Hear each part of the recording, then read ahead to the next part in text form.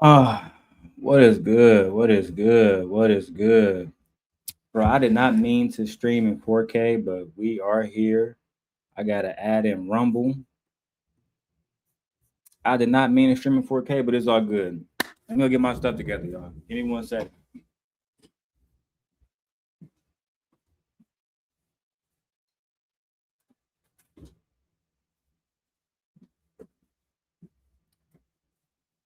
Give me 1 second.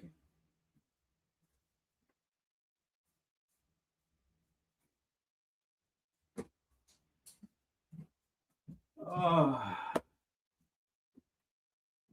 make sure I got my wine. Make sure I got everything that I need before we begin the show. Is the mics working, man? Is everything working, bro? Let's get some background.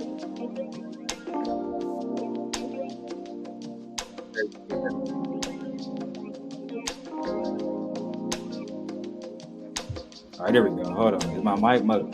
See, look, I even have my mic plugged in. I just reset my whole studio, y'all.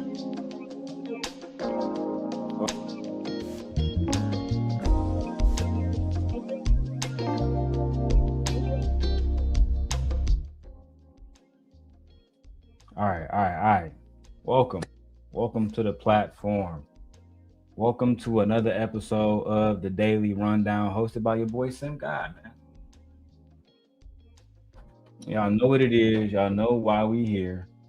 We back to expose these fakes, these lames, and these individuals who want to test me. I don't know why they want to test me. I would think that they would be, that they would have enough. I thought they had enough. You know what I'm saying? Sharon Bracy over there begging Izzy Bands to not have me on the show. There's so much bullshit, bro. So much bullshit. Look, my other mic don't know where I'm at. My other. Here we go. Here we go. Here we go. We streaming in full 4K. My son just got back, so if y'all hear him talking in the background, just know they just got back. It's my baby. It is what it is. So why are we here this evening? Why are we here this evening? We are here this evening to expose liars.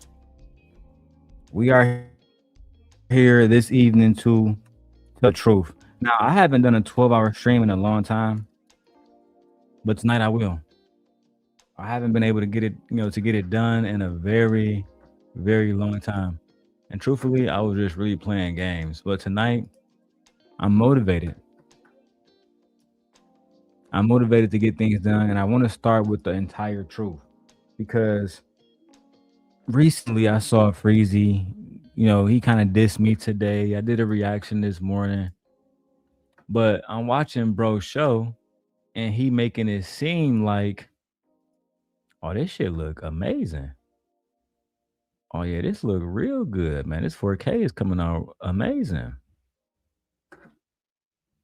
Anyway, Freezy was trying to make it seem like he was telling the truth about the situation between me and Anton Daniels, which that's just not the case. He was actually completely lying. Completely lying. What's up, Kills? I see you in the building. If you are a member or if you want to be a part of the channel, guys, just become a member. First of all, let me say that too. We are officially monetized on the channel. So if you want to really support, you want to tap in with us, send us a Cash App, all that stuff, cool. But if you really rock with us, then send us a membership, a super chat to let us know you are a part of the show. If you want to rent, you got to send a super chat. Wrenches will not be given out, and I'm only giving out. Listen, even if you do send a super chat and I don't rock with you and I don't know you, I'm just not giving out wrenches to everybody because they have too much power. People can delete comments, all kinds of stuff, leave crazy comments. I never know that they ever, really happen. So I don't give everybody wrenches the way I used to because people take advantage of them. They really do. They really do. And shout out to Kill, shout out to Izzy Bands. I was on Izzy Bands show earlier. Izzy Bands was showing nothing but love. His audience was showing love. he even went as far as to tell Sharon that I built his platform, which is just the facts. I know Sharon hate when I say that, but it's unfortunately just the facts. I did build his platform, and his platform isn't the only one that I built. The one thing I would say is this though, before I actually get into the content, while I set up this Rumble stuff, I was gonna say people don't really respect when black men build stuff, but it's not exactly true for the most part. So I'm gonna switch my statement to this. People have implicit biases all over the place. You know what I'm saying? People choose to be honest when they want to be honest, whenever it benefits them. If that honesty is going to paint them in a bad picture, then there will be no honesty. They're going to try to do whatever they can to circumvent the truth. That's just the facts, bro.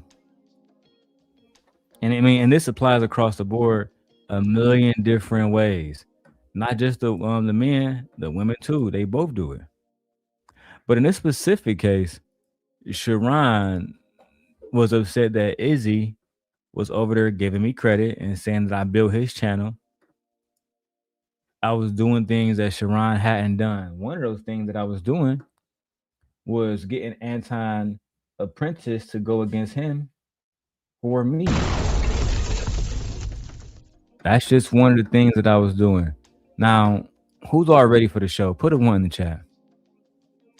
Right? I hope you guys are having a good evening.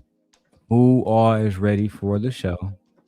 Put a 1 in the chat. And if you're hiding, Freezy, Not So Lucky, Anton, and other invested parties, if you're hiding, I don't know what to tell you, man. I really want to talk to all of y'all. All y'all are invited up here. But I know y'all don't want to talk to me because y'all don't want to be exposed. I want to talk to y'all to expose y'all, to expose the lies, to expose the hypocrisy. Even worse, the fake because it's some of y'all up here, all right, like Anton Apprentice. I want a good nigga. I want a good nigga. No, you don't. No, you don't. That's why you're still single to this day. That's why no nigga has married you to this day. And marriage isn't a super flex. I'll give you that. I'll give you that.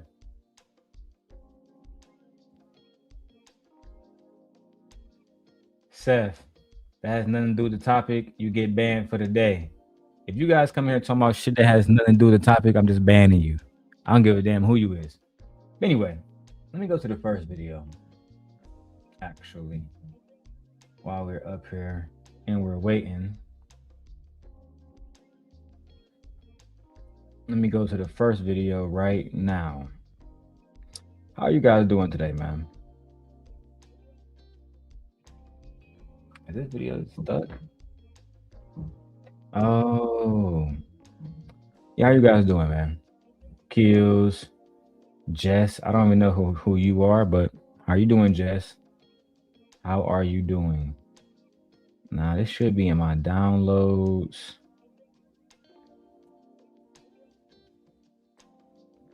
It should be in my downloads. Did I download it on here or did I download it somewhere else? Sorry, y'all. I'm taking my time on this one. Truth be told, I'm super blow and I just don't give a damn. Is this it right here? Where the fuck is that video at? Where is that video at? Jesus, Louisias. I got it here, but show me in the finder. Image 440. Oh, Jesus Christ. Why do it take all of that? All right. All right. So I showed this video before, but I like to tell stories in order, right? We're going to get to Freezy, bitch ass. I'm going to address all y'all. All y'all who've been begging for my attention. All y'all who've been talking shit about me. Freezy mad because Anton addressed me, but don't, Freezy, Anton never going to address you. You do know that, right? You do know Anton never going to address you. You know he's always going to He's always gonna make you seem like you're a fucking loser who just wanna be around him. That's always gonna be the situation. Let me switch my mount up, bro. Let me switch this to a different mount. There we go. Is that better? I hope so. I want to be able to spin it so it doesn't show everything. Boom. But not like. All right, here we go. That's good enough for me, man. All right, so the first video I'm going to show you guys, and sorry, it is hot in my. It's so hot here. I got the heat on because we got kids in the house. Let me go ahead and get into the content though. All right, so you got this guy Freezy and other people who have been doing content, I guess, trying to expose Anton and trying to lie on other people like myself. And I was low key genuinely disappointed that Freezy would lie on me, considering the fact that I was one of the first people to actually go against Anton, right? And I stole Not So Lucky from Anton. I stole her. I straight up snatched her, cause you know what I'm saying? Like how Trump did Maduro and Venezuela and the oil. I straight stole Shorty. Now she's gonna come on here and lie and say, well, we never did this and we never did that, and I never met this man. Freezy gonna probably say it too. Freezy gonna come online probably soon and say, he keep talking about a bitch dog, that he never met the bitch dog. He never met the bitch dog. But he not gonna tell you how the bitch was sending me news, sending me pictures of her when she was young, sending me pictures of, you know, man, when she was young, her with her parents, right? I got a picture of her father, all kinds of shit, bro. Right? But even more importantly than that, right? I got 2 live streams, actually 3 live streams where in the first 2 she went against Anton for me, talked about Anton business, talked about how he was trash, the Patreon was trash, the bag chaser was trash, they didn't really make no money, she wasn't really learning anything. The things that Anton was teaching was basic information. I noticed she haven't teamed up with Freezy either. Now, if Freezy was talking about me, she would have been teamed up.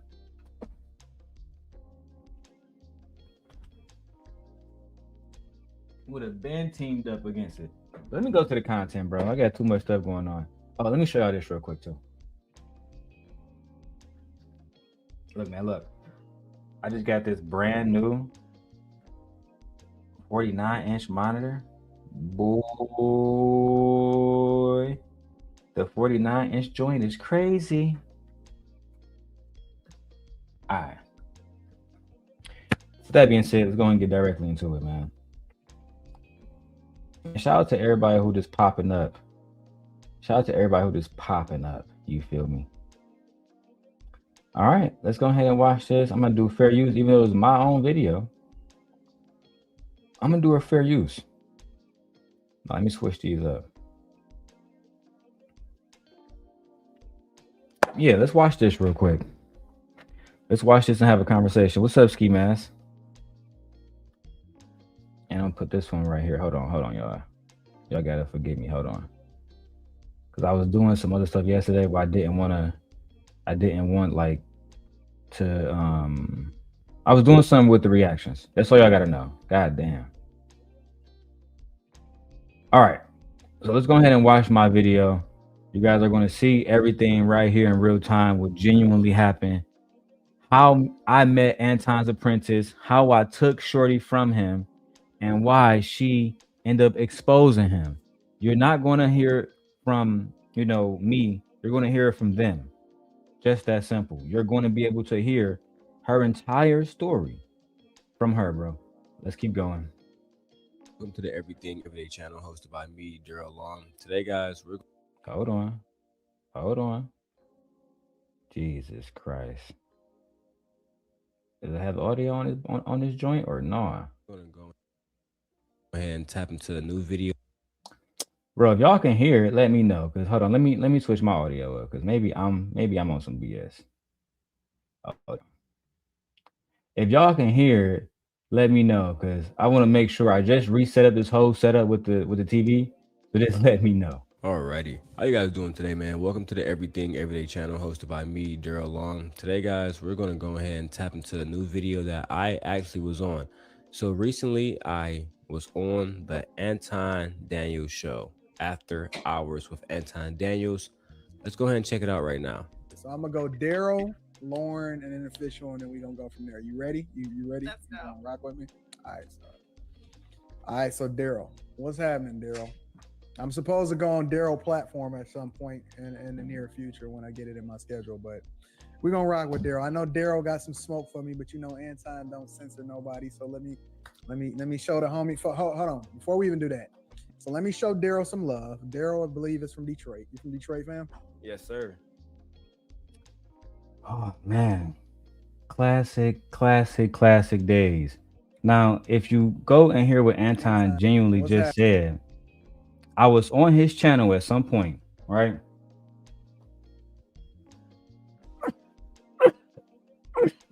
Excuse me. I came up on the channel and we had a conversation about reparations, blah, blah, blah, blah, blah. I already had smoke for Anton years ago. That's a fact. I already had smoke for Anton years ago. I've been calling bro out, not just on some personal stuff, but more or less, stop talking about the black community. Stop making it seem like the black community is on some bullshit. We gotta stop. Stop trying to make it seem like black people are the issue. Stop trying to make it seem like black people are stupid and don't know who to vote for. Stop doing that shit, bro. Sorry, y'all. I know it's hot as hell. I'm over here sweating. I'm over here sweating. All right. Anyway, let me throw in a what you call it too. Let me throw in a studio light. Yeah, there we go. Portrait mode. Yeah, there we go. There we go. I need that full studio. There we go. There we go. There we go. I had to turn them extra good lights and turn this edge light down a little bit to about right here. Make that amber. Yeah. Anyway, let's keep going, guys. Darrel? I'm supposed to go on Darrel platform at some point in the near future when I get it in my schedule, but we're gonna rock with Darrel. I know Darrel got some smoke for me, but you know Anton don't censor nobody. So let me show the homie. Hold on, before we even do that. So let me show Darrel some love. Darrel, I believe, is from Detroit. You from Detroit, fam? Yes, sir. Okay, so Darrel is from Detroit. Darrel got a platform, and he's had smoke for me regularly on the platform, but he do put out some good content. And you know, okay, so Darrel is from Detroit. Darrel got a platform, and he's had smoke for me regularly on the platform, but he do put out some good content. And so as you heard right there, like Anton said, Darrel has regularly had smoke for me, right? Regularly has smoke for me, but I always put out good content. That's something even Anton knew. Even Anton knew in that moment, yeah, Darrel, he be having smoke for me, but he put out the best content. That's just the facts. Part of the reason why in the beginning we never really had no issues is simply because it was no issues to be had. Men should be able to have conversations and not have to get into these fights, these squabbles, not try to make themselves look like they the boss or they in charge or they the tough guy. Oh, that's goofy shit, bro. And that's genuinely how I felt. I felt like in the beginning, if Anton and I had simply kept it copacetic and not, all of this gangster shit, we probably would be able to make great content. But the reason why I had to go at him was because, for one, you're not a thug, you're not tough. A lot of dudes on here, they think they tough until somebody press them, and now they start acting like Freezy. They start lying, doing all the whole shit. You feel me? And I'm the kind of dude that if you try and tell me in real life you a gangster, you're gonna have to show me. Otherwise, I'm just not gonna believe you. We had plenty of opportunities to have real conversations. This was years ago before Freezy was even thought of, right? So here he is. You have me, Anton, and Not So Lucky, right? Anton thought he had her on lock. Anton thought he had her on lock. See, some of these niggas, they never had a baddie like her look at them. That's all. They never had no beautiful chicks. They never had women send them explicit pictures, not ones that look like this. You see, a lot of these dudes that follow Anton, they're incels and they're manosphere guys. They have problems finding women and getting women to like them. But I came right in and took Shorty right from under Anton Flock. Made her part of Simp Nation. That's just the facts. That's just the facts. Now, what happened afterwards? Let's talk about it. Let's get it. You know, I'm open to the possibility that I'm wrong, but at the same time, I don't believe that nobody should be censored. So I do want to shout Darrel out, show him some love, and then the floor is yours, homie. Appreciate you, Anton. Give me, you know what I'm saying, show a nigga that love. Ski Mask. That's the facts, though, bro. I'm not even trying to diss these dudes, Ski Mask. I'm not even trying to diss. These dudes really got problems with women, bro. To the point where they're going to Anton to get a chick, bro. Think about that.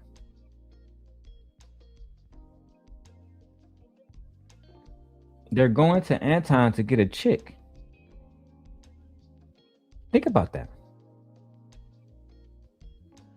And he never had nobody. He never, not one that looked like this. I mean, maybe where he come from, Rita is a baddie, but where we come from, she just not. I'm sorry. I'm sorry, bro. That's just the facts. So when I come on here and I talk, I can do all this talking because I really had all the baddest chicks on YouTube. I had them here at Simp Nation. That's the facts, including this one. I took her right from Anton Flock. Give me that. Give me that. I see y'all in the chat going crazy. That's why I don't got the comments up. Cause I know y'all mad. Y'all mad. Don't worry about it, B. I'm just getting started. I listen, I was just drunk. Had to take a shower to kind of sober up. You feel me?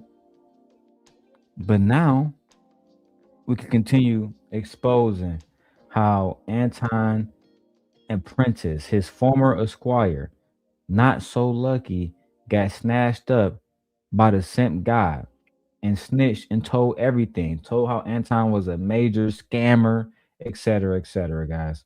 Let's go ahead and continue with the video, man. What up, Anton? The same to you. Just to make it clear too, I fuck with your channel. I actually feel like you said that. You said that. Yeah, I said that plenty of times. I feel like when it comes to the black community, everybody got a position to play. And I feel like yours, you remind me of like Claude Anderson, Stacey Tisdale. I know. And the reason why I told Anton that he reminded me of Claude Anderson, Stacey Tisdale, etc., was because these were individuals who focused on finance. These were individuals who was really focused on finance and really wanted to do, in my opinion, they wanted to do what's right in order to help the black community in any kind of way. So if you're somebody who know how to make money and know how to turn YouTube into something that was going to help a black family, then to me, I think that's a good thing. I think that you should be online speaking to black people and helping them understand the best way to monetize their channels, the best way to make money. Like there's people on here that get a lot of views, but they don't know how to make money on YouTube. They just don't understand it. This gentleman was somebody who understood it. So for me, I was like, you know what? Even though I'm already doing views talking shit about Anton, I went up this time and say, you know what? It's really not smoke. And you can tell that he didn't have no smoke with me. You feel me? And this is the thing Anton got to understand, right? Me and him are the true kings of this so-called space that he so-called created. We are the only true kings of this shit, bro. That's the facts. When we at war, the whole country gonna burn. when two dragons going at it, the whole country gonna burn. That's why he addressed me and not Freezy. Freezy ain't nobody, bro.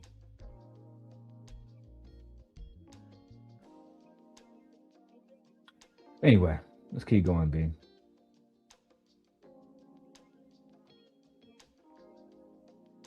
Oh shit, here we go. You hate him, so I'm not even gonna mention Dr. Watkins. But I feel like you can fill his space too if you so wanted to. You feel me? Look, the question I got for you today, because everything else I'm gonna bring up on my podcast. North Carolina, Asheville, they recently committed money to reparations. I know how. Now, for those who don't know what I was talking about, right? For those who don't know what I was talking about, I was actually speaking about what happened in North Carolina and recently what happened in Evanston, Illinois. Right now, I'm currently in Chicago. So I know this to be completely true. Now, let me go get the facts real quick because this is not just about calling Anton out or embarrassing him. This is about uplifting Black people. You understand what I'm saying? So let's go ahead and look that up. What's the city name again? What was the name of that city? I'm even gonna mention Dr. Watkins, but I feel like you can fill his space too if you so wanted to. You feel me? Look, the question I got for you today, because everything else I'm gonna bring up on my podcast. North Carolina, Asheville, they recently. There we go. Asheville, North Carolina. Let's go look like. Listen, guys, we about to be here all night. This is not just to expose Anton for his bad behavior. I actually want you guys to know me and what I'm about. So when I went up there to talk to Anton, it was about defending Black culture and defending Black people. That includes Black women. As much as they like to spit on me, I defend Black women and I'll do it proudly. Asheville, North Carolina, and Evanston, Illinois, reparations. Tell me everything. All right. I'm gonna read this for you guys once my AI delivers the information for me. But at the end of the day, what I do know off the top of my head is that these are two cities that set funds aside for reparations. So descendants of slaves can be paid for the trauma that was inflicted upon their descendants and their ancestors. All right, so I actually have it right here. Evanston, Illinois was the first, the very first city in the United States to establish reparations back in 2019.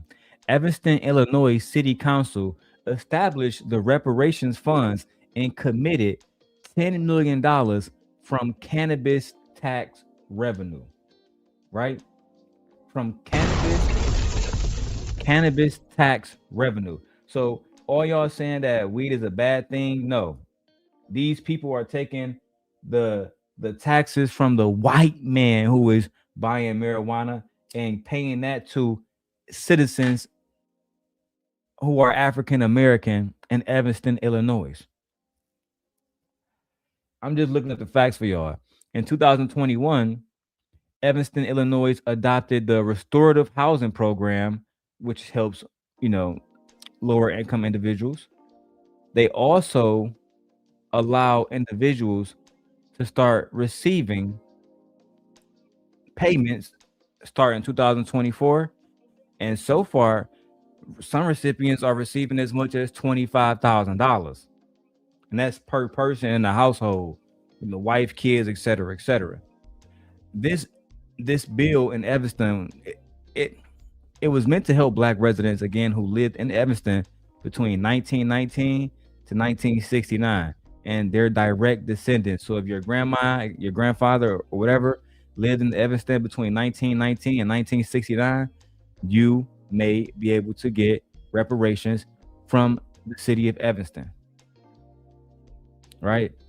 I asked Anton about these different things because the same thing happened in Asheville, North Carolina. The same thing happened in July 2020. The city council in Asheville, North Carolina passed a solution supporting community reparations. Now, Unlike Evanston, who took $10 million of tax money from cannabis, Asheville only set aside $2 million, and they began to make direct payments to black. Well, sorry, they haven't yet made direct payments, but Evanston, Illinois is directly paying people reparations right now. So I just want to make sure I give the context before we hear all the bullshit. Let's go. Yours, you remind me of like Claude Anderson, Stacey Tisdale. I know you hate him. And guys, we need you guys to support the channel. All right, I'm gonna take it off members only real quick because I had it on members only for a while. I ain't gonna lie. I had it on members only. I wanted people to come in here and speak. I want you guys to buy a membership. All right, I'm gonna take it off. Is it on members only? Oh no, it's not on members only. I'm tripping. So as long as you subscribe, you should be able to leave a comment. All right. But make sure you guys keep it clean in the chat. Let's go. So I'm not even gonna mention Dr. Watkins, but I feel like you can fill his space too if you so wanted to. You feel me? Look, the question I got for you today, because everything else I'm gonna bring up on my podcast. North Carolina, Asheville, they recently committed money to reparations. I know how you align yourself more on character instead of skin instead of skin color, right? Correct. So when it comes to the reparations, I wanted to know how you felt as a qualified money man. That's how I think of you, right? I come to your channel when it comes to money advice. You heard it right there. Hold on. Let's stop before Anton give his answer. I said I came to Anton channel about money. We never came to Anton about relationships. We never came to Anton when it came to women.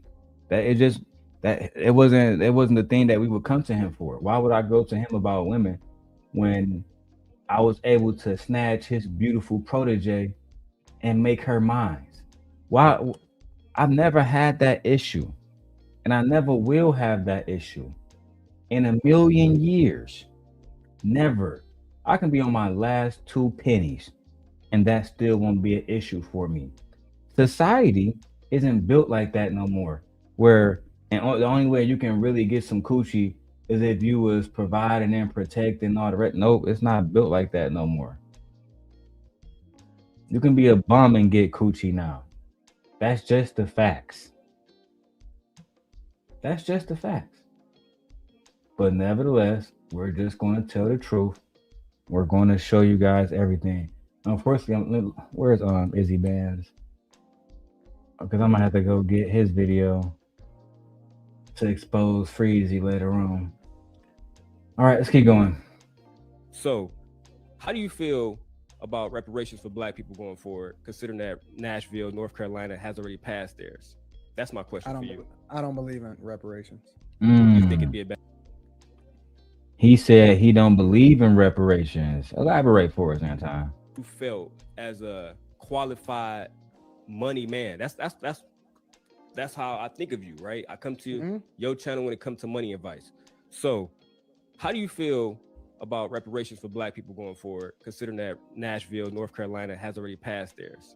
That's my question for you. I don't believe in reparations. You think it'd be a bad idea for Black people? Yes. Would you mind elaborating, please?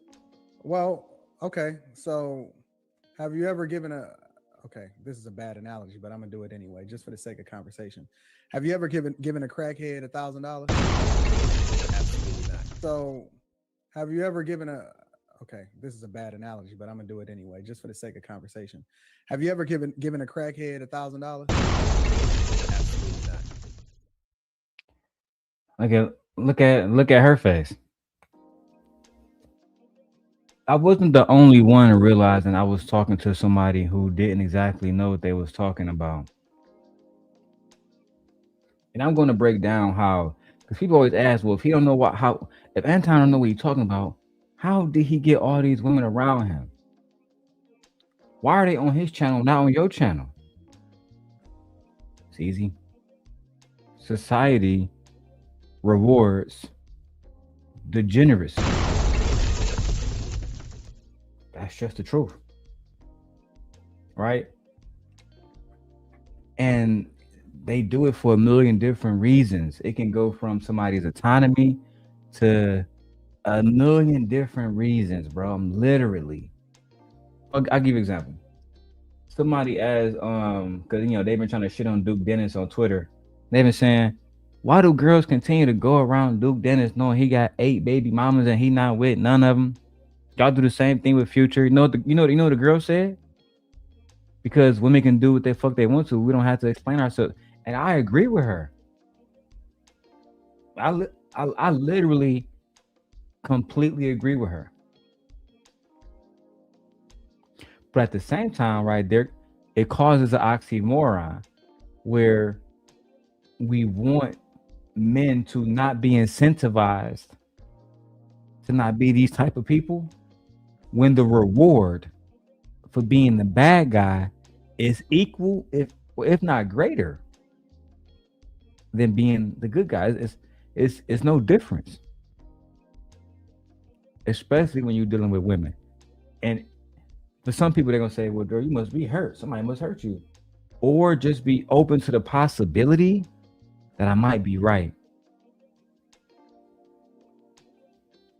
But let's go back to hear what Anton's saying about you wouldn't give black people reparations because, and he said it's a bad example. Have you ever given a crackhead $1,000? Okay, let's go. That's my question for you. I don't believe in reparations. You think it'd be a bad idea for black people? Yes. Would you mind elaborating, please? Well, okay. So, have you ever given a? Okay, this is a bad analogy, but I'm gonna do it anyway, just for the sake of conversation. Have you ever given a crackhead $1,000? Absolutely not. Why not? Because I believe if I'm going to give my money to somebody, I'm going to put it in the hands of a qualified person. The conversation was already bad. Let me answer some of you guys' questions. You guys are asking, is the Ray-Bans paid in full? Yeah. And it's crazy. I actually have to I'm actually getting a new pair of Ray-Bans. I'm replacing these with the new pair. So actually they sent me like a little slip. I gotta print it. Once I get that print, I'm gonna take it to UPS. They're gonna send me a new pair. I'm either gonna have these lenses put into the new pair, or Lens Crafter is gonna put me some new lenses in there. But I'm looking forward actually to those with the display. I'm looking forward to those. I've been trying desperately to recruit a team to help me build these channels because I haven't even started with the tech channel at all. So much work that needs to be done. But according to Anton, giving black people reparations is equivalent to giving a crackhead $1,000. Those two things in Anton Daniels' mind is equivalent. Okay, let's keep going. Okay. So my point is that money don't solve problems. It just makes you more of what you already are. Okay. So if we want to have the conversation about how we can empower people financially outside of just giving them a check in order to make them more successful, that's a different conversation than just giving them money and saying problem solved. Because I think that what you're going to find is that the problems will be compounded if you don't vet and realize whether or not people are whether they have the business acumen and the financial wherewithal to be. But this is the thing though, right? When you really do research on who has the most business acumen and who don't, and I wonder, why did this look like this? Why it's supposed to be 4K? What is it?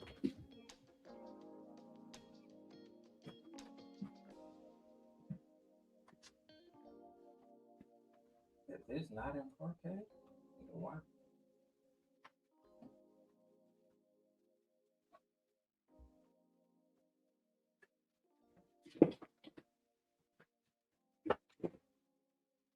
Right here, buddy. Right here, buddy. You lost me, buddy. Here we go, buddy. I'm right here. Anyway, yeah, it's something about this Insta one. It just don't capture the colors like the iPhone.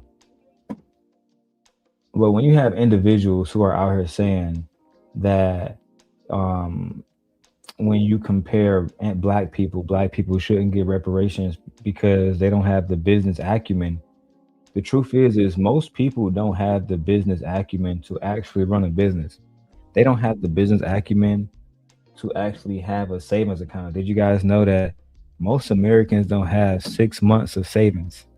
That's just the truth. It doesn't matter what race you look at, they don't have 6 months of savings collectively, most Americans.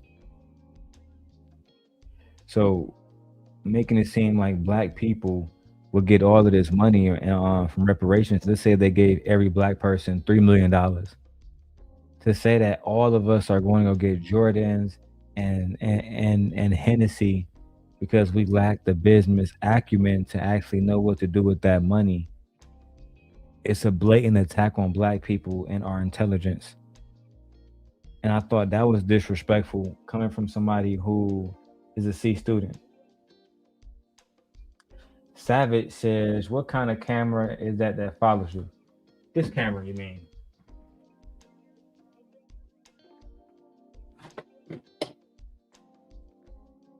You're not gonna follow me, so it's like that. I'll show you.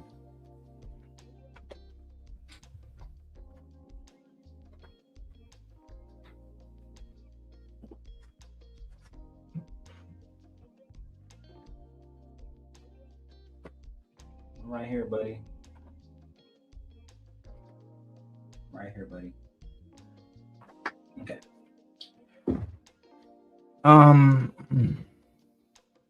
I'll show you what camera this is.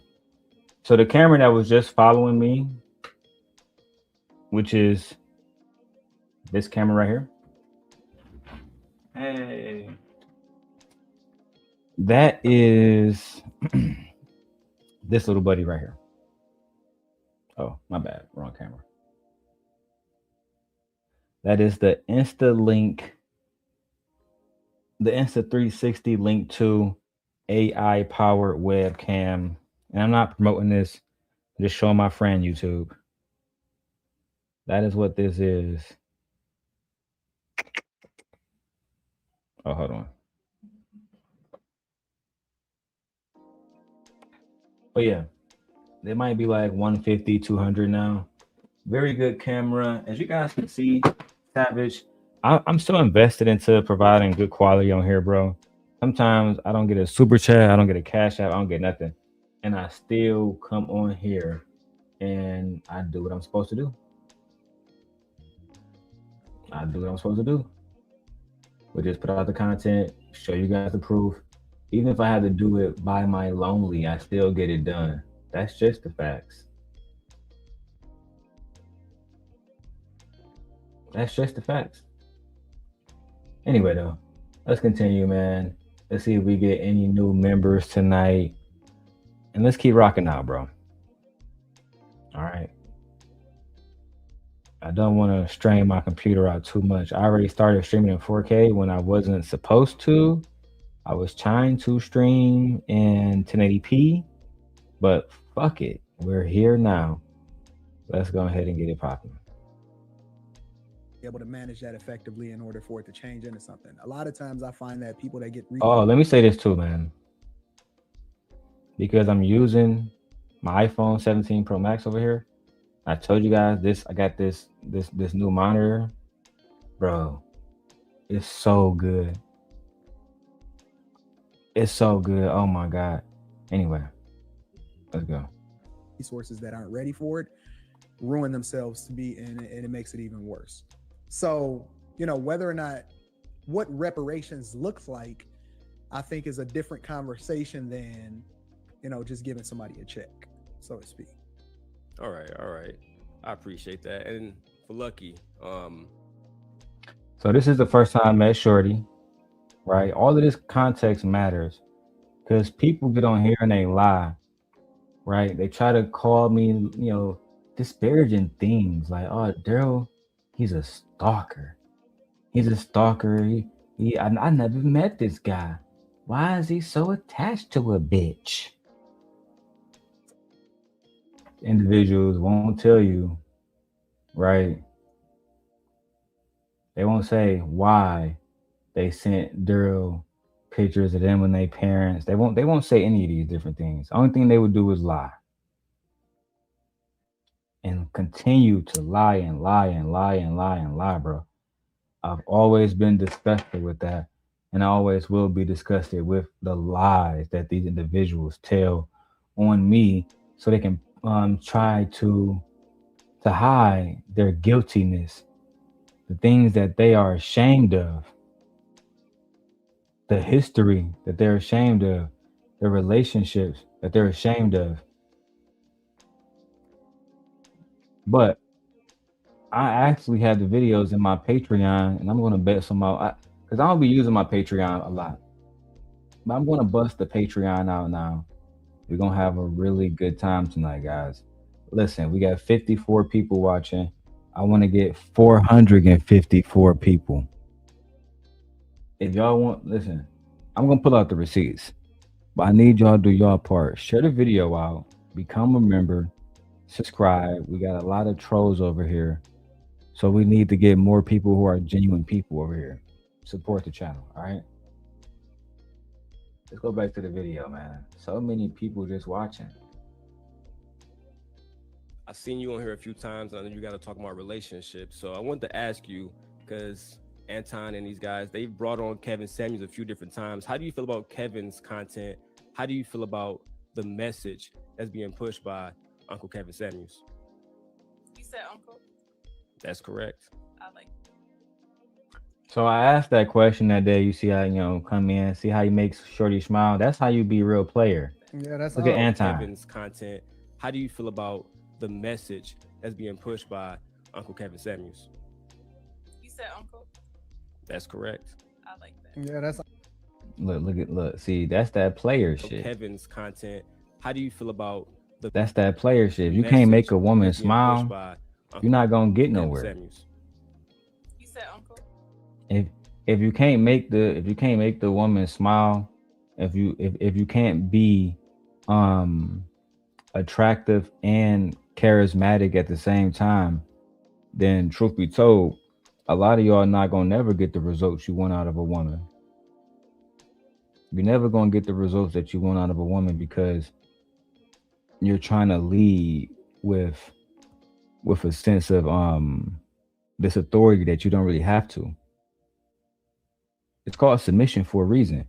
You earn it, she submit naturally, you just get it. It goes and it flows and it ebbs. A lot of you guys want submission by default and it don't work that way. All right, we're gonna have a genuine conversation today, guys. All right, let's go, man. I'm over here looking good as hell. That's all. I'm looking good. That's a fact. That's correct. I like that. Yeah, that's Unc. That's Unc. I That's think our he dude. has the perfect message. I wish that mindset, there were more men like him. I'm gonna just say from where I'm from, I wish there were more men that were unapologetically men growing up instead of every man that I know get behind women. So a lot of things that he said is common. I don't want to cut her off, but I see y'all in the chat. Y'all doing everything. Y'all must really want this video taken down. All the trolls in the chat. Y'all talking about everything but the video. You've been here before. That's why I don't got the comments up. I knew y'all would be here. I was waiting on y'all at the door. Hello? Hello? I knew y'all be here. Goofy? Let's keep going. When you hear it, but most people aren't.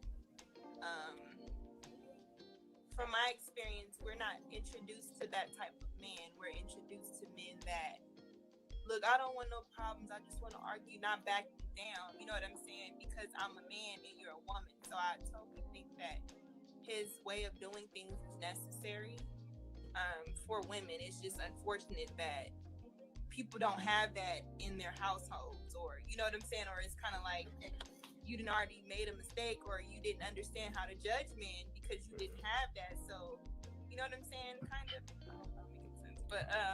But So she been on some pick me shit, as y'all can see, right? Because I never really rocked with Kevin. To be truthful, I just did that just to get over there and have a good clip. You feel me? I never really rocked with Kevin. God damn it! You can't make this shit up.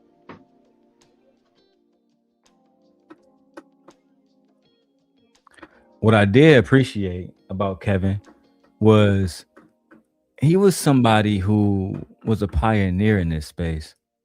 You know what I mean? A genuine. Where the chat at? Here we go. He was somebody who was a genuine pioneer in this space. He genuinely built this space. Some would say brick by brick with his own hands. With his own hands. And look, we got 28 people watching. Let me refresh and see how many likes we got. We got 16 likes, 28 people watching. Why you hate on a nigga? Show me some love, nigga. It don't cost nothing to show me a little love. Little wabbity dabbity. I cracked myself up. Anyway, let's go back to the video. it's kind of like you didn't already made a mistake, or you didn't understand how to judge men because you didn't have that. So, you know what I'm saying? Kind of. I hope that makes sense. But I think I do get what you're saying. I think I do get what you're saying, and I appreciate your thoughts. And this is the last thing I'm gonna say, Anton. I know you got a lot of people probably coming up. You know, I know you watch a few of the episodes I made about you, and like I said, I fuck with you. Can't nobody say I don't. But the only thing I had a problem with you, bro, is the Black Panther statement that you made. You get what I'm saying? And me personally, I have family members that's close to members of the Black Panthers. So I just took it kind of personally at first. I'm like, I know Anton, who's from the Midwest region. He know about Fred Hampton. He know about him feeding the city of Chicago, et cetera, et cetera. I wonder, why did you feel the way that you felt about the Black Panthers? Well, it's not about the Black Panthers per se, and it's not even about the history of the Black Panthers. Is how people try to compare themselves today by giving themselves that same label that did not go through what they went through or exercise the things that they went through. So it's not necessarily the Black Panthers per se, but it's a figure of speech. It's almost like if you capping on somebody, you'd be like, "Oh man, you a hoe." No, but it really wasn't a figure of speech. And again, why would you be attacking the men who are actually doing the work? Why would you think that it's funny to attack the people who are genuinely doing the work? I don't understand it. Oh no, I wasn't about the Black Panthers, even though I said the Black Panthers were trash. It wasn't about the Black Panthers. It was just about these new guys who have never experienced racism in their whole fucking lives. Because, you know me, I don't believe, man, they're not getting hosed down and chased by dogs, you know what I'm saying? Which means they never genuinely got any type of race. It never happened. Never.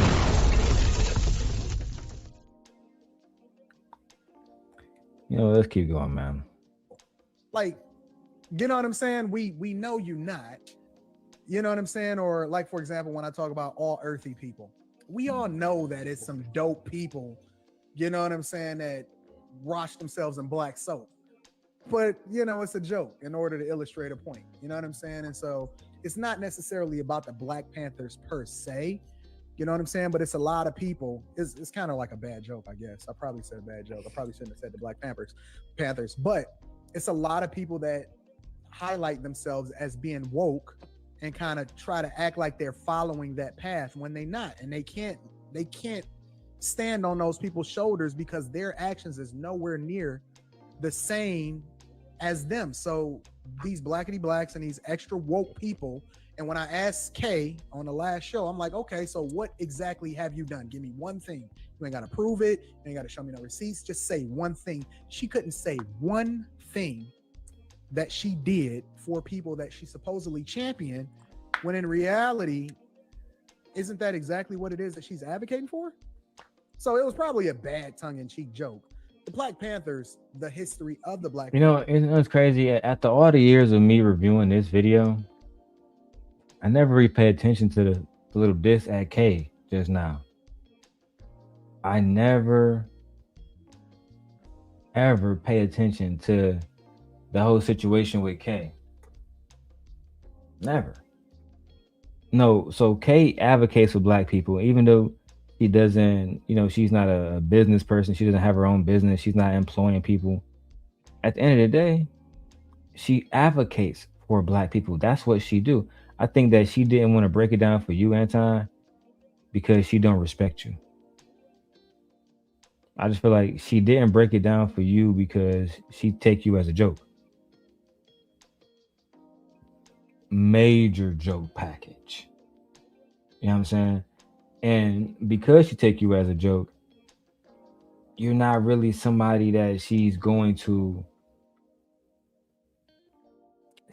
to fully elaborate what she is doing in the black community because for you, it wouldn't matter anyway. It wouldn't matter anyway. It'd be something else for you to belittle. I actually don't like individuals like this. I believe they are the true toxic people. They call me toxic, but it's toxic when somebody is breaking down and trying to tell you what they really do for their society because they love that society. And the only thing you can think about is how you're going to belittle it. It's happened to me a million different times. The reason why I was over there defending black women, defending black culture is because I love black culture. I love black people. And in so many instances, that has gotten me nowhere. You feel me? Even in this situation, I was able to weaponize her for a while, but it really didn't get me anywhere. The luxury bucket list says Kay was also an elementary school teacher. She was doing the work. I was a coma teacher, and I know your wife is also a teacher.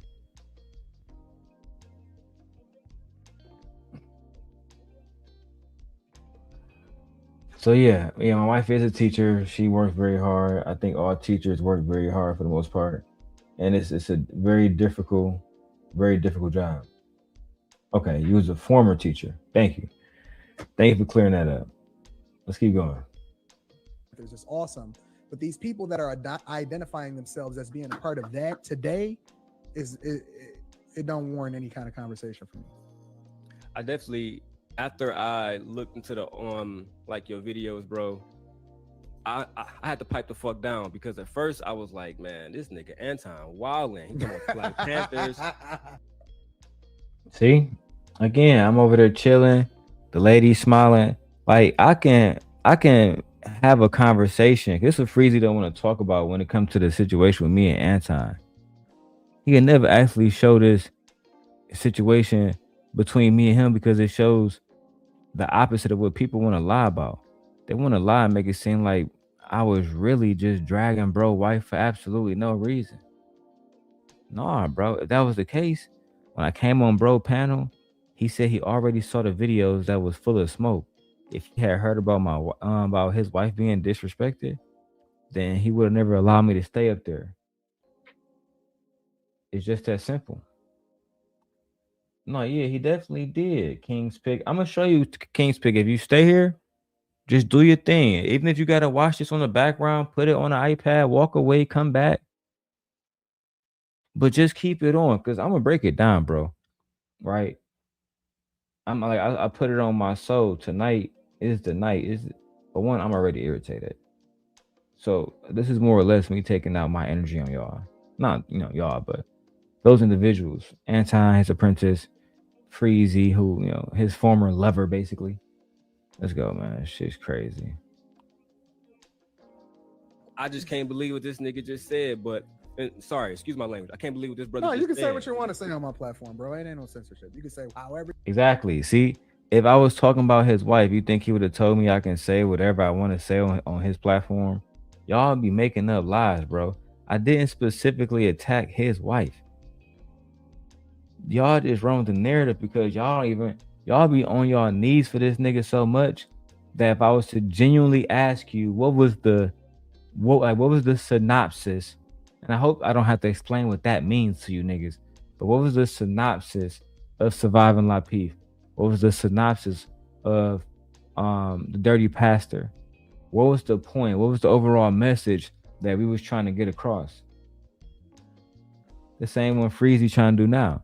Literally, I already showed you we brought Tawana over. I already showed you we had Tyranny first.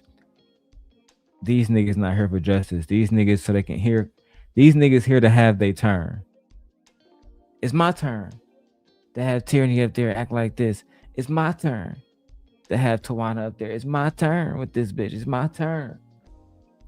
That's the kind of shit we dealing with now on YouTube, bro. The content done got super trash. Super trash. So if you stay here enough King's Pick, you will see the truth if you got time. If you don't, I don't know what to tell you. You want to say, you can say what you want. I appreciate it. And that's why when I came on Courtney's platform recently, I brought up the different things that go into conversations now I watch want to have with you, things like police. Watch how I break this down, right? Let me put this on the big screen so y'all can see my face. Right? I need y'all to understand who y'all talking to. Somebody who is extremely educated, somebody who is extremely articulate, somebody who is extremely knowledgeable about the things that impact Black men and Black women. In this particular conversation, I wanted to talk about, let me put it down a little bit. In this particular conversation, I wanted to have a conversation about reparations, the things that was affecting Black women, Black men. Let's go ahead and get into it, bro. Shit's crazy. And go get y'all a Rogue stand. This shit's lit it. Let's get it. Appreciate it. And that's why when I came on Courtney's platform recently, I brought up the different things that go into conversations I want to have with you, things like police brutality, criminal justice, discrimination, hate crimes, housing discrimination, bacon discrimination. What you want to say on my platform, bro? It ain't no censorship. You can say however you want to say. You can say what you want. I appreciate it. And that's why when I came on Courtney's platform recently, I brought up the different things that go into conversations I want to have with you, things like police brutality, criminal justice, discrimination, hate crimes, housing discrimination, bacon discrimination, school discrimination. Lucki's on here. So health disparities, and particularly for Black women, mortality rates. Now I know these and we gonna get, and I just want to let everybody know that we gonna get into people. You see how she was watching? Look how she started looking in. Damn, this nigga talking that shit. You talking that shit. Let's keep going. The different things that go into conversations I want to have with you, things like police brutality, criminal justice, discrimination, hate crimes, housing discrimination, bacon discrimination, school discrimination. Lucki's on here. So health disparities, and particularly for Black women, mortality rates. Now I know these, and we gonna get, and I just want to let everybody know that we gonna get into that. I'm gonna promote it on my platform and everything. We gonna get into this, all of those conversations on his platform, and the date is to come. So I'm gonna post that and all of that. We want to show the homie love. And we never really got around to that because of all the B stuff. And like I told people even back then, bro, in my opinion, bro did all of that shit because he never really wanted to debate me on those topics. Housing discrimination, mortality rates against Black women. Those were areas of expertise. I understood, not expertise when it comes to me working in that field, but expertise when it came to debating because I was very knowledgeable about those topics.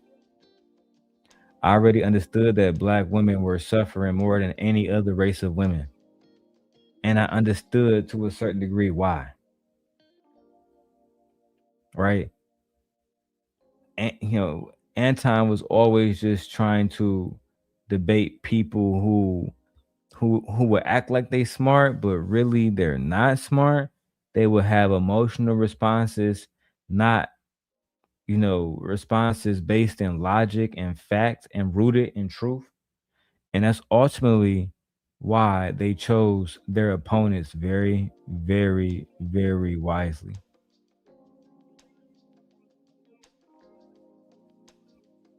Yeah, it never happened. It never happened. Luxury bucket list never happened. Go back and I mean, I hate to, rewind stuff. As you guys see, I'm a little bit drunk tonight, but I want y'all to really listen to everything I said. You know what I'm saying? Illustrate a point. You know what I'm saying? And so it's not necessarily about the Black Panthers because there's no chance. After I looked into the like your videos, bro, I had to pipe the fuck down because at first I was like, man, this nigga Anton wildin'. He talking about Black Panthers. I just can't believe what this nigga just said. But sorry, excuse my language. I can't believe what this brother. No, you can said. say what you want to say on my platform, bro. It ain't no censorship. You can say however you want to say. You can say what you want. I appreciate it.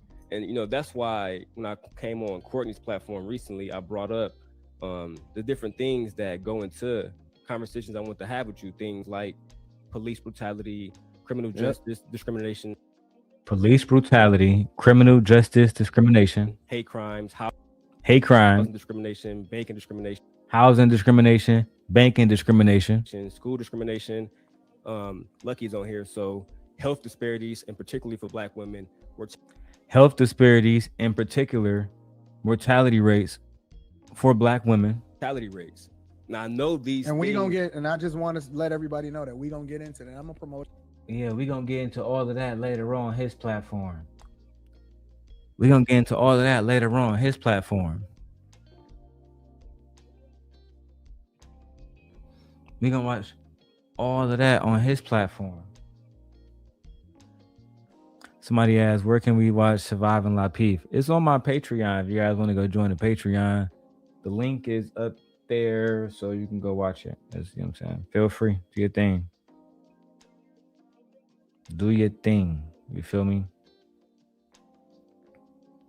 But I'm not showing it specifically on here. A lot of these videos from back in the day, I'm re-editing and repurposing. You know what I'm saying? Just to get the most out of them. And luxury, I know that you can hit the super chat over there. If you send $20, whatever, we'll give you a wrench, my mom. We like you. Luxury says, I know I didn't. I've been around for a while. I never thought about that perspective because he probably didn't have an argument that would have made him look good in a debate. Not against me. Not if we're talking about health disparities and having a genuine conversation about it. Not, oh man, these Black women, they get fucked up hell because they hoes and they eating fried chicken. It's just, no, I don't got time for all that shucking and jiving shit. I'm a man of genuine intelligence, of genuine integrity. So when you speak to me, unless you're trolling or some shit, I expect you to have a certain amount of intelligence, a certain amount of decorum. I expect your facts to be rooted in truth and not to have any implicit biases. Otherwise, I'm going to feel like I'm wasting my time having a conversation with you.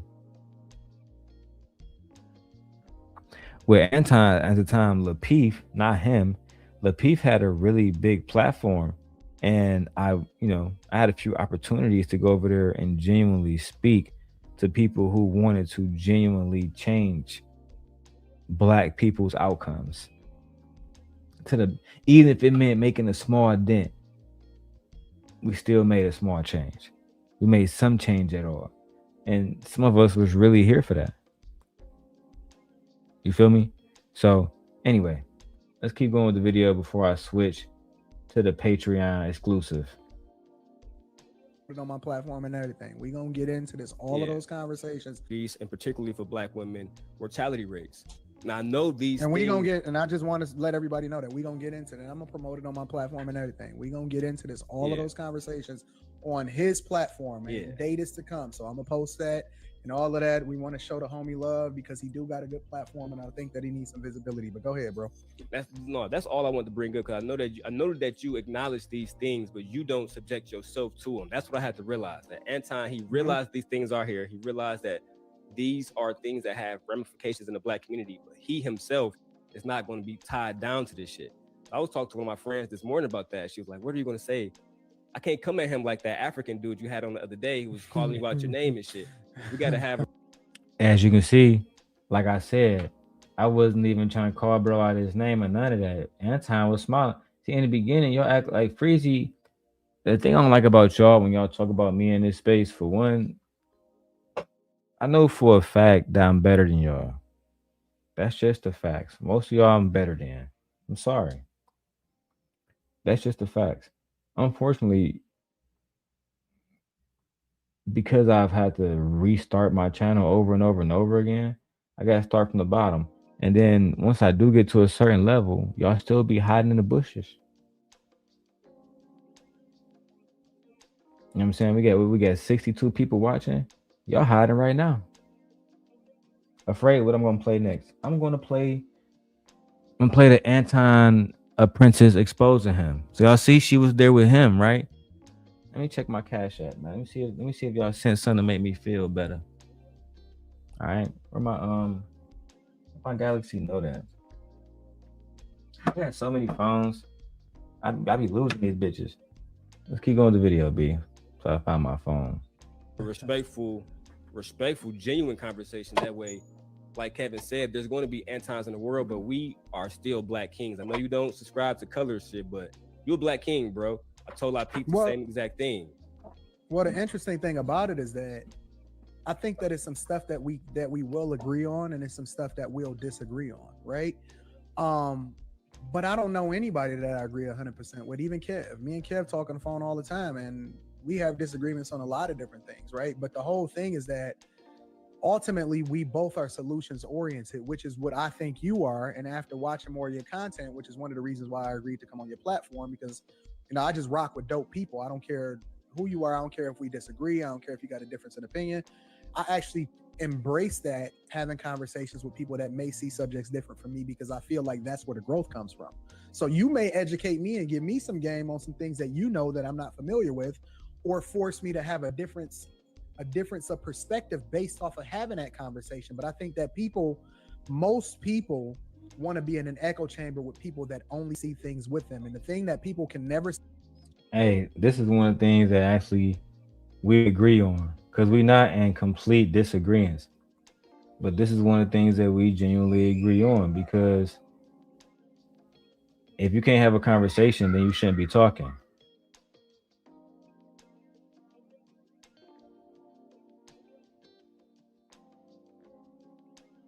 If you can't have genuine conversations, like one of the things I hate, and I hate a lot of different things when it comes to people not being able to master the art of communication, right?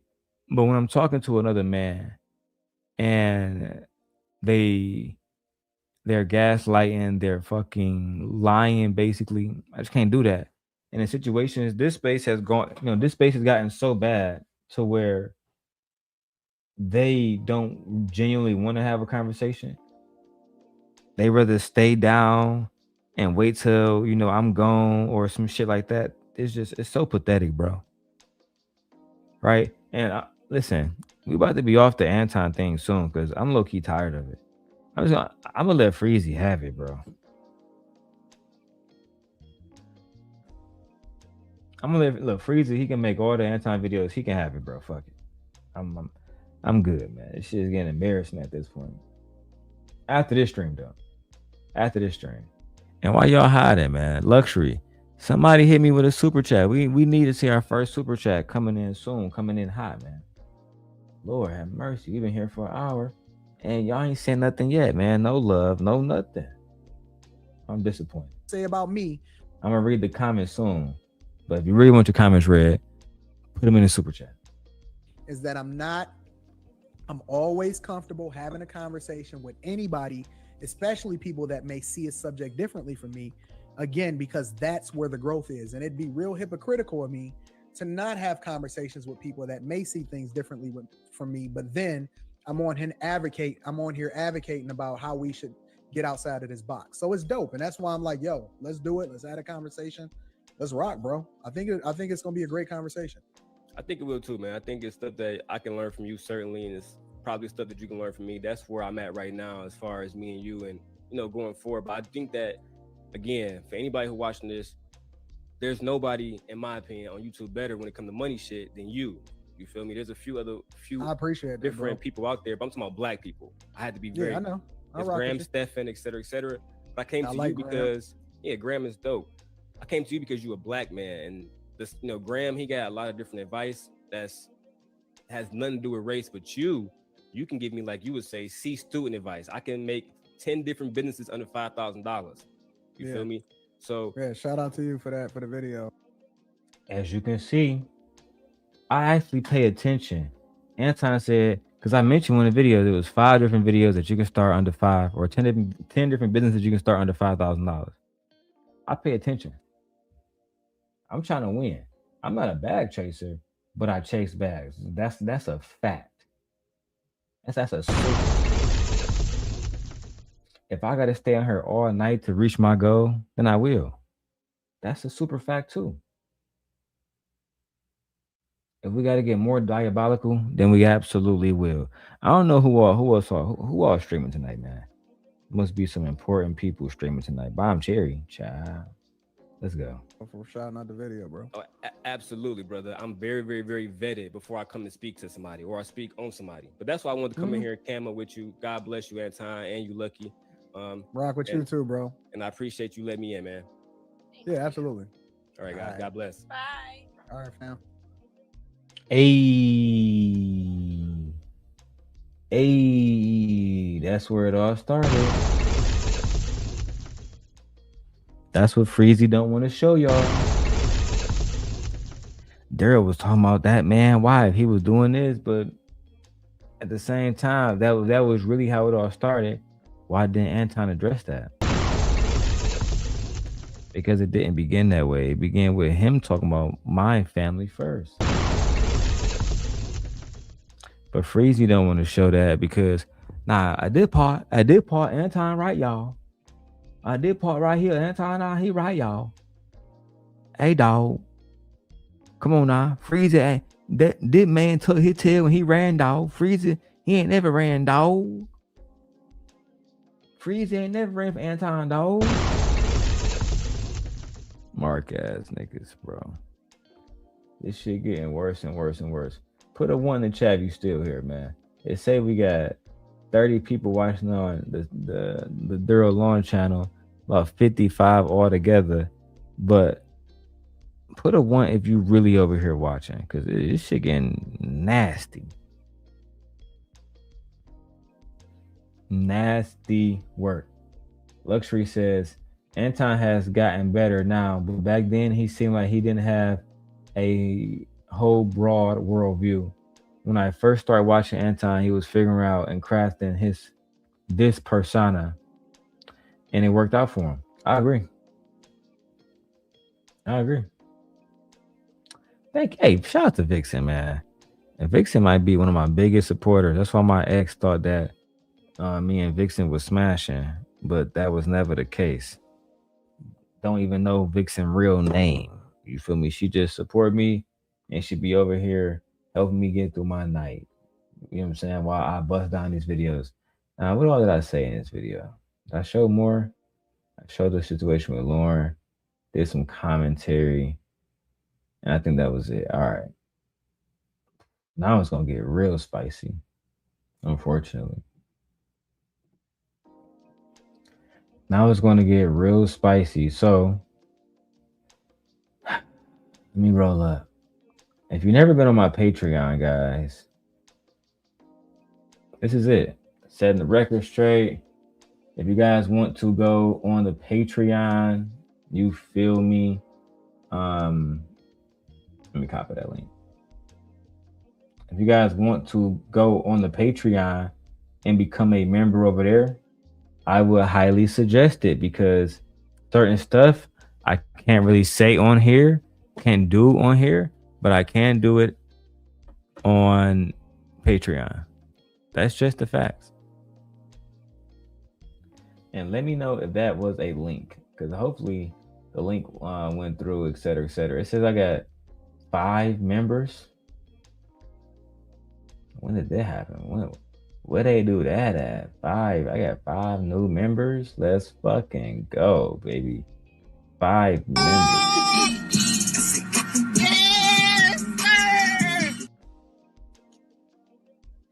All right. Now, some of you guys are asking me, what are we doing here? The answer is being messy. Oh my God, being very messy, guys.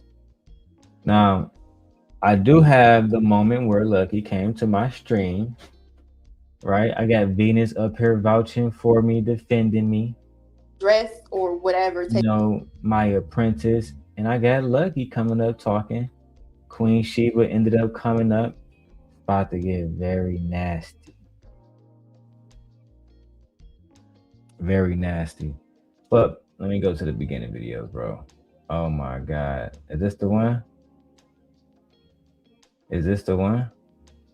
I was not funneling. That's that crazy one. All right. So I'm gonna let y'all choose. No. Never mind. Y'all can't choose. Y'all gotta stay and watch both. Fuck it. Gotta stay and watch both. Tree's here. Seen in spaces that we are allowed to be seen in now. So I would think. All right. I'm not gonna play the whole first video. I'm only gonna play. I'm conflicted, OG Patrice. I'm conflicted. I am. But it must be done. Okay? Now, OG, you was here. Because you see your name up there, OG. As y'all can see, OG Patrice was there. OG, do you want a link? Do you want the link? Because we're not attacking Shorty. We're just making it known that Anton Daniels' apprentice or his former apprentice did speak about him because they was trying to ostracize her. They was trying to do to her the same thing that they do to me, right? You can't come on these panels texting people not to rock with her as long as she was rocking with me. If I'm lying, I'm dying, right? Now, OG Patrice, as you just saw, she can't deny that she wasn't there because we got the video. She was definitely there. And rest in peace to Bro Clarence. Bro Clarence was there. Conversations with King was there. My friend Kim, even though you can't see her up there, she was there as well. All right. Hey, OG Patrice. What's up, Bridget? What's up, mama? How you doing? Hope you're having a good night, beautiful. Shout out to everybody that's tapped in and watching us. All right. All right. So I want to start this from the beginning because I haven't seen this video in a while, truthfully. So I don't know exactly where all the context's at. But as you can see, I was there. Right? So everybody can take something away from it. But today I'm specifically wanting to discuss Black YouTube and how lately we've been seeing everything happening and how we portray ourselves. And I know everybody wants to add to that conversation. So for that being, I just want to. Okay. OG Patrice says, let it play out so I can recollect again. Yes, ma'am. Yes, ma'am. You got it. I'm going to put it at playback speed 1.25. Let's get some closed caption English. Let's go. Everybody that's here.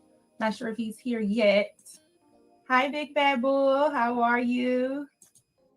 That was me back in the day. Uncut with Darrel Long. Highly looking forward to this. Ciao.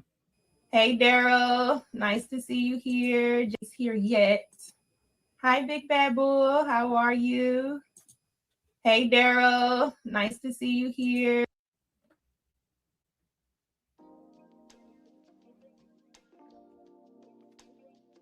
Hold on. Let me pull this up a little bit. Hey, Darrel. It's nice to see you, Daddy. Look, man. Let me keep going, B. About to get nasty. JP. I see textual chatter. Okay. Let's go. I think it's interesting, and I've seen around and just heard conversations, chitter chatter about what Black YouTube and the community is doing. Is you have these chain of people or these people who have and control who they decide to operate in this realm. And I thought it was interesting because I agree with it to a certain extent, but then I wanted to hear other people's thoughts on it because typically when you think of gatekeeper, it's who we will allow to facilitate or just be in this realm. So they was gatekeeping her. They wasn't allowing her to come up. They was doing everything that they could to make sure that she was silenced, as long as she supported the simp God. Okay. She said, but oh, I love him. He a nice guy. Okay. If y'all get to know him, he's a nice guy, a really nice nigga. But he going against the king, so you fuck with him, you ostracized.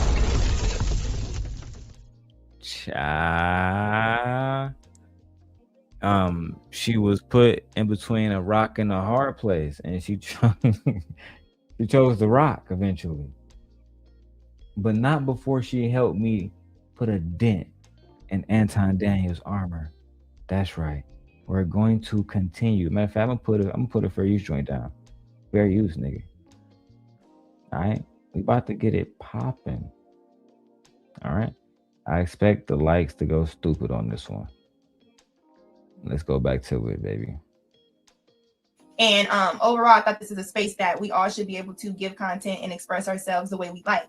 But oftentimes we do get judgment on how we decide to portray ourselves in different ways and judge based on each other. Oh, you're not portraying us in the best light. You're not doing this. So I do want to facilitate this conversation in a great way. Ooh, you're not portraying us in the best light. You're not doing this, yada, yada, yada. Thing is this, they wasn't portraying us in the best light. They literally had Anton on the show when he was talking about stumping women out in the teeth. Saying giving black people reparation money is equivalent to giving a crackhead $1,000. So what the fuck? Anyway, let's carry on. Way, and I will go ahead and bring up all my guests. So we're going to start with Bolo. Hi, Bolo. Hey, how you doing? Good. I know everybody's excited to talk to you or hear you. And then we have, of course, OG Patrice. Hi, OG. Hello, how are you, Lucki? Good. Hi, Bobo. Hey, darling. All right, now we got Brother Clarence. Man, hey, man. Moment of silence for my nigga, Brother Clarence. Moment of silence for my nigga, Brother Clarence, the OG Brother Clarence. Hearing his voice, seeing his face, seeing his spirit, it does something to me. You know what I'm saying? He was a real good man. He always vouched for me. You feel me? Just even talking about him right now got me emotional because Brother Clarence supported me more than a lot of people support me. He never let me down. He extended his platform to me over and over and over and over and over and over and over and over again. And when all of this happened, when they was ostracizing both of us, me and Shorty, he was one of the individuals that was, you know, trying to show some love to us. Like, hey, don't focus on that. If y'all really trying to make something happen, make it happen. He was trying to insert himself as a positive voice, a reason. And they began to attack him. They began to attack OG Patrice. They began to attack Uncle Rico. All the so-called elders that supported me, they had other elders like Uncle Stu and other individuals going against them. And, you know, I felt conflicted. I felt very conflicted. But nevertheless, let's continue. This is the footage that they never showed y'all. Right? This is the footage that they don't want to, you know, show y'all. She said, British said, thank you for the wrench. No, thank you for the $5 super sticker, mama. Because that's the first one tonight. We don't know, listen, we don't know if we're going to come into these YouTube spaces and make enough money to even keep the lights on. And you see, I got expensive equipment. I got a lot in on it, on this. So I feel like if I put in a good show, I make a good earning. And if I don't, then maybe it's not meant to be. But shout out to you, Bridget, with your $5 super sticker. Ooh, cash make the coochie go woo woo. That nigga's a goddamn $5 boot right now. $5 boot. $5 boot. Sit your $5 ass down before I make change. Child. Okay. Thank you, Mamacita. Let's go. You always the voice of reasoning, so I know you have some good opinions tonight. I'm gonna do my best. Thank you for having me, Sister Lucki. Peace to Bolo and peace to the police. Hello, hi everyone. And I hope everybody put their channel up there so people can go follow you guys. And last but not least, of course not least, hi Kim.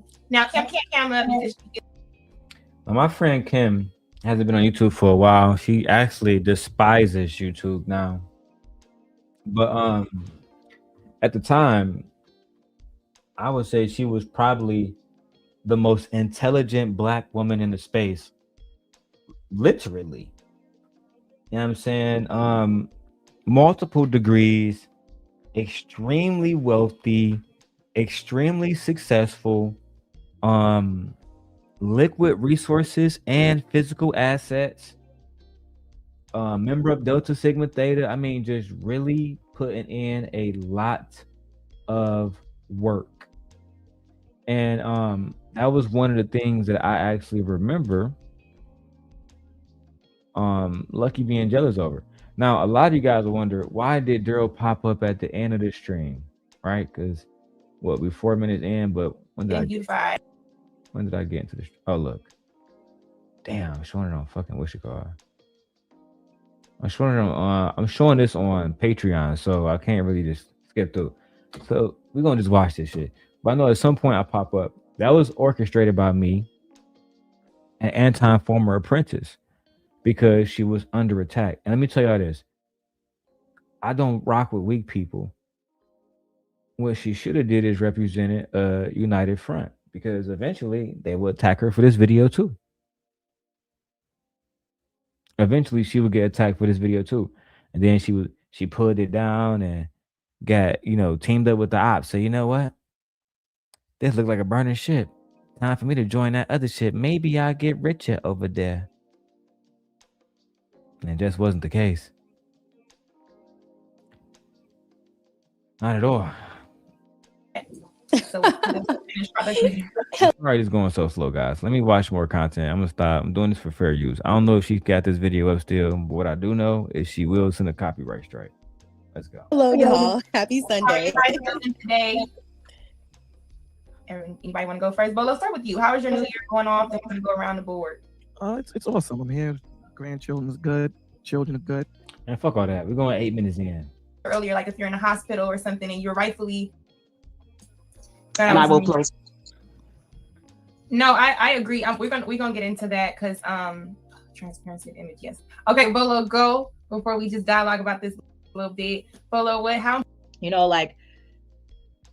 But his argument. All right, because I want to get to Uncle Rico. Uncle Rico is where the conversation begins.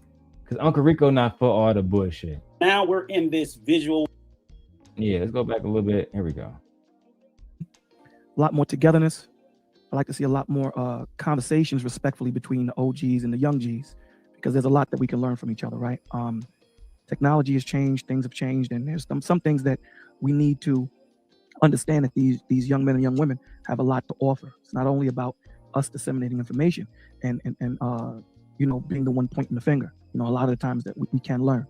So humility, just these things, and family, village, support, all these things that we don't have, or we have a very I agree. As you guys can see, we was doing streams with Bolo TV before it was cool to do streams with the Christian dudes. We was talking about community and protecting Black women before I knew about Princella, because I had a daughter that was raising full time. And I used to always think, bro, what if something happened to me? Who gonna protect her? Who gonna really go out for her the way I would? Do we have a community of Black men that is going to defend my daughter the way that they would defend their own? And the more and more I spoke to Black men, I realized the answer was no. We don't have that. We don't have that community. Uncle Rico was one of the few men. Listen, guys, sorry. I just told y'all I just finished straightening up the studio. I got to clean up the back. It is what it is. Uncle Rico was one of the few people that actually defended my child. And wasn't playing games about it. All right. I'm gonna throw the fair use up on here, and then we can keep going. Be little up. That's what I like to see a lot more. Okay. Now, Rico, I do want to get your thoughts, and then OG before we segue in. So, Rico, what would you say you'd like to see more of? Because I know Bolo was saying, you know, more of respect, pretty much, or a good understanding between like the elders and our generation. What about you? What would you say to that? Well, the one thing I wanted to go back to, and again, I still stand by my original answer that substance should always, at a rate 5-to-1, outweigh image, because I think sometimes we're conflating image with behavior. See, you know, now we're in this visual internet reality TV world. It used to be a point in time for Black men and women. Your image was your behavior, how you conducted yourself. And, you know, we used to always say you can't embarrass the Black race. It wasn't what you were dressed like or what you looked like. It was how you conducted yourself and behaved in public, that you could never embarrass your family or your family's name. So I don't know how image got, and that's part of substance. Your behavior is who you are. So I believe the young lady, Nikki, I think you're the attorney, right? Okay, thank you. I just want to be sure, certain. Yes. And so an attorney can show up with a sterling image and just be a complete dunce. I mean, I'm 35 years in intellectual property law. The image is meaningless compared to their capability, because again, I don't care if you show up in a suit and some wingtips and whatever, if I'm going to jail. But I can have an attorney that will show up in a wife beater and some jeans that he may get admonished by the judge, but his argument may set me free. So that's the thing that, you know, I think, you know, we need to get back to a place where, as Black people, I would like to see where we conduct ourselves. You know, the lack of maturity in Black adults is just painful to me. There it is. People that are clearly well beyond an age of 25 and 30, and they're acting like 15-year-olds. That's behavior. That was a fact. Yeah, rest in peace to Bro Clarence. These are the conversations that they want to steer y'all away from. These are the conversations that I was a part of. I had people, all these people on this panel vouch for me. And they vouch for me because, yes, at some point, like, if I see somebody messing with OG Patrice in real life, I'm probably going to lose my shit. I'm probably going to catch a body. Because I care that much about Black women, that, and I mean that genuinely, not on some pandering shit. When I was at Central Michigan University, we had Men About Change because it was just that. We wanted men to change. We wanted a possibility where men thought they could change. Oh, let me move this over here. 1 second.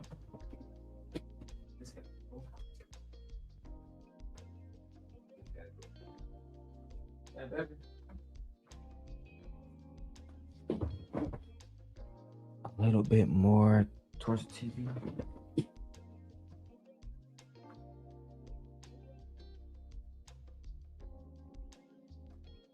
Take that.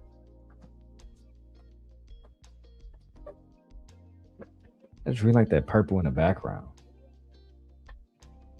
Anyway, let's keep going, guys. As you see, it didn't start off spicy. It's not a spicy conversation. This is a conversation about accountability. Welcome, OG Patrice.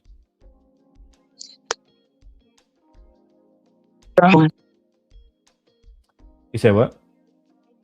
Can you hear that? I can hear you. It's going in and out, but I can hear you. What's going on? Did you close out of the app when you came up? You say yeah?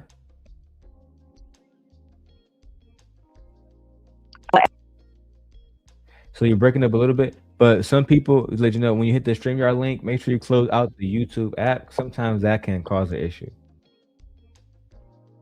Oh yeah, because I'm Yeah, because you're on your phone. You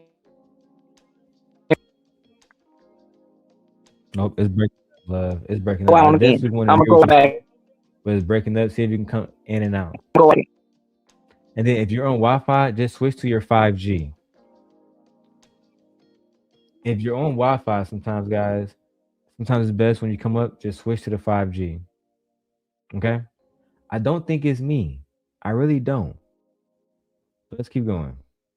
Because they seek out a negative or a toxic image because we feed into it. Or they're comfortable with it. And that's the problem. So again, I dismiss image completely. I just see way too many false idols and image kings, and I just don't fall for it. Because you can be as shiny as you want. The minute you say something stupid and it registers in my brain, it just all fades away. I think that's a good point. I guess that's a good point. Okay, so let's go into. That was a great point. Okay, OG, you're back? No. What is going on with StreamYard? Because it's on course state to your earnings low.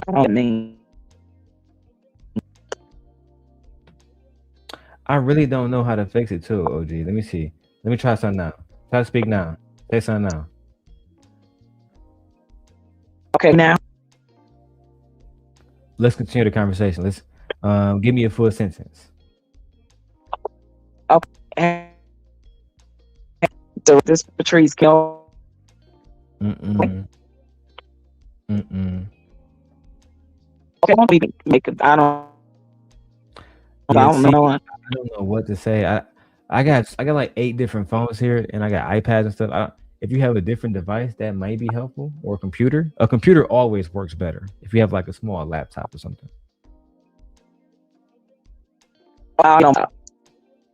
Okay. OG Patrice is one of the few people that actually come up and have a conversation with me. I gotta drop the link. Miss Joy, come up and have a conversation with me, child. Listen, Miss Joy, before I get drunk and this become a spicy conversation.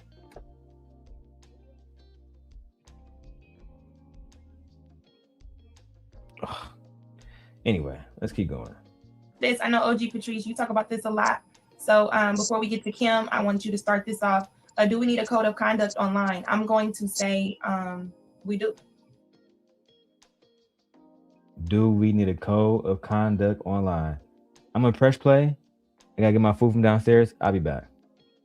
We do. I want to say this kind of broke out before another platform I'm on where it was talking about code, and they're like, oh, what is this code? But I agree that if we had a code of conduct or some sort of code, we'd be able to kind of segue and just say how we're supposed to act because we're supposed to be on code. So if we just had some sort of code, I think that it would. It's kind of like when you're in. Let me just give you this example. I was in the nail shop, right? I'm just get off of Black people, and there's such a community that when I tipped the lady who did my feet, not my nails, she split it with the lady who did my nails. Now, if you go to a Black nail shop, her tip, even me, if you tip me, that's my tip. I'm not sharing it with the next person, but it made me think that they have some sort of understanding between each other and a sense of community. So, OG Patrice, do we need a code of conduct online? If so, absolutely. And I believe that that is lost. That's a lost art in the Black community in general. So if we don't have it in our own communities, in our own homes, with relationships, we have people with family and friends, how are we going to have it online? But it is definitely needed because people would rather believe a lie than believe the truth because it's easier. They don't have to dig. They don't have to peel back.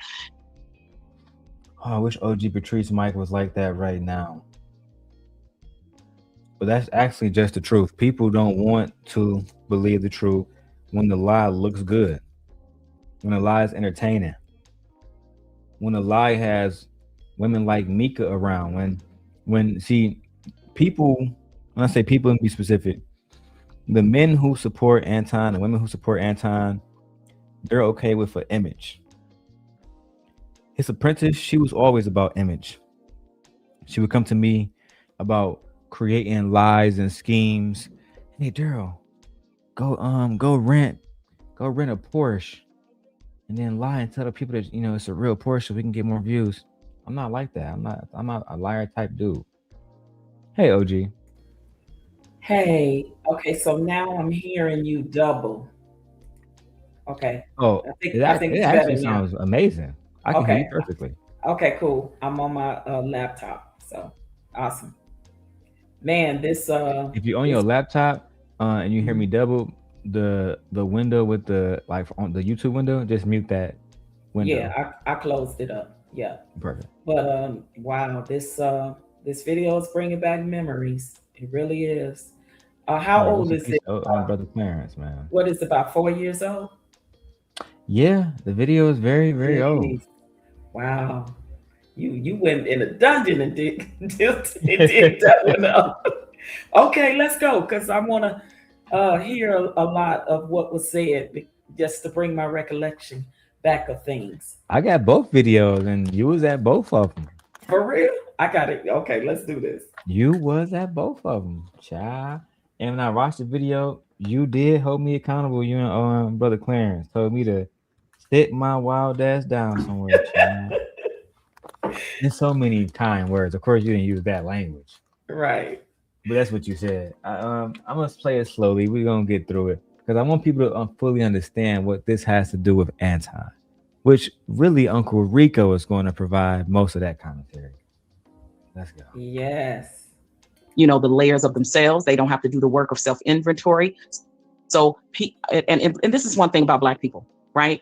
That the mindset needs to be renewed, because we like the dangling carrot and the shiny object. We like to follow a lot of leaders that is not necessarily good for us, because they may say one nice thing, but they do 10 absolutely toxic things. So then but because they got a huge following, or they're a certain standard, or they're certain this or that, we get caught up in the hoopla of that. That's why we miss the mark all the time when it comes to politics. That's why we miss the mark all the time when it comes to community, because we looking for a thing, and we like to put things and people on pedestals.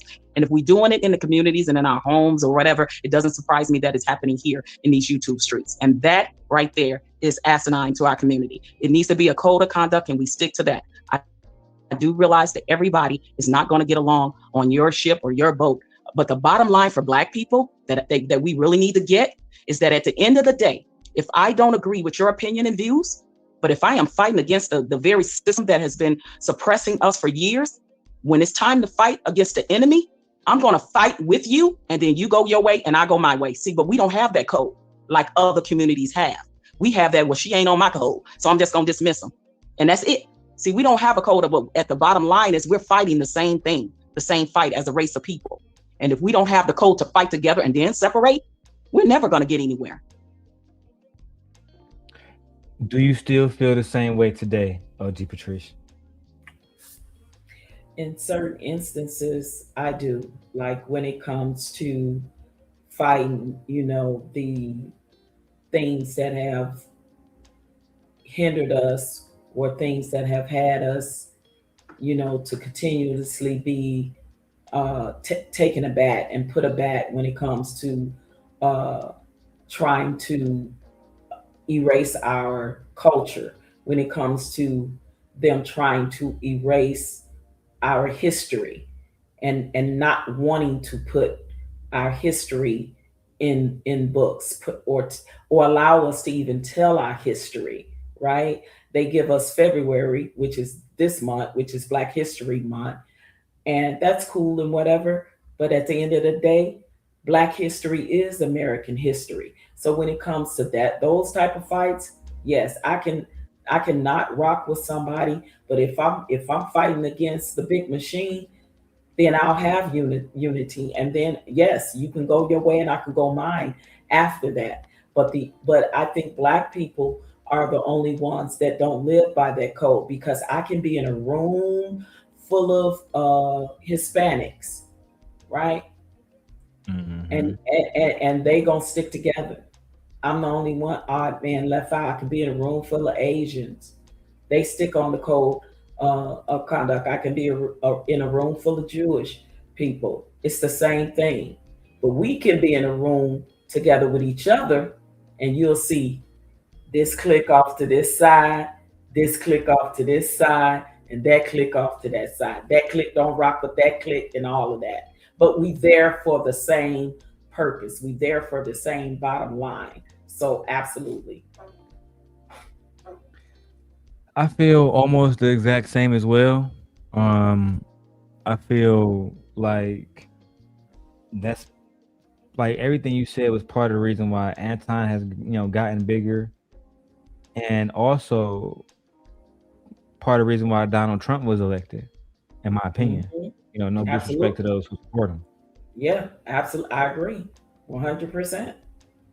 But now we go ahead. In that situation, what really pissed me off, OG Patrice, was people blatantly ignored the fact that this man has absolutely no political experience, literally at all. And because he had money, they was like, "Oh yeah, we should listen to him." Yeah, and that's because the same shit that these niggas do on YouTube. Yep, because the majority of the people that I knew that voted for him and supported him was like, well, he's a businessman and we need somebody different because he's going to run America like a business. And I said, all those businesses that unfold and went bankruptcy that he had, or are you just talking about a certain said amount of business that you think he's some tycoon or something, and he was not that. And now those same said people are quiet as a church mouse, or either they complaining because they voted against their own interests, right?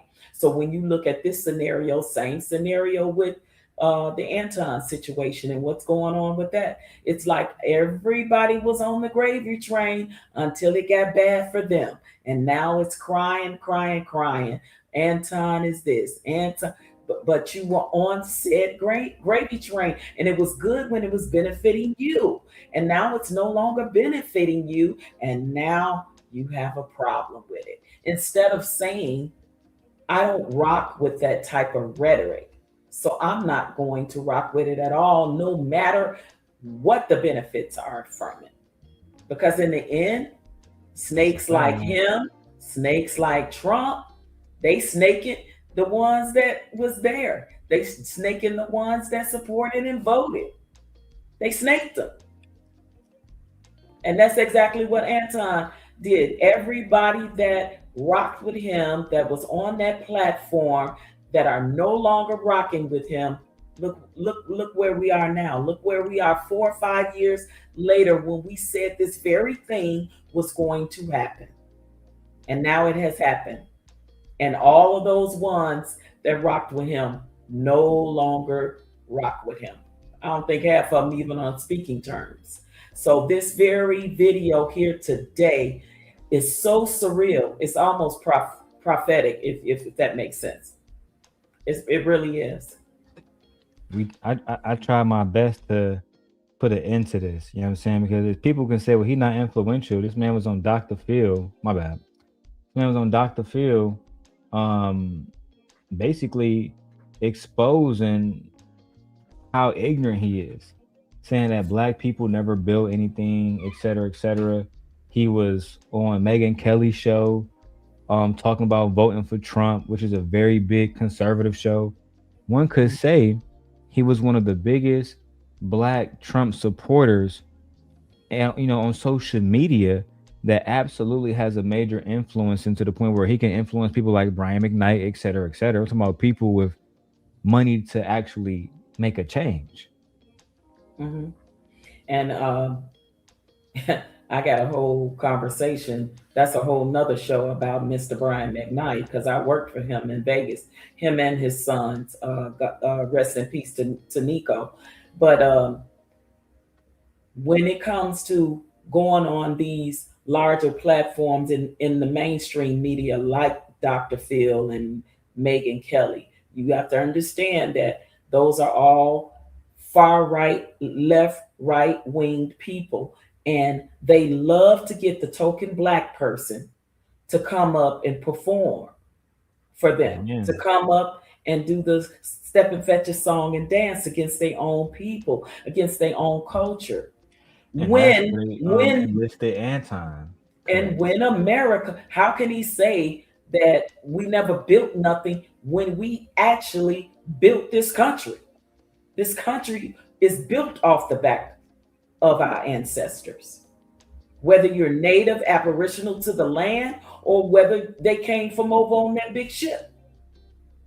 But they were built off the backs of us. So how you gonna say we never built anything? But they always get a Candace Owens or Candace Owens tap dancing, step and fetch a type of person like an Anton to do that for them, so they don't have to do it. So they don't have to look like, oh, because I'm Caucasian, I'm the bad person saying that. So if you get somebody of their own race to say it, it won't be so bad. Exactly, which is diabolical, because that's exactly what they do. They use these individuals as props on here, and eventually they discard of them, every single time. And shout out to Bolo TV. I see you in the chat. Bolo was also there this night. Like OG said, I pulled this one out the archives for y'all. Yes, you did. Nobody else has this anywhere except me. All right. Roll that beautiful bean footage. Let's go. Trip down memory lane. I don't know who's gonna come after that. Okay, come on, Kim. Kim. Okay, well that's definitely a hard act to follow. Yeah. But one thing also, Kim, like she did, just if we need a code of conduct, if you think we do, what would you say it be? Okay, got it. Now, in regards to code, I do think several communities and just different groups kind of abide within one. And I can definitely see some success, because when you have a code, you're basically saying that you have a particular goal that you're elevating amongst other goals. You have a certain line that you're not going to cross, because you understand that crossing that line is going to be to the detriment of what you're trying to do collectively.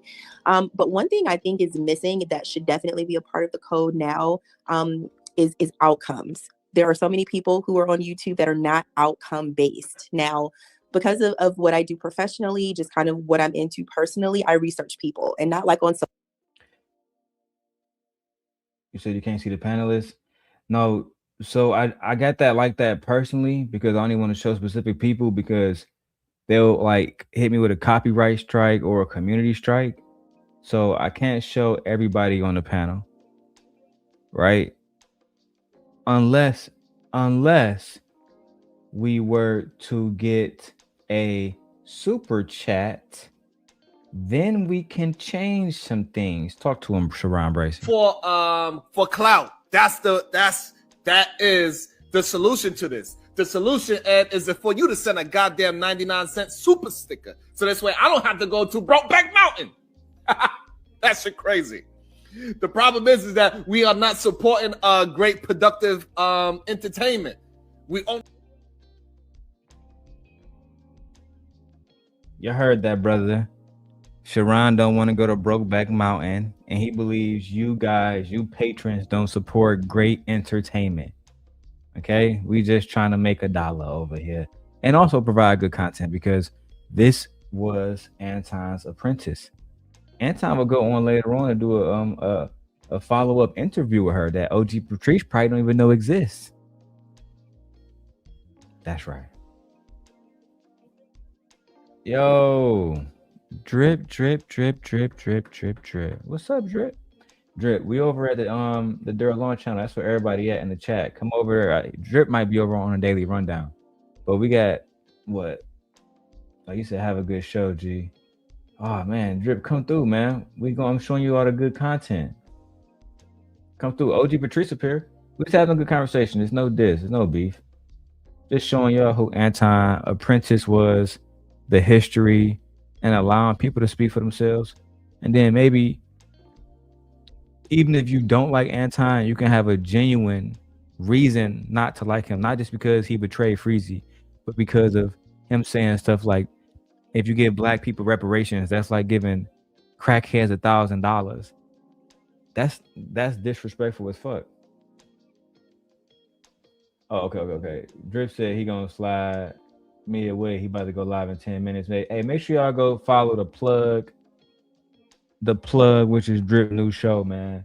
This is my guy. Even when I disagree with some of the things he was doing, can you move your pick a little?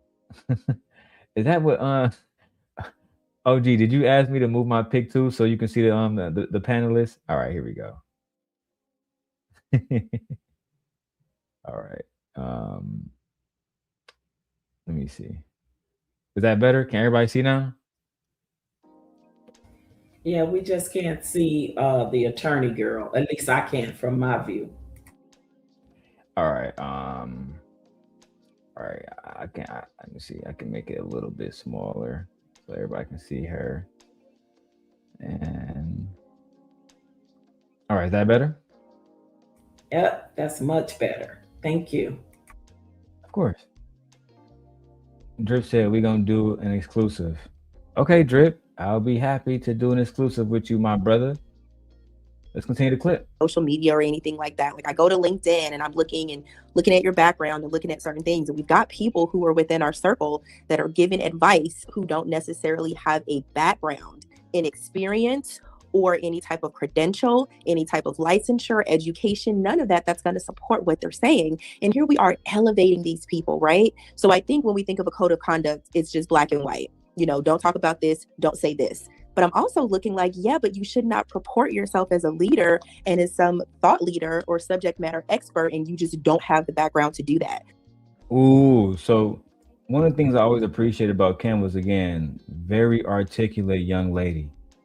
Extremely articulate young lady. You understand? Yes, Yeah. I love her, and I miss her and the attorney girl on this platform. I really Both do. of them built They really set the bar high for young black women. Both of them did. No doubt. And like she was saying, OG, the fact that you had people like Anton at the time, he was reporting himself to be a leader, a business person, and even I thought he was, because he had 2 actual businesses, but they ended up failing, you know, in the midst of us beefing. And I didn't know that he, you know, because Anton told us he went to the University of Michigan, blah, blah, blah. But after he got exposed, it turned out that he really wasn't the person that he thought, you know, that he said he was, literally at all. And it's just, can you hear me? Can you hear me? Yeah.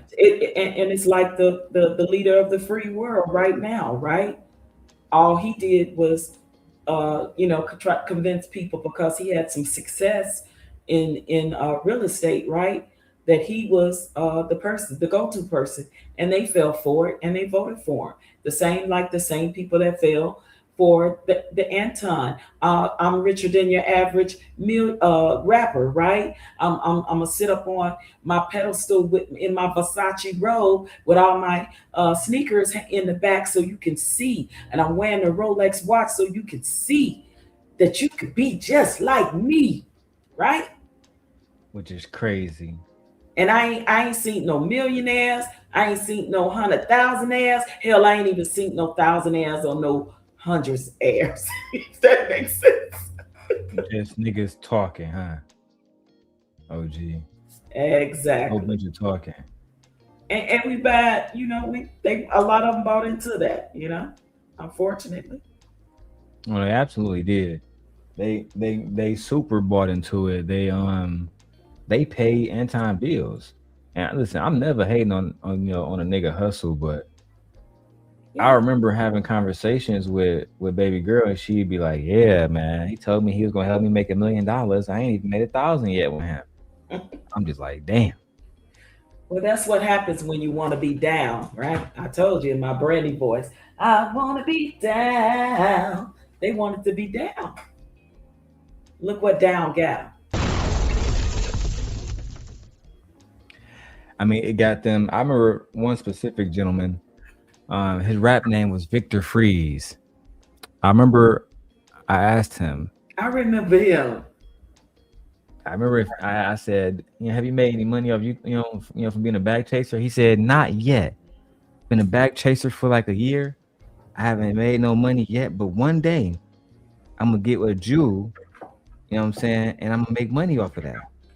So I said, so you've been paying continuously $15 to $20 a month, and you haven't gotten anything. He was like, well, it's entertaining.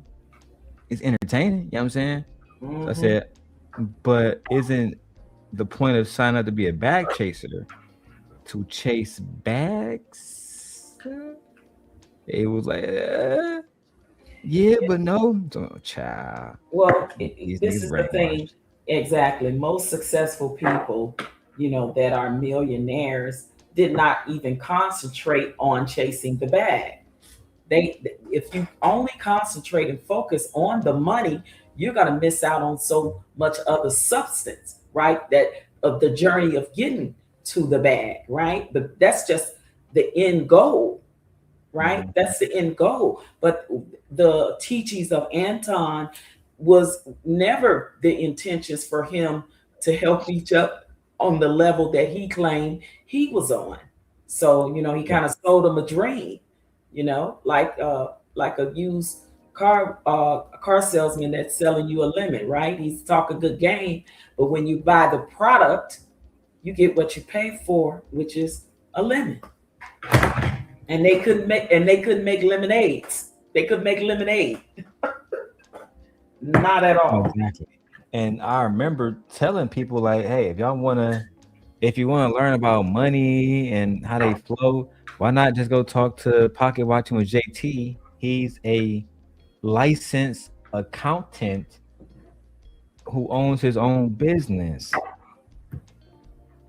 I mean, wouldn't it be more lucrative? I mean, and he runs a successful, lucrative business. And people was like, nah, man, but he ain't got the Rolexes and he ain't got the Benz and the Versace robes on. And the sneakers in the back, and saying I'm richer than your favorite rapper. See, you know, the black folk like that. Black folk like that love the dangling carrot. I said that years ago. They love the shiny object. They get hypnotized from it. So all you got to do is be charismatic, right? Say some things that they want to hear, dangle a carrot, follow the shiny object. It's like it's going back and forth and their eyes is moving back and forth, like they get hypnotized to it. So that is what you saw happen 4 or 5 years ago with people that followed under the alliance of Anton Daniels. You know, OG, and you don't got to come off mute. We just going as we go here, because I'm in a somewhat tipsy mood, but I'm chilling. You know, I took my wife to my family Christmas party. You can go ask her. Whole block lined up, Benz at the Benz. And as maybe you know by now, but my father and my brother passed away. No, since this time frame. In the last year, my brother and my father both passed away. Oh no, I did not know that. I'm so sorry to hear that. May they rest in peace. You have my condolences. Thank you. It's actually coming up on a year. My father passed away in September. And my brother was he owned a gun store, and you know Detroit is bad. So they came in there and they tried to rob him in the gun store, and he didn't flee, tried to get into a gunfight. Oh wow. And just the cars didn't land in his favor. He ended up being in a coma. So after my father passed away, my brother was technically the oldest, and he was technically the oldest of our estate, to my father's estate. Mm-hmm. And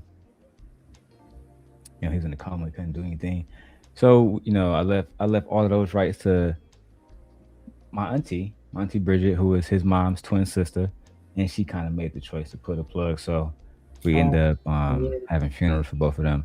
But more to the story is this, and thank you everybody.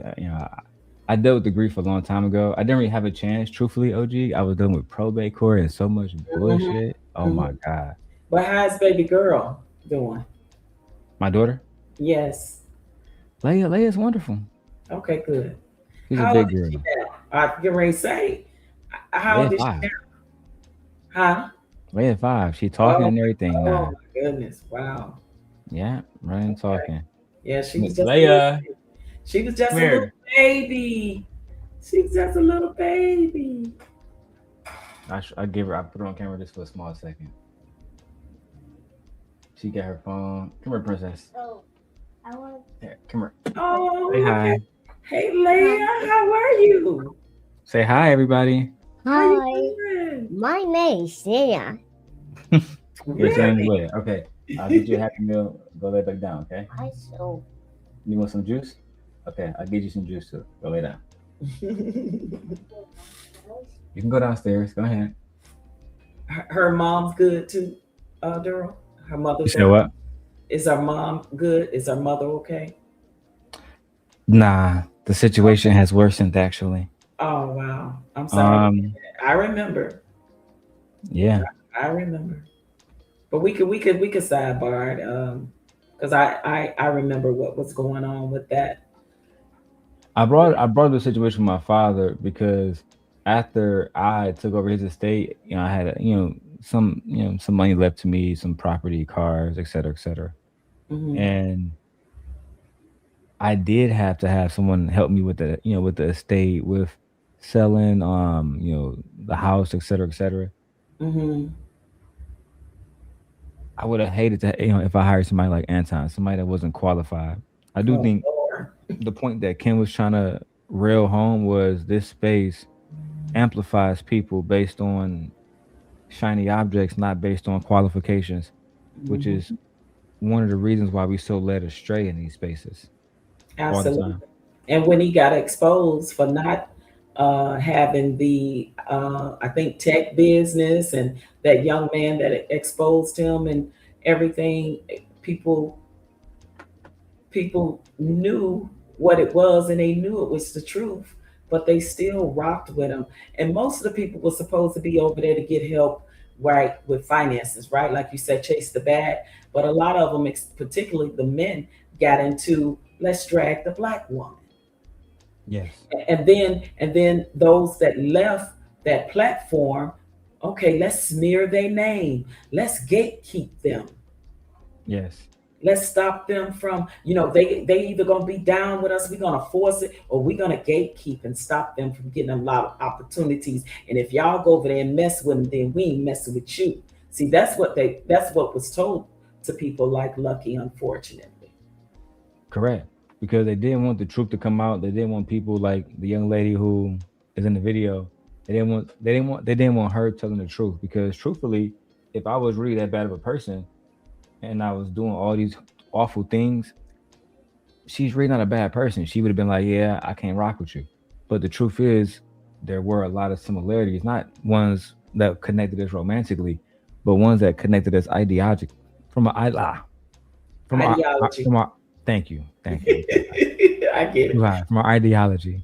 Right. And our ideologies was one and the same. If you genuinely want to help Black people, you need to come as you are. And she, like many others, had been fooled by Anton, had been led astray by Anton, because at that time he wasn't the millionaire that he is today. That's just the facts. And he didn't know who he could trust. So I remember now, more and more now that we're talking, this is when they kind of oust Lucki, right? When they oust her out of the clique. Yeah, that was the first time before she went off on the second video. Okay. All right, let's go. Yeah, this was her trying to play it cool. The second video, it's her at complete green light. Okay, I really want to hear what all us had to say. I think Bro Clarence was up. I think so. Because I want to recollect, everything everybody said, so I can put it together to make it make sense now, and to see that literally today, 4 years later from this video, prophecy has been fulfilled and came true. So yeah, let's roll it. Oh yeah, let's get it. Go back to it. Because can you see everybody on the panel too? Yes, I can. All right, Yeah. cool. That way I can avoid the fair use and we can all see each other. Let's go. I think that is equally offensive as well. So if we're talking about, you know, what this code of conduct should be, I mean, it should have a very high element of walk it like you talk it, right? If you're talking it and you're not walking it, to me, you're a charlatan, you know, and you are misusing your position in people's lives to lead them astray, because you're learning as they're learning, and that's cool. And if I tell you I'm learning as I'm learning, then I'm giving you the option, but I can't say I'm a thought leader. I'm this, I'm that. And I'm really not. Like, okay, Nikki, I know, has a coaching practice. I have a coaching practice as well. Now I'm going to get some insight. Not so lucky, because I can't say her actual name. I get a community strike. And I'm not taking a shot. I'm just being truthful. Not so lucky had told us about the whole situation with Patreon and how Anton was in there basically giving 101 information. It'll be, hey, listen, today on the Patreon, I'm gonna teach y'all what is a stock. And a stock is an ownership in a company. And if you buy this, then you will own a part of the company. Hell, they could have Googled that. So what was he really giving them? He wasn't teaching them shit. That part. They could have Googled that. Her commentary about him learning as he went on was based on conversations we had before offline, because he had positioned himself like he knew everything about the stock market, how to make money, housing, how to make money as an investor. But when the conversation, all right, yeah, this is how you make money in housing. You buy a house cheap, fix it up, and then you sell it. But not actually going to the details.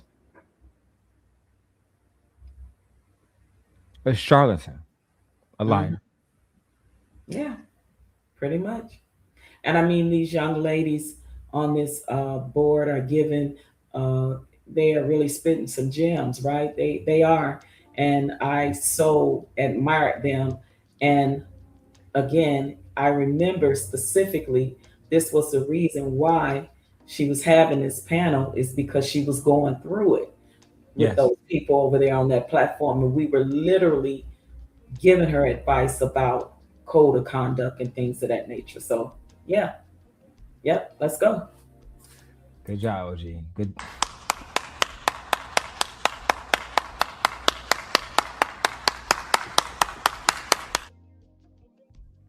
Just gotta give flowers where flowers are deserved. Cyber Bobby says, I was in his Patreon for a month and realized he was not knowledgeable on any of his topics. He was also wrong on many of the concepts of business and investing as well. Child. This makes sense, but this is what she was saying, Cyber Bobby. This is what she was saying. She was saying that he had ground, literally, basic level information when it came to business and investment concepts. Bridget says, you probably would have to pay more for a different program to get all the details. Yeah, but those programs will be worth it. For example, I wouldn't go to Anton and learn about cybersecurity or to get a certification and Security Plus when I can just go to the Security Plus website, pay the $500, take the test, because once I get that, I can potentially work for the Department of Defense. You know what I'm saying? It's worth it. That's my whole point. None of these guys on here genuinely know what the hell they're doing. That's why I never came to them initially for anything except business. Anton owned the business. I wanted to talk to him about how that business ran and operated and how he was profitable. But then it turned out the business fucking failed. You know what I'm saying? They both failed and he went into debt. And I believe he's still in debt to this day. But we can keep going. Well, but you can look at me professionally and see that I have the background to coach people. I have the background to give my expertise in a particular area, and that's what I go on. And so I really just want us to get very stern in that as a people, and to not look to what OG Patrice was saying at like the shiny things that people have, and their cars and their clothes and their homes. Let's look at their real outcomes and the real things that they are doing, that they're saying they're doing. And if they're not, no disrespect, but we cannot herald. Oh, OG Patrice, I just got breaking news. You know, Anton Daniels did a podcast with Tasha K. No, I did not. What is he talking about? The situation that happened between him and Corey Holcomb? I would imagine that he is. Mm-hmm. I would imagine that he is. I'm pretty sure the video will be released soon. She posted on her community wall. It's probably already up for the winos on TashaK.com. Right. I have to go tap in, but I can't do a review on it from there. I have to wait till it's public. Yeah. I definitely will be watching that one. Yeah, should be interesting. Is he still crying about how his daughter was mistreated after he have mistreated almost every Black woman and their child there is known to man for the last 4 or 5 years? Is he still bitching and moaning and crying about that? He said she was attacked, OG. I can't make this up. He said she was attacked because Black men hate dark-skinned women. Oh, and he gonna use the colorism. Listen, Linda, listen. I got the video, OG. He was all sad and quiet. They don't like dark-skinned women, bro. Oh my God. They just don't, bro. They hate dark-skinned women, bro. So he used the colorism in that scenario to describe. Oh, I'm so over it. I'm so through. Like, I cannot. Anyway, yeah, keep rolling. That shit is funny. You can't make this shit up. Heralding certain people because they just don't have the outcomes that they say they have, and to me, that's a really, really big deal. I think that is perfect what you said. But before we get any responses, let's go to Brother Clarence. Before we go to Nikki. And rest in peace. Every time Brother Clarence speak, I'm saying rest in peace to Brother Clarence, man. Rest in peace, Brother Clarence, man. Yes, rest in peace, bro, Clarence. Real G out here. Bolo and Rico, I know you waiting on this, so let's go. Let's go, Brother Clarence. Do we need a code of conduct online? If so, what would you say it is?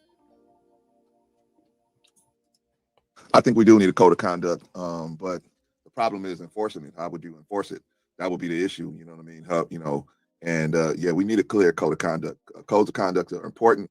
They make social interaction with the least amount of violence because we have codes of conduct, right? You can't just go and just take somebody's car because you want it, or we have codes of conduct to help us live in a civilized society, right? And codes of conduct can also promote bring out the best in a lot of things, right? I'm not saying this is the best, but this is an example of how when Lucky Luciano created a code of conduct for the mafia, their income exploded, right? If you have codes of conduct and you get organized and people stay on the code, then you will have a place where we'll say these content creators are helping, these content creators are just for entertainment, these content creators are starting a problem. Okay, we know who's who. The problem with the way the situation is when you have no codes of conduct is you have the collusion and the delusion of everybody's all mixed up together, and you have to spend time with different content creators to figure out what the person's about. You can't just say, okay, these content creators are about community, these content creators about entertainment, these content creators about. Fun fact, OG Patrice, did you know, this is a super fun fact, the very first video where Anton and I presented ourselves, well, on the same stream, because he didn't come up right when I came up, was that Brother Clarence show? Did you know that? No. Oh my God, you got that? Oh my God, yeah. Let's see it after we done with this one. That's crazy. Course, yeah. I had no idea. I had no idea. And for those who don't know, his channel is called Let's Talk the Better Black Life. Yep. And I do got that video. But we'll get there. We'll get there. Mm-hmm. We will get there. One thing at a time. Trolling. You can't do that because we're all colluded and we're all together because there's no code of conduct to separate us. So that's where the problem is. And then the code of conduct should be, we should be looking out for each other. At the minimum, we should look out for each other. We should not be attacking each other as Shout out to Brother Clarence too. Look, just to make it clear, y'all not as good as Brother Clarence. A lot of y'all new dudes couldn't do it, Brother Clarence. Look, Brother Clarence had Anton on the show years before he was Anton. Oh my goodness. Yeah, I got it. Come on. Look, the title was "Does Money Make You a Better?" Does Money Make You Better? Special guest Darrel. This whole video, I was the guest. Anton in the chat, running his mouth, and he came up to talk afterwards. I'm trying to show y'all that I know where every single one of these videos is buried. I know where the video buried where E Black told OG some really foul shit. Oh my God. That Also on crazy. Brother Clarence channel. Yeah. Crazy work. One thing at a time. I just want to show y'all that I do have that. That I've been dealing with this whole Anton shit for longer than anybody else that wants to say that they've been dealing with it. That's just not true, Freezy. Exactly, Darrel. What Vaughn said, you know where the bodies are buried. I buried them. That's crazy work. Oh my goodness. Most people, Vaughn, don't even like Freezy. They don't know where to find these videos. I do. Mm-hmm. I've had links for these. I'm very I'm a Virgo. I'm very like organized. Actually, when things are unorganized, I get frustrated. That bothers you, yeah. I get it. That's sort of like it's sort of like an OCD type of thing. Yeah. Mm-hmm. It is. Yep. You like order. You like to see things placed properly in an order, probably in alphabetical order or numerical order or whatever. Yes. Yeah. Wow, I'm like that. Literally. Evens and odds, stuff like that. Yeah. Evens, odd. Mm-hmm. Okay. I don't like when stuff is out of place. It reminds me of a clock. Everything has its time. Everything has its place from the left hand to the right. Everything. And without the littlest piece that doesn't want to play their role, clock don't work. That part. I get it. Okay. Let's roll. Yes, ma'am. Particularly Black content creators, we shouldn't attack each other publicly. What we should do is go to each other on the side and say, brother or sister, I don't think this was right. I don't think you approach this in the right way. I'm just giving you my piece. But what ends up happening is we attack each other publicly. And then that starts this whole beef thing. And then it starts all these problems because then people's pride gets involved with it. And so if we would have one major code, I would think the one major thing we should do is not attack each other publicly. We can disagree with each other, but to attack each other, attack other people's, the person or their loved ones, all that, I disagree with all of that. I think we should. Early on, OG Patrice and Brother Clarence and the rest of the people, they always agree that we should keep families out of it. The problem is the participants never really agreed to that. They said it, like Anton would say that, but then he would talk about people's kids. E Black would say that, and then he talk about people's kids. So it was always gloves off, to be honest. Yep, that is true. That's absolutely true. Do you want it or don't you want it? You know what I mean? Like, make up your mind. Just like what Anton is doing now, but using his own daughter for this sole purpose of, when him and Corey got into it. It's the same. It's the same. Yeah, it never changed. Quite diabolical. Yeah, and he's a hypocrite, period. Point blank. He's a hypocrite. From the beginning, I used to tell y'all, especially Brother Clarence and Uncle Rico, they would call me a lot on Facebook together. Darrel, don't go too far. I would say every time. No, I'm gonna go far. That's just what it is. I just hope that this conflict ends soon. Truth be told. So I can get to the part like where I am, like I'm happy now. Even when I be frustrated with my life now, I be super happy because I can reflect on how far I have come. Yep. And it's a different kind of happiness now. You know what I mean? You have a lovely wife, you have beautiful children, one on the way, and all of that has come to fruition in full circle. And now here we are now having to backtrack 4-5 years because something has happened to all of them people that rocked with Anton. Once upon a time in a land far, far away. Right? Yeah. And the That's thing right. is, I had to still learn to move on and let go because for a while, even in my happy moments, I would look back at certain stuff like this, OG, and I'd say, them niggas still took a lot from me. And then once I get to that point, I feel vengeful. And then after that, I feel angry. And then after that, Yeah, it's a bunch of mixed emotions, and I get what you're saying because you lost a lot of your channels. They came at you in that sense. So money, friends, relationships, I get channels, what you're saying. Yep. everything. Yeah, and it's unfortunate. And now those people that that was the cause of that are no longer friends and rocking with the people that was on their panels once upon a time, that they was in the clique with once upon a time, right? So again, we Right. see it going full circle, And it makes me wonder because I know that apologies should have been made to certain people, right? Of course. It really was a bad fallout. For everybody involved, it was bad fallouts. But I don't think anyone was even accountable enough to apologize to the other Not to person. me. Yeah, listen, even the ones that were angry at you. I remember the anger that Uncle Stu had for us because we was rocking with you, right? Yep. And as close as me, Vaughn, and Uncle Stu was being a part of Frank Gooden's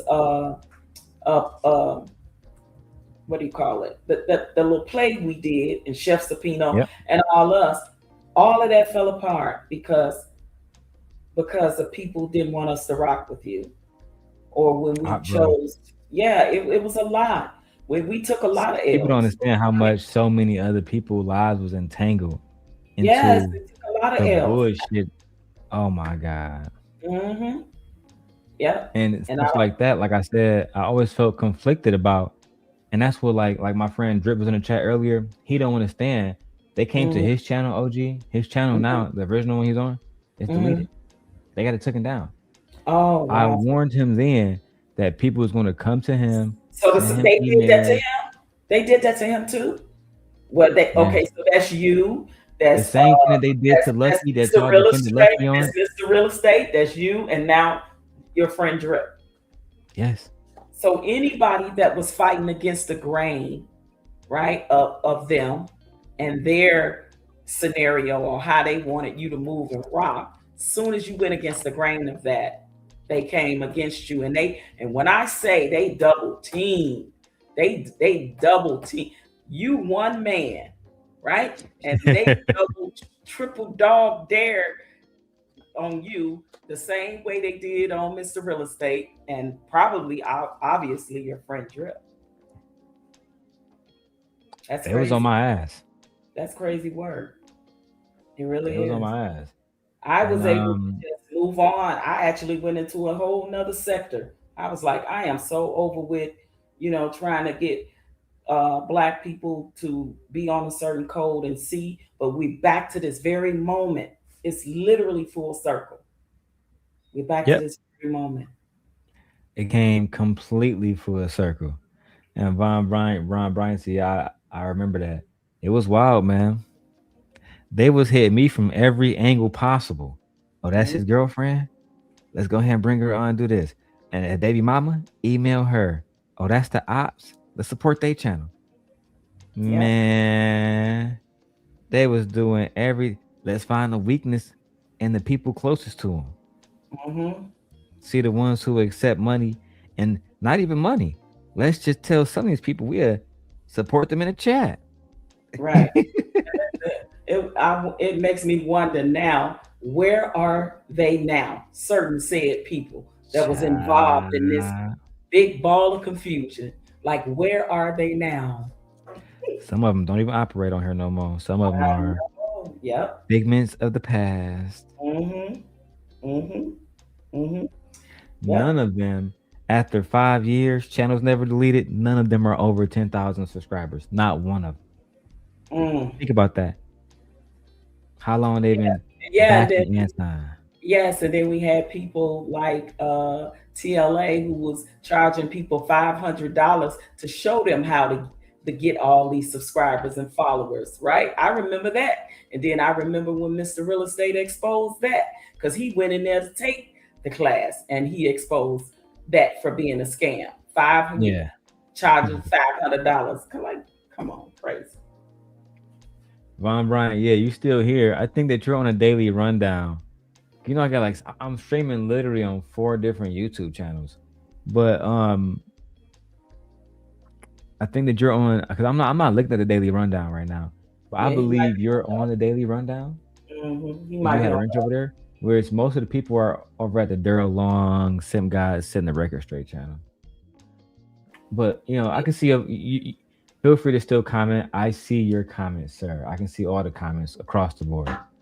And hold on, maybe I'm fucked up. Bridget said she can sit. Sometimes they just be messing up, bro. YouTube be messing up. Hopefully ain't nobody flagged the channel or some shit.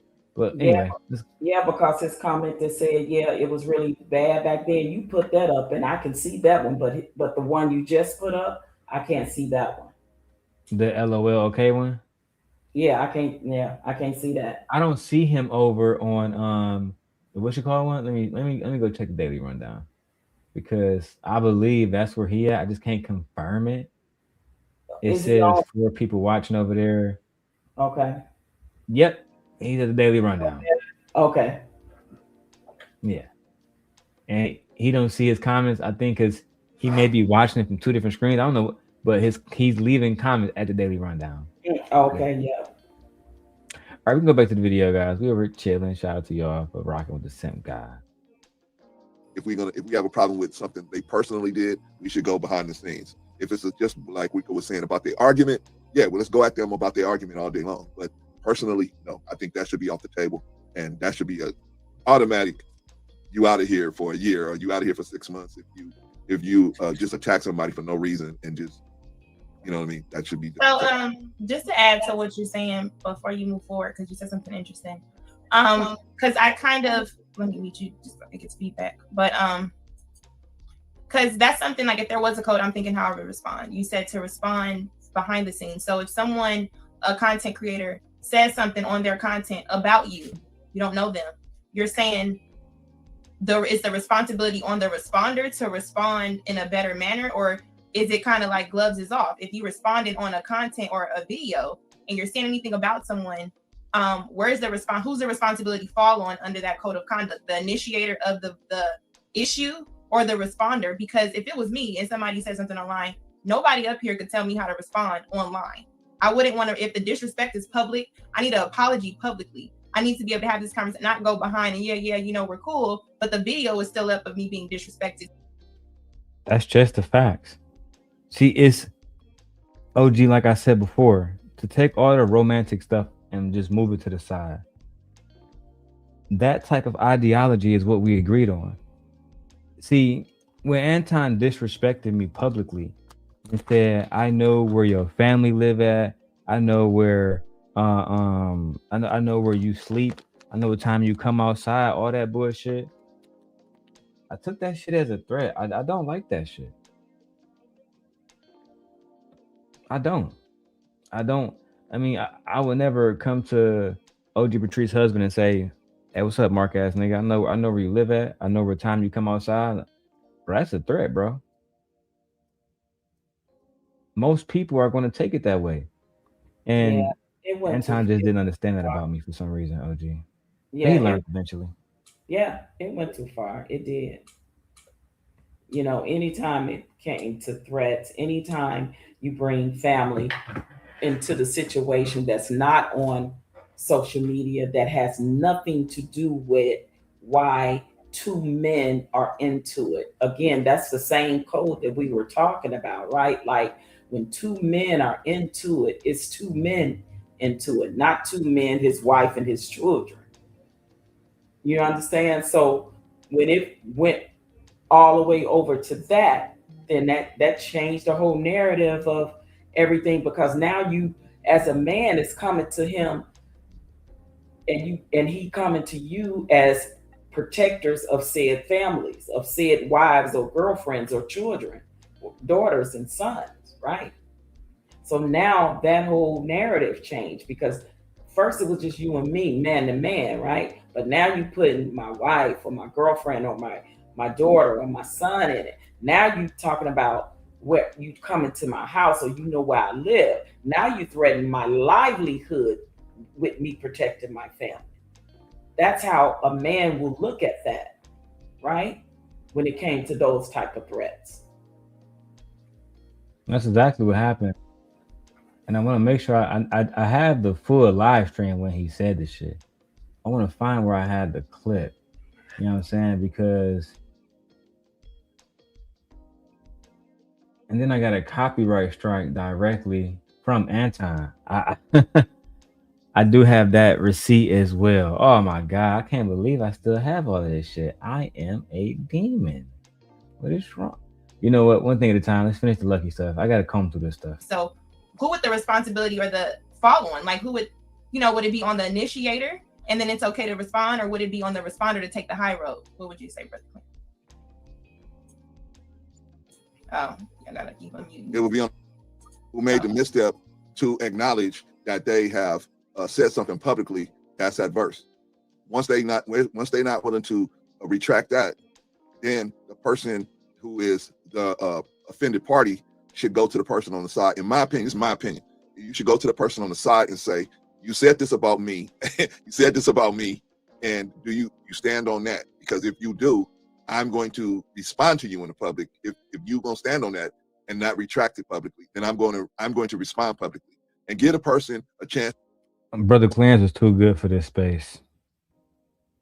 Yes, he was, because I think I disagree with that, because I think I said, if you disrespect me publicly loud, then your apology needs to be just as loud publicly. Amen. Right? But you're right. My brother was too good for this space. God rest his soul. He was far too good, far too just for this space. Yeah, and that's why he was so disliked in this space, right? On this Red app. Because he was a real man. He won of him a football field around the Anton Daniels of the world, right? But he wanted to do it in a good way. Like Yeah, if he could, he would try to save Anton. And I always saw Anton as one of them people, like, you know how you watch the movies and you got men that come and raid the village and they, you know what I'm saying, they do bad things to the old men and children. I feel like that kind of man Anton is. Yeah. And me and Rico and Vaughn used to tell him as well, we can't save everybody. And that's gonna be okay, because everybody can't ride on that boat. We know we got some degenerates that ain't gonna row the boat in the same directions as you. So they can't go. Absolutely. You know what I mean?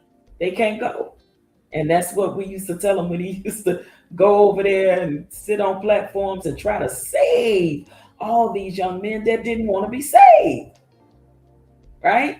And next thing you know, me and Vaughn and Rico, or me, Vaughn, Rico, and Bolo, all us over there in the chat, because we done told them don't go somewhere, But there we go, support. Yeah, that's my brother. I love him and I miss him so much. Let's roll. I miss Brother Clarence too, man. Yeah. Brother Clarence was a real one. He was a real one. All right, let's get back to it, man. Child, rest in peace. To redeem themselves, or maybe you took it out of context, or maybe it was relayed to you out of context. Because we all make mistakes. None of us are perfect 100% of the times. Sometimes we say things, and in the heat of the moment, we say some things, and then after thinking about it, we realize, ooh, we made a bad decision. We can come back and say, you know what, brother, I made a mistake. Sister, I made a mistake. But I say, at least go to the person and say, did you really mean that? Because you said that, I took it this way. Did you really mean that? If you really meant that, then I'm going to respond. I'm just letting you know I'm going to respond. Now, I don't expect you to take disrespect. So like, Okay, so it's kind of like give them like a segue, like I'm going to respond just to let you know, like kind of warn them. Exactly. Okay. But you are giving them the opportunity to straighten it out with you. You're giving them the opportunity. Did you mean it this way? I'm just contacting you to find out. Did you mean? Yeah, I meant it that way because I feel like you said this or that about me. Okay, just to let you. So that's like, because brother Clarence is from the West Coast. The little I do understand about their culture, that's like what they call a fair one. Right. But I'm not gonna only give you that, opportunity to straighten up. You know what I'm saying, to check yourself. but not only that, Darrel, he come from the Muslim world where that's how he was trained to have that type of discipline to try to reconcile with his fellow brother or sister, right? Let's have the conversation first out of respect for each other. But then if it just goes left, then it is what it is. But was always Bro Clarence angle, right? That was always his angle. Let's try to work it out and talk about it, my brother, because I'm trying to help you, be a better man, that's Bro Clarence. That was always his angle. And men in this space, like the Antons of the world and a lot of men that got on his panel and drug Black women, were just not trying to hear it. Not at all. No, they didn't respect brother Clarence. They didn't. Not enough. Yep. Yeah, brother Clarence was definitely a man of grace and mercy. But definitely, if you pushed him too far, he'd get on your ass, man. Rest in peace to the brother, man. I'm just showing y'all the content. You know what I mean? Going back down memory lane, because there's almost nobody in this space, that would really. Hold on, give me 1 second. Excuse me. There's nobody in this space that has a growing platform that's going to remember brother Clarence. So I am letting y'all know I will be doing some more brother Clarence content, because as y'all saw, me, him, and Anton, we was all on the same live stream. They don't even go back to those videos. Yeah, and you already know anything my brother on, I'll be right there, because I love to see it. It's good memories for us, just to even hear his voice, He was fighting this fight a long time ago. When I found out he died, I literally burst into tears. I was so upset at myself. Yeah. For not going to go see that man. Dead ass serious. I'm glad I got to meet him in person, for real. Like, God, and it was just all love. Yeah. Like I said, I'll be in Vegas this summer, so I'm looking forward to being out there. It kind of looked like a fake place with the mountains and shit in the background, but you guys, I'll do a whole recording for that. It's gonna be lit. Yeah, you talking about Aliente? I got a girlfriend that live out there. Yep. It's nice as hell. Mm-hmm. Like I said, I do come up on this stream. This stream is 4 hours. We about almost an hour in, so I think we're actually doing good. Okay. What about you? You think we're doing good too? I think we're doing good. Yeah. I just want to make sure we get a roundabout of everybody's conversation that way. I agree. We don't want to just because again, it's not about attacking the host of the panel or anybody here on the show. This is really still about Anton and highlighting why people would move away from him, specifically his apprentice. But Darrel, this is also a full circle moment to show that what happens of when you follow the wrong people, when you put on a pedestal the wrong people, when you make this person your God, the wrong people. Because I promise you, I never in my life seen so many men sweat another man like that on social media, other than they did Kevin Samuels. Like, it was just mind blowing to me. It really was. Why do you think that Anton was able to fool so many people, from the young lady who was hosting the panel to adults like, Victor Freeze? That's a great question. You know why? Because people, specifically Black people, and that's why they get caught up in cult-like mentalities, is because they want to belong to something so bad, to something so if they think is great, so they can say, look at me, I'm great like this person. Look at me and look who I'm following. Look at me who I know. Look at me who name I could draw. Look at me as in whose spaces I'm in. You know what I mean? It's like we as a Black people, that's why we so easily fooled and fall into the realms of cult leaders and different things like that, is because of people like Anton and the need to want to belong to something so bad that you can't see the forest for the trees. I agree. I think that's ultimately how I felt too. People just wanted to be like, nah, y'all on them little bum ass channels. I'm over here on Lapeef, dog. I'm on the big dog channels. That's because I'm Exactly. smarter than y'all and better. That's why, child. And look who it took to go up against him, to go up against Anton and Lapeef. It took a female, the same a Black woman that they love to drag. But what did Yanni do? Shout out to her. I'll be going over that video too. OG, did you see my new monitor? No. Child, I gotta show you this real quick. Child. So I got a Samsung 49-inch OLED monitor. It's like a $2,000 monitor, girl. Did you just get that since the last time we talked? Mm-hmm. Oh, look at you. Okay. So you see it? Child. Yeah. Ooh, that's dope. Oh my God. It's a curve too. I love it. Wow. You got the state of the art stuff, Darrel, but you always was a techie, IT techie like that. Yeah, they say I'm broke. That's nice. I am broke. That's So actually sweet. That's actually sweet. That's dope. Thank you. I literally got so many different things I can do on her. I haven't even gamed on here yet, but when I do, Lord.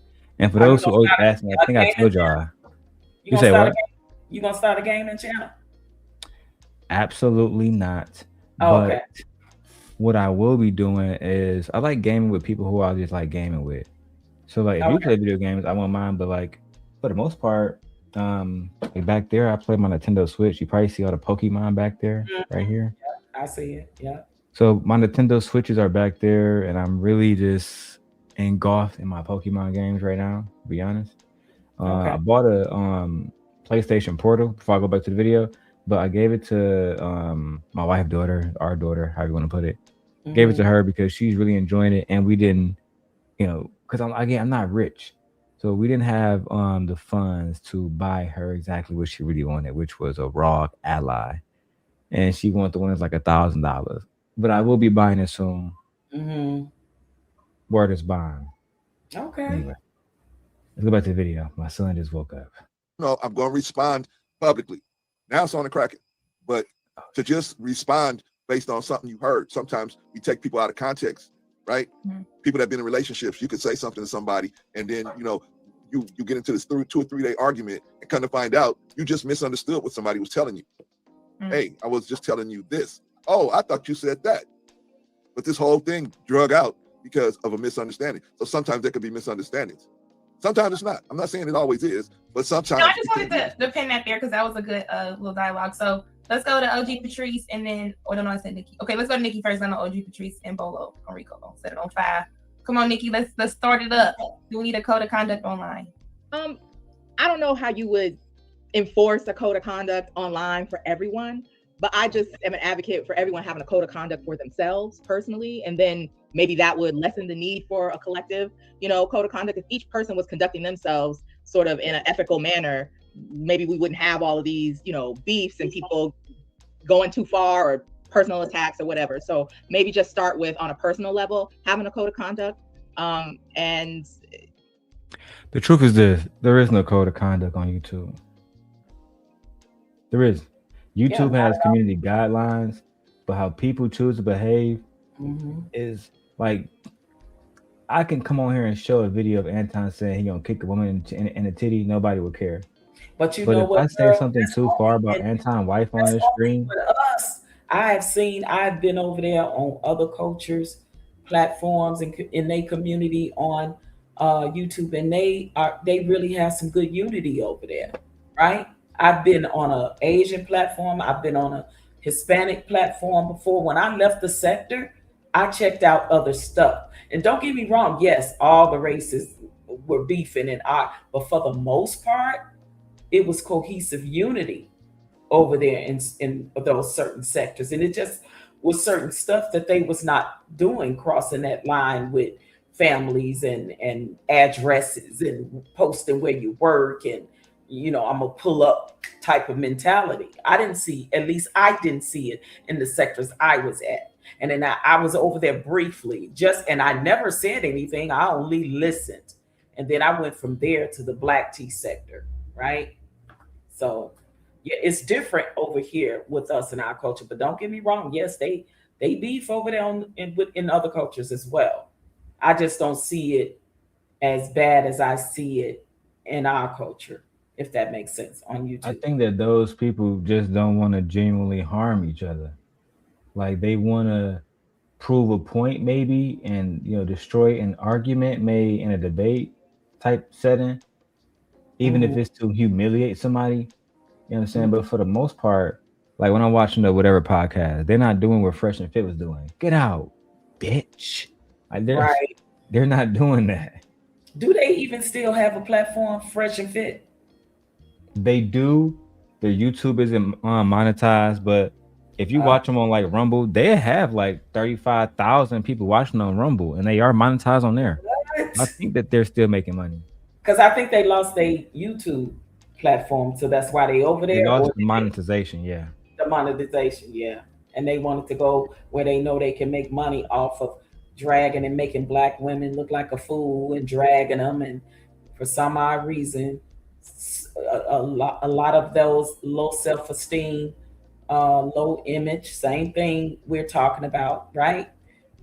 Women continue to be over there on the platform getting drugged by them, unfortunately. I agree. I actually 1,000% agree. And all right, they continue to go back over there, and they always will. Will. All right, let's get into it. As far as like how you respond to someone, I think I kind of agree with what Brother Clarence was saying, as far as like, instead of just, if someone says something online about you that you don't like or that is untrue, instead of just making a video going back at that person, personally attacking them, I think I would probably want to go to that person if I knew them privately and say, listen, this is how what you said was false. This is, could you please publicly retract whatever statement? And then if they choose not to, then you can, take it to the next step. But for me, my attack or my response would never be personal. My response would always be with the facts, because those are indisputed. And I think when you respond to the facts, like when you have the receipts and the facts, it's more likely to dead a situation, as opposed to if you said something about me, so now I want to talk about your edges, your lips, your eyes, your baby mama, your this or your that, as opposed to, this is when the lawsuit was filed, this is the receipt, this is how much was paid, this is the document. I'm about documentation, okay? Because documentation settles things. Yeah. Documentation settle things. I can show y'all documentation right now of a copyright I got a long time ago. It came directly from Anton. And this is when they say, I don't censor people. I don't know. Y'all do. Y'all try to remove people's channels and everything. Yeah, when you talking about them, when you dragging and smearing them after they did it to you, then now they couldn't take what they dished out. That's what it was. They couldn't take what it dished out. And it took 5 or 6 men to do that to you. 5 or 6 men to get together to do that to Mr. Real Estate. 5 or 6 men to get that to do that to your friend Dip. Trust me, it ain't just one. They all was working together. Yeah. And I found out, let me tell you what happened with Drip Show. I found out. And I'm not blaming Freezy on this, but I am blaming Freezy at the same time. They had, after Freezy and Anton broke up, he went on Drip Show, and I guess they was talking about the bag chasers, talking shit about him. And Freezy made a statement basically saying that Anton was disrespectful, saying that his wife gave him fellatio. Now, the video originally has been deleted or, removed because Freezy told Drip that the bag chasers was going to take his channel, whatever, which I think is crazy because now Freezy is live about Anton on a nightly basis, not worried about his channel being taken at all. Different conversation. And listen, I don't even understand, Darrel, why a bunch of grown ass men are worried about each other's body parts and what they women and wives is doing to them or ain't doing to them. Like, to me, that's some psychologically gay shit. And I'm just gonna say that. You can. Like, real talk. The way you see these men riding and holding each other down, it's a thing, it's a real thing called psychologically gay. That means men will sit on panels and rock so hard with other men and dragging women, and they literally wouldn't do that for the woman that they are sleeping with next to in the bed. They wouldn't protect her, they wouldn't do any of that. But they have an onus to their buddy, to their friend, and to a Negro on social media that they never met in real life. I'm lying, I'm dying. I got the whole video where he literally make sense. I was upset that Anton said that his wife gave him fellatio online. To me, black men shouldn't talk about their wives like that. That child. A grown ass man. Yeah, I cannot. Let's go. Let's go. So if I were going to respond publicly, it would be more so about the facts and documentation. Okay, I agree too. I need receipts. Okay, OG. Oh, I think you did segue. You started us off. I'm sorry, getting lost. Bolo, do we need a code of conduct online, and what would you say it is? I think the code should start at home. You know, it starts with the way you raise your children, and then it branches up, right? It branches out to your friends and your family and out in the streets. One thing I'm going to say is this. You can't slap somebody and then dictate how that person responds. Because Bolo about to get into some real shit now. You cannot slap somebody and how that person responds. Guys, we're 3 hours in. All right, we need you guys to hit the super chat. Bolo was keeping it real that night. Anyway, let's keep going. Let's see what he says. And your family and out in the streets. One thing I'm going to say is this. You can't slap somebody and then dictate how that person responds. It doesn't work that way, right? So if someone slaps me, I'm going to slap you 10 times harder so you know the next time you attempt to slap me, what you coming for, you know what's going to come for you. So the onus is on the person that is going to slap me to know what's going to happen. I think that if we all had that thought process of knowing that anything is possible, anything can happen, I think that we would be less to shoot without facts or less to shoot knowing that there'll be a consequence for that, right? Now on the flip side of that, right, there should be a level to the response that you give that person, right? A level. Now, I don't know if someone that disrespects me, if I don't have that rapport with them, am I going to respond to them? You know, if him and I or her and I are having these issues, you know, it is what it is. I think that we need to, as a people, black and brown, people of color, we need to start valuing our lives. I think. You know what's crazy, OG, is they frame it like we had the wildest panels back in the day. We was on demon time. When you really listen to the content we had back then, we was very chill mode. Yeah, and they was the ones on demon time because they was the ones that conjuring up ways to how to destroy people's panels because they was mad because people was getting they lick back. They couldn't take that when they slapped somebody, they got kicked or stomped. Like my brother Bolo saying, don't slap me and then tell me how to respond back to you. Because I just might drop kick you, right? So he gave you that gangster side, and then he gave you that flip side. And that's what I love, because we all had different points of view, but at the end of the day, we all knew what the bottom line was. And that's what is missing with that other sector over there. It's a shame too, because if they actually came together and stopped, you know what I'm saying, bashing women, they might actually find somebody that they can live their lives with.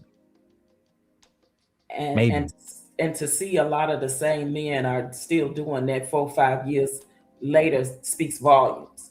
And to see that those said men and women that were on that panel are not even over there on that panel anymore because they all fell out with each other.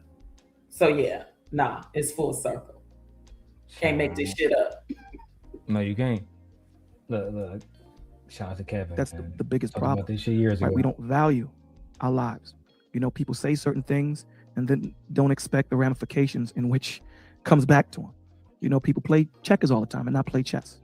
And, you know, that's the one thing that I'm very heavy on: responsibility and accountability, right? Acknowledging exactly what you said, Lucki, that you made that mistake. If you disrespect me in the streets, you should apologize to me in the streets. You know what I'm saying? If you disrespect me openly, I don't want an apology secretly, right? Open rebuke is better than secret love. So the same way you did it is the same way you should do it. Now, when we're talking about what beautiful Nikki said pertaining to paperwork and all that, we dealing with the streets. Cats ain't dealing with paper. You know what I'm saying? So, you know, with men, we need to understand that there's life and death that comes from the tongue. And I think that we need to really think things through. And it goes back to what I was saying before about being patient. A lot of us don't think things through. A lot of us are living as emotional animals and not spiritual creatures. We live in our amygdala instead of our hippocampus, right? We don't think about what the ramifications are of what we do. We just do it. And then when the ramifications come, we're like, yo, hold on, wait. I disagree with Bolo on this one. I feel like a lot of the times they know exactly what they get themselves into. They just don't care. Yeah, I would agree with that part as well. And I think during that time, Bolo was being a mediator, right? To try to mediate things, right? So I get where he was giving us both sides, you know, that side and then the flip side, like he said, because I believe that, you know, because Bolo got mad respect in these YouTube streets, right? So when Bolo would have the conversations with these men, they will talk and say one thing, but their actions would show something different. That's where the problem came in. You know, in my humble opinion, that's what I saw. I saw a lot of more so of them coming down on us and trying to tell us what we need to do, but nobody was over there telling them what they needed to do. Nobody was over there telling Anton and that platform and all those people that was coming at us what they needed to do. They was telling Bro Clarence, Vaughn, me, Rico, they trying to tell all us what we need to do, but nobody was over there holding Anton accountable. And we saw that in real time. And that was the theme of what we used to always talk about, how anybody that was associated with me had to be told what to do with their platform. And you'll believe it to this day. And there's content creators right now who, as soon as they come into the game, they're told, don't work with Darrel. Don't work with Darrel, or we won't work with you. Yep. And I know this. It's crazy. It's literally it literally kind of reminds me of the gatekeeping shit that goes on in Hollywood. You know, unfortunately, the music execs, the white tees execs in the music industry did it to the black people, and then the black people get in position and power and they do it to their own people. Sort of like what Puff did. Right? I agree. I mean, and it's that mentality of the patrol, you know, the patrol that was overseeing for the slave master, or it's like the overseer. That's what they were called. You know, the overseer who is also a slave, but he got a little position on him, right, from the master, and now he overseeing his own people, and he whooping his own people on behalf of what the slave master said. That's exactly the mentality that like goes Steven and Django. Yeah, Samuel absolutely. Jackson character. That's exactly what goes on in YouTube. And then you got the said people that want to be down, that want to be down because they in it as an opportunist for something that's going to benefit them. But again, they can't see the forest for the trees. They can't see the forest for the trees because they're at the end of the day, the same way the master backstab the overseer and all his slaves, This is exactly what Anton did, because he literally calling them all my children. I made them. I heard him say that. I made them. That's what that reminds me of, that mentality. But he feel that way. You know why? Because he don't never defend them. Like I said, when I was going at certain individuals, he was quiet. You know what I'm saying? And he's going to remain quiet. That's how he get down. He has no interest of joining nobody else beef. But you look at them, they was going everywhere. Yeah. Oh, OG Patrice, don't forget she rocked with Darrel Long and he did this. Or Rico. We don't rock with Rico. You know what I mean? Especially Rico was coming against the Manosphere and the Passport Bros too. So yeah. I remember when you was doing that play in that situation, the fact that I even was brought up, I had nothing at all to do with that. And that man, I think his name was Frank, he probably even know who the hell I was. I know, that was crazy, Darrel. And when you get to that video one day, not today, we need to analyze that and debunk some things that people actually rocked with and thought was true about me, you, and that whole situation. Right? Absolutely. I think that if you really want to do that, I have you know me, I'm the receipt guy. So we can go through and we can break it down. I don't really do stuff with views. I just want to just come here, have a good time. I'm actually, because I got this big ass screen, I'm updating all my wife thumbnails, descriptions. So I'm trying to get as much productivity as I possibly can. You know what I'm saying? That's what it is. I work really hard.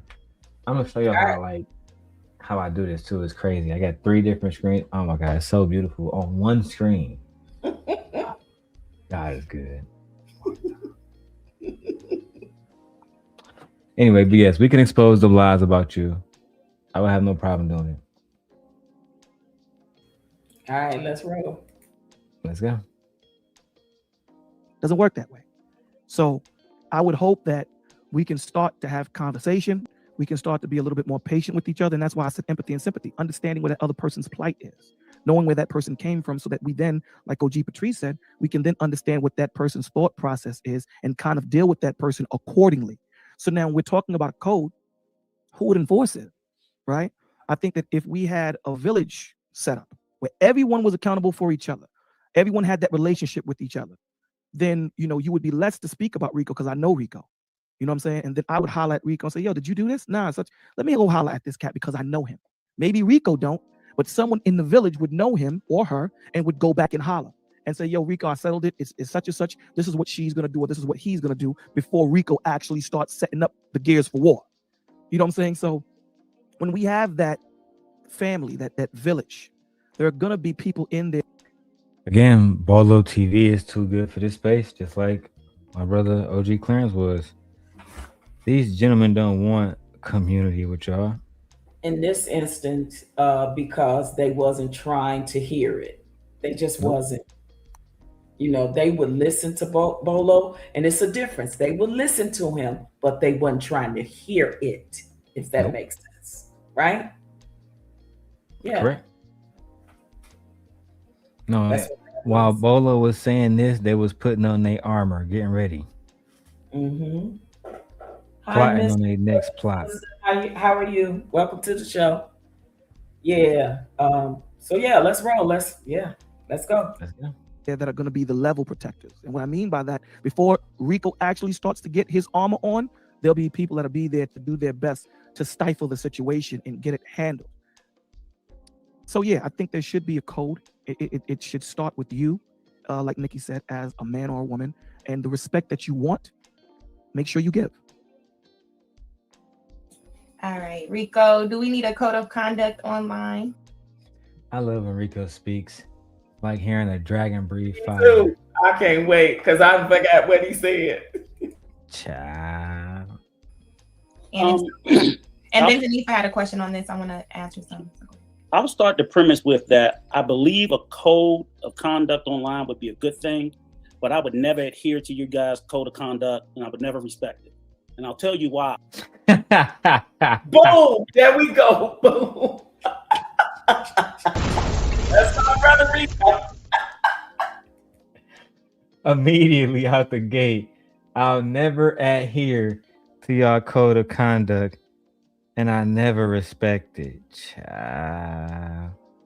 Out the gate, Uncle Rico. And he about to tell us why. He about to tell us why. Online. And then Zanifa had a question on this. I want to answer some.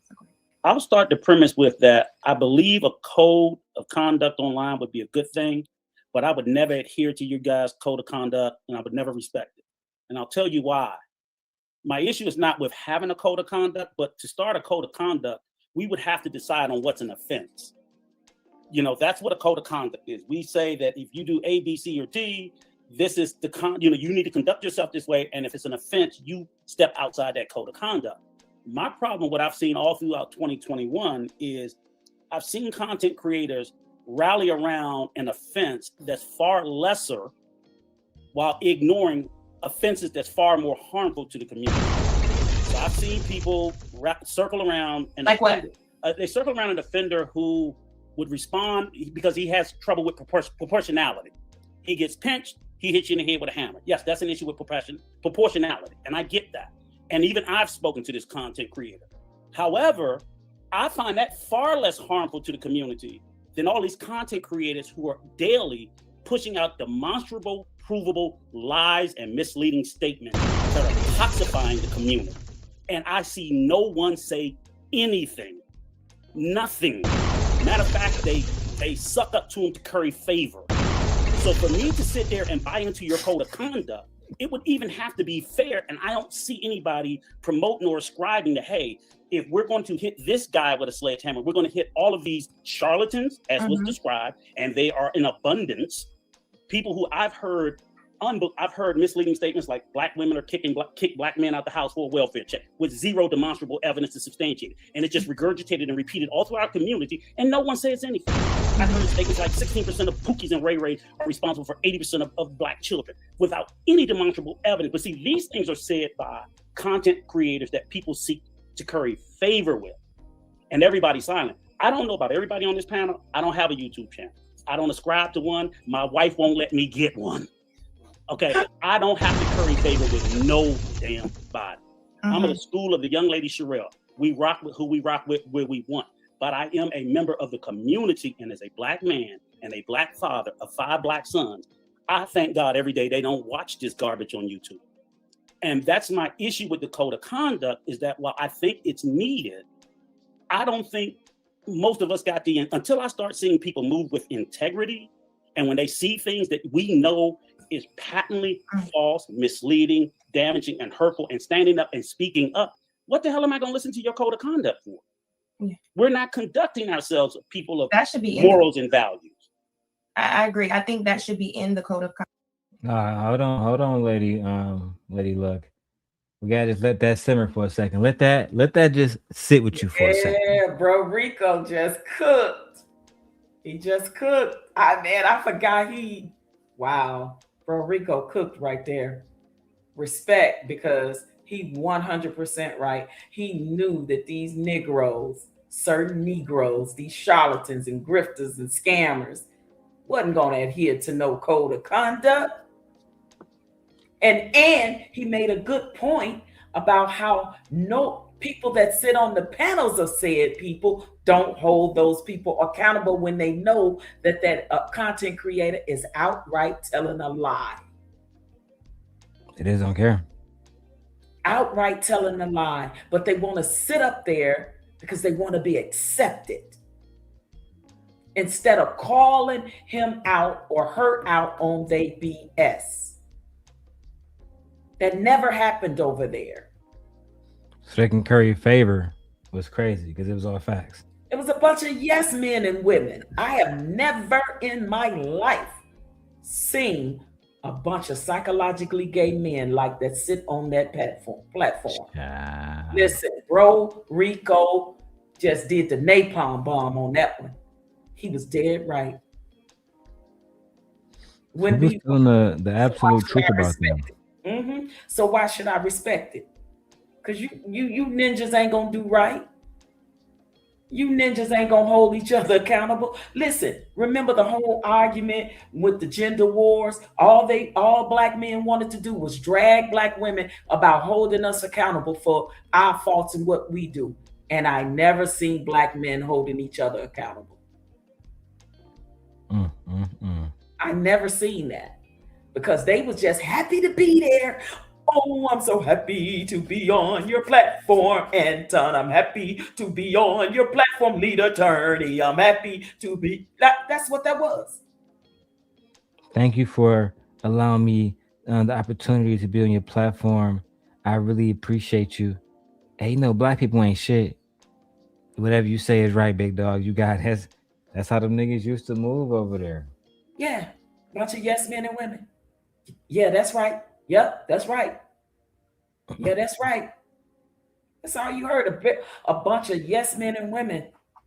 And even in the sense of when he was dragging black women on the panel with black women sitting on the panel and black women wasn't even holding him accountable in defense of another black woman. So what are we doing here for real? Now you make that shit make sense. Lord have mercy. You can't make this shit up about them.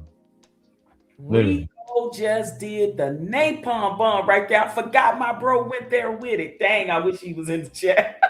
Give me a sec. Let me go get my wife. I want to show her something. I'm gonna press play though. I'll be right back. All right. I'm good. So it kind of goes off this. I wanted to come back to this what Hanifa asked.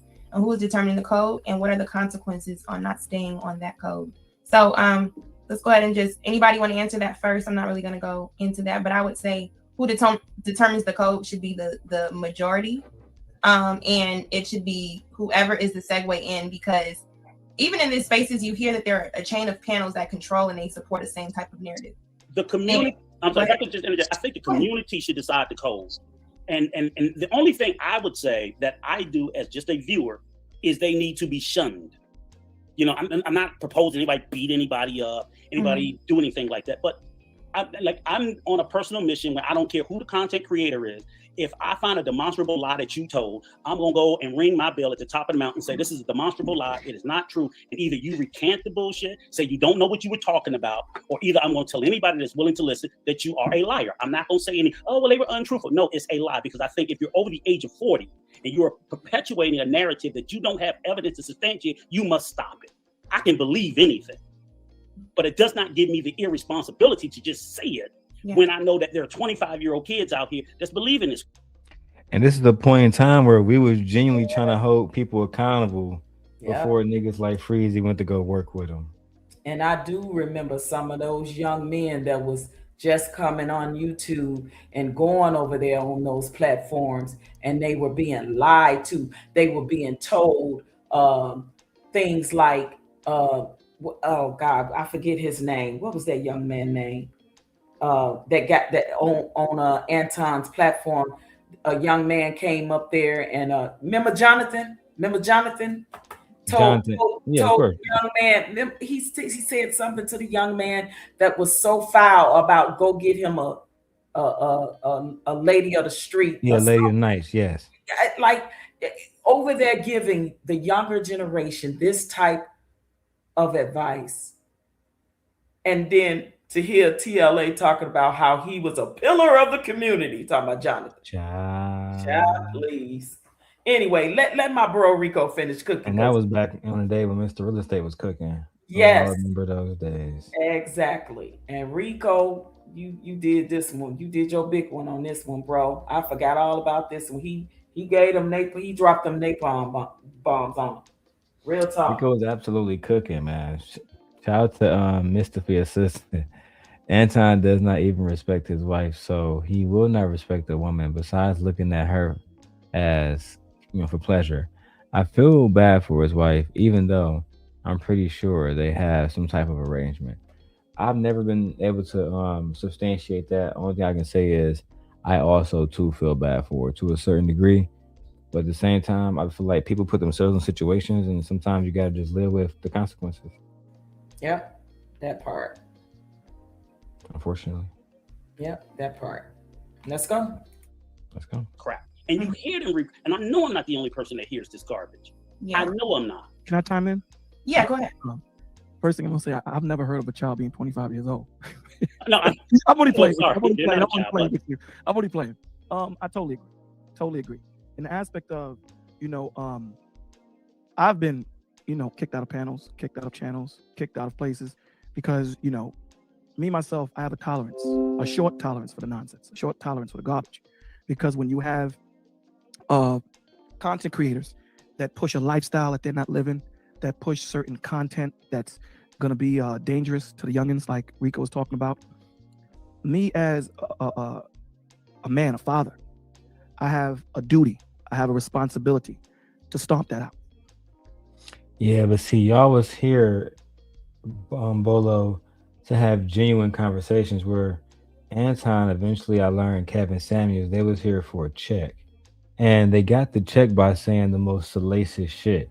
Not by having what some people would categorize as long drawn out old people conversation. Right. The disrespect we got, right? That's how they would categorize. Yes, exactly. You could be saying, hey man, we about to figure out how to feed the community, and we about to figure out how to make sure everybody get fresh water in Flint. Mm-hmm. They'd be like, man, I don't know, man. Angry man and a woman over there arguing. Nigga, I'm about to go over there and watch that shit instead. Exactly. They was there for the rhetoric. They was there for it. They was never there for the whole alleged solutions, child. I That's just the don't biggest lie. understand for the life of me how could a lot of those Black women sit on that platform and allow the things to be said about them and other Black women.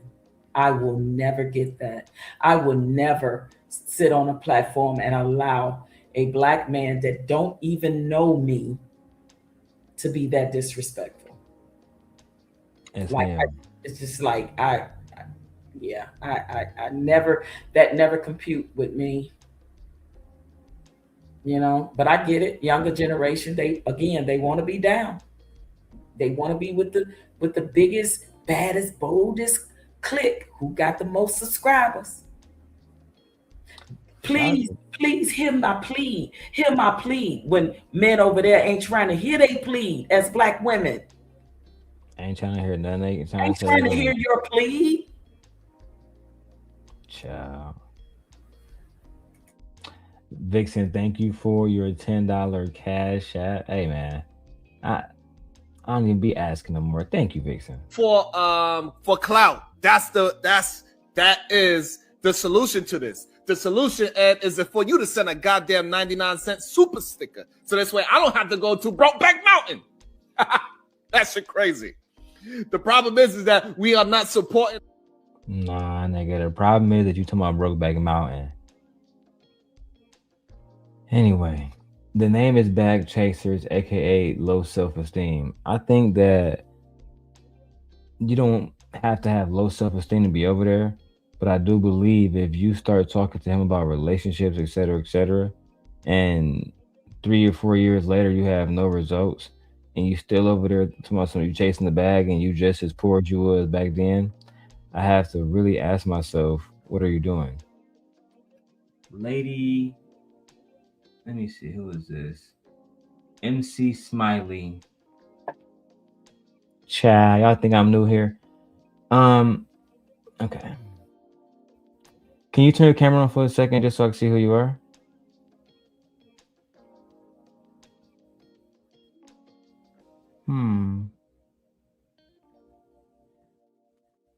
Welcome to the show. Hello, Darrel. Let me say this real quick. Anton, you a wimp. Corey, you a simp. And Darrel is the pimp. Period. C-sector stand up, baby. Damn! I beg your pardon. I beg your pardon. God damn it!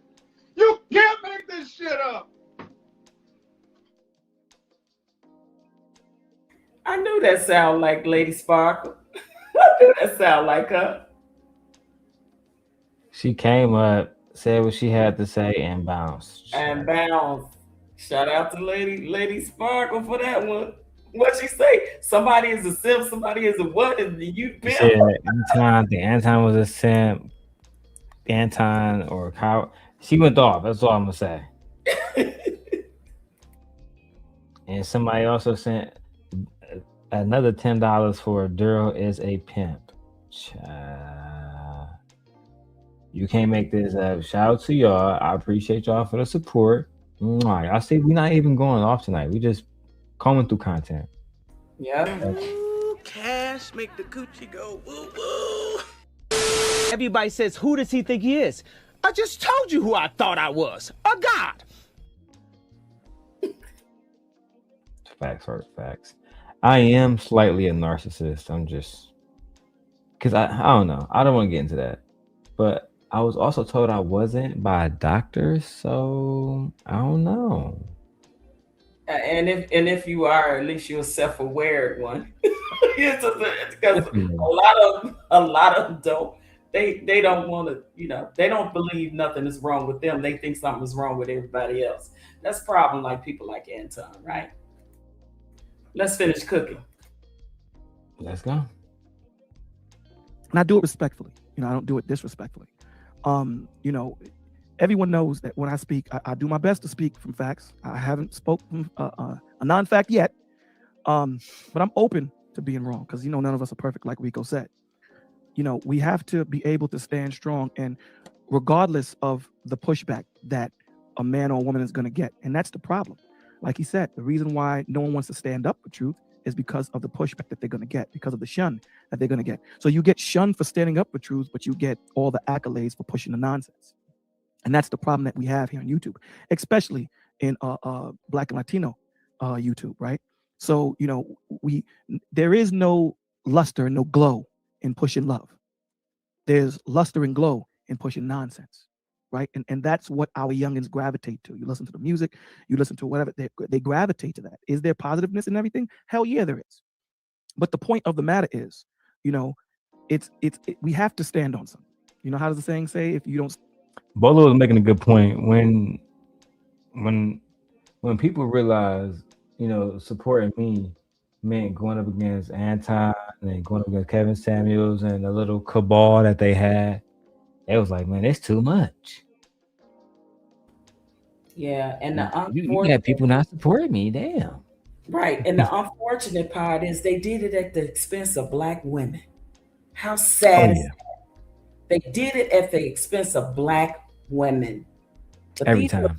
These are Black men that say they're leaders and pillars in their community, and you're supposed to follow me and submit, right? But you did it all at the expense of Black women. You made your money off the backs of Black women, dragging them, but you forgot you come from a Black woman. You got a Black daughter. You got a Black wife or whatever, right? Amen. But your come up on YouTube was at the expense of dragging and dogging out Black women. I never, ever heard the men be held accountable on the level that they were trying to make the Black women be accountable. It's all a facade. And they can miss me with the bullshit. No, it was all a facade. They wanted to police certain individuals. I actually genuinely hated it. Okay. Anyway, let's keep going. Stand for something, you'll fall for anything. You have to stand for something, right? And you have to fall on it. I'm willing to fall on it. I'm willing to be called all the different negative names, all the derogatory names that you're going to call me. I'm good because I serve a higher power. So I'm not caught up into what people think. And I can care less what you think. As long as you don't enter my 6-foot world, we're good. Do what you want to do, say how you want to say it. It's all good. You know what I mean? However, we need to start holding people accountable for what they do. So we need to have each other's phone numbers. And that's why I talk about that village thing, because what Rico is speaking about, it has more of an effect when we have that village effect, when we have that stability around each other, so that if Lucki says something off, all right, everyone, OG Patrice, Rico, Nikki, Kim, OG, and bro, we gonna. Man, the OGs that I was surrounding myself around back in those days on YouTube, they really wanted to create a society and a community on YouTube. And on Bro Clarence channel, we actually did that. And to this day, we still got a group that we tell each other we love each other. We speak to each other every morning. Me, Rico, Bolo, Vaughn, right? Any, all of us still, right to this day, do that right now. To this day, Risa, all of us, from back 4 or 5 years ago. So we built that community. We were on Bro Clarence channel, raised over $3,000 to help the children at school, gave away as a prize to one of them a computer. What the hell did Anton's platform do, or LaPeace's platform do, or TLA platforms do? But take your money at the expense of Black women, right? That's a fact. By dragging and dogging Black women. Come on. Nah, they full of it. And again, thank you to Vixen and everybody who's donated. We only $80 away from the stream goal. We got all night, so we got plenty of time. We're only 3 hours in. I got so much footage, and I got a Red Bull. Let's go. Shut her down for 2 weeks. It will hurt her because we are her stable. We are her stability. But if we don't have that relationship, then what we do is inconsequential. It means nothing. You're just another water drop on her window. So it starts with forming the relationships. It starts with forming strong bonds with each other, so that this code matters. Code only matters, rules only matters when everyone is going to adhere to them. If no one adheres to them, it means nothing. It means nothing. So if we're not going to stand, if you don't have a code within yourself, if you don't understand how to deal with each other, and that's the problem. A lot of us are out here portraying to be something that we're not. We're not. There's only one you. Only one you. So be the best you can be. A lot of us want to follow. A lot of us want to be in cliques. A lot of us want to do that. And that's the problem that we have. I don't deal with cliques. I don't like cliques. You understand? I have total vision of where I'm going. Let's see, the thing is, though, Christianity is a clique. And they move like a clique, unfortunately. And in some ways, I don't see a problem with cliques at all. I would replace the word clique with tribal. People are tribal, and some people are weak, and they only can find strength and safety in a tribe or in a clique, as you called it. But this clique that they were in didn't save them. This clique that these Black women were in didn't protect them, didn't come to their rescue, didn't lead them. I agree. So yeah. Miss me again. No. No, Anton used a lot of them. That's a fact. Yeah, he reeled a lot of them in by making them promises. I'm gonna get you, your platform gonna be so big, I'm gonna build you up. I'm gonna build you up in it, and just follow me, and then you gonna blow up and have your own thing, and you're gonna make all this money. And then Black women got up there and let it happen at the expense of Black women. That's a fact. So then many of them got up there and they joined accountability there. Yeah, that's because he was making this one a promise, and that one a promise, and that one a promise, right? To blow him up. And now you hear him on platforms talking about what he didn't do, how he was fake and phony and led them astray, run them up, bamboozled them, right? I agree. Fucking diabolical.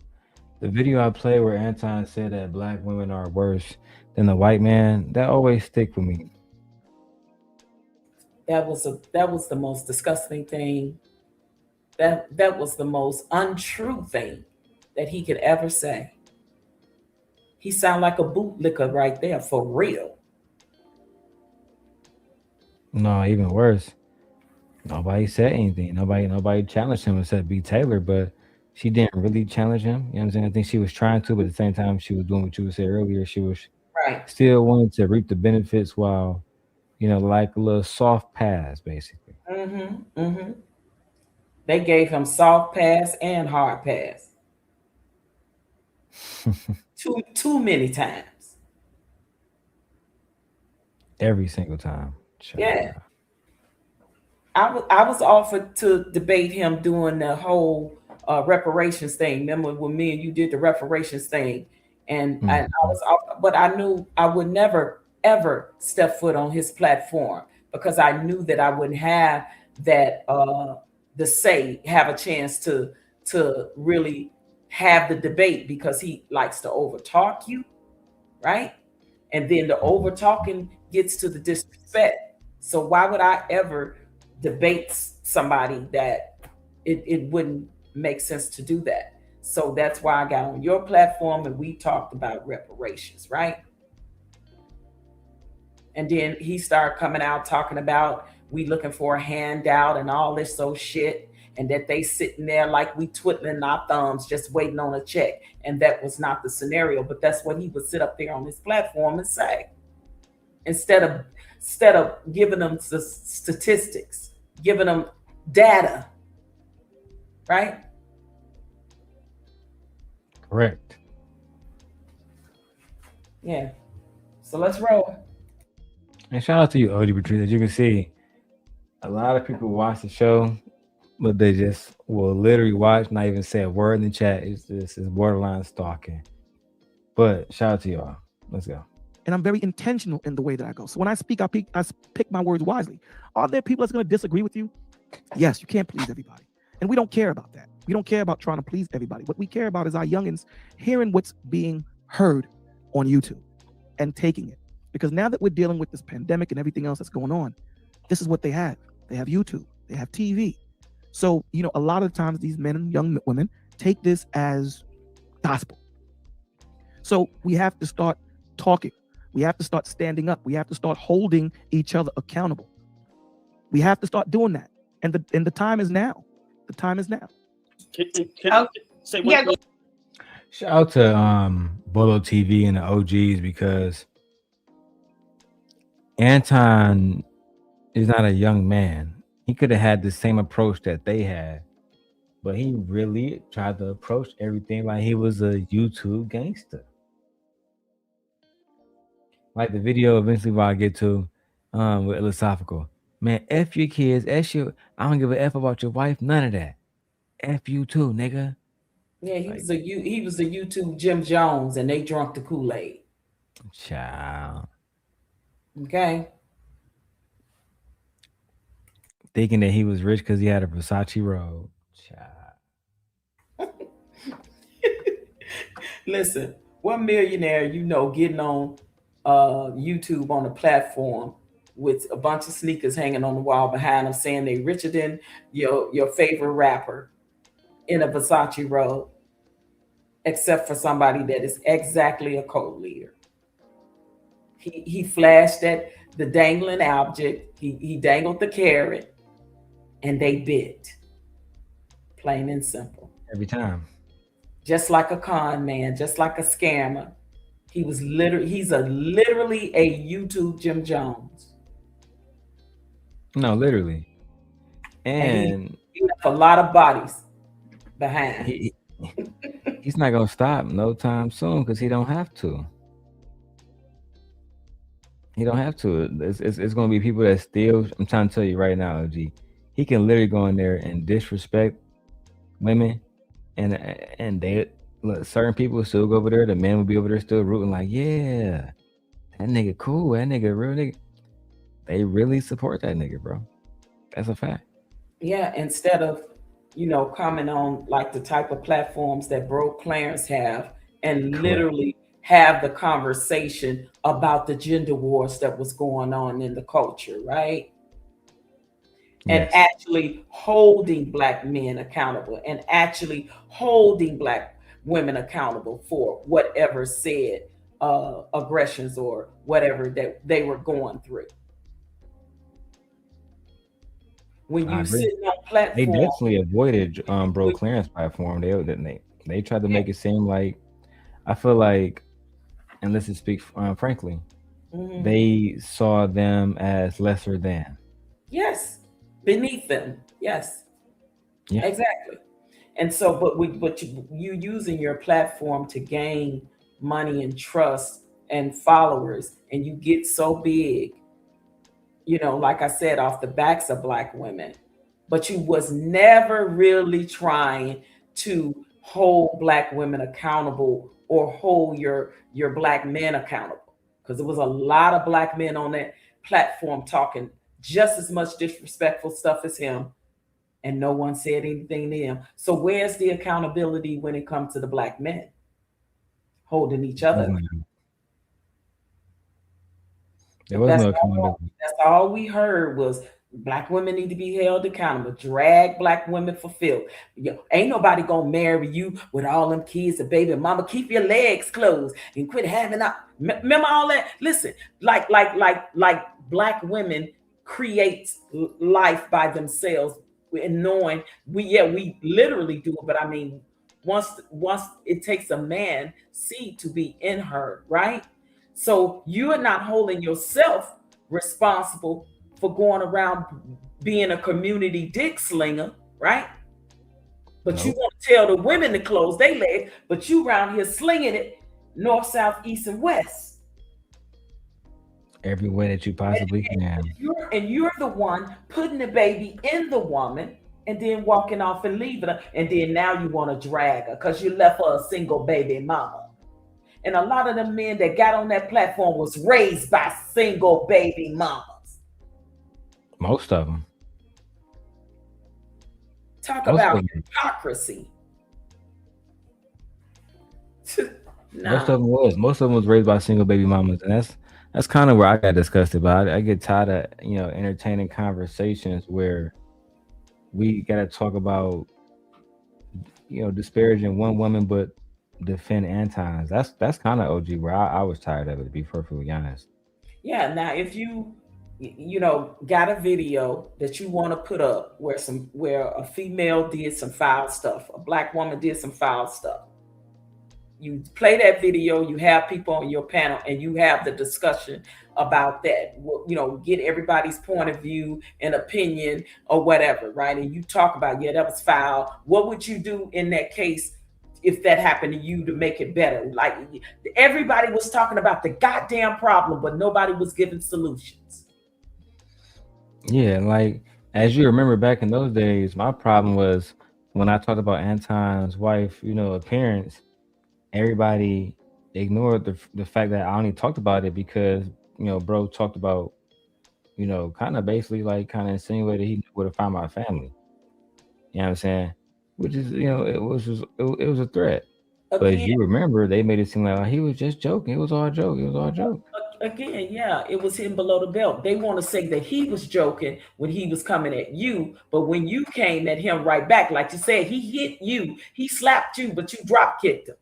And now they want to get mad at you because of the way you hit back.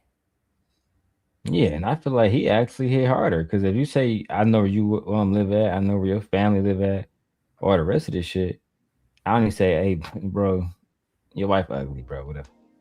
I'm assuming they'll take the threat more seriously. They was like, bro, you a demon. I'm like, nigga, what? Yeah, why would you tell this man you know where he live? What if somebody tell me that, then you literally threatening. I'm gonna take that as a threat too, and I'm gonna do whatever I can to defend myself, my family, my property, my home, and my livelihood. Right? Mm-hmm. But again, he slapped you, you drop kicked him, and now we got a problem, right? Houston, we have a problem because they can't take what they dish out, and that's all that is.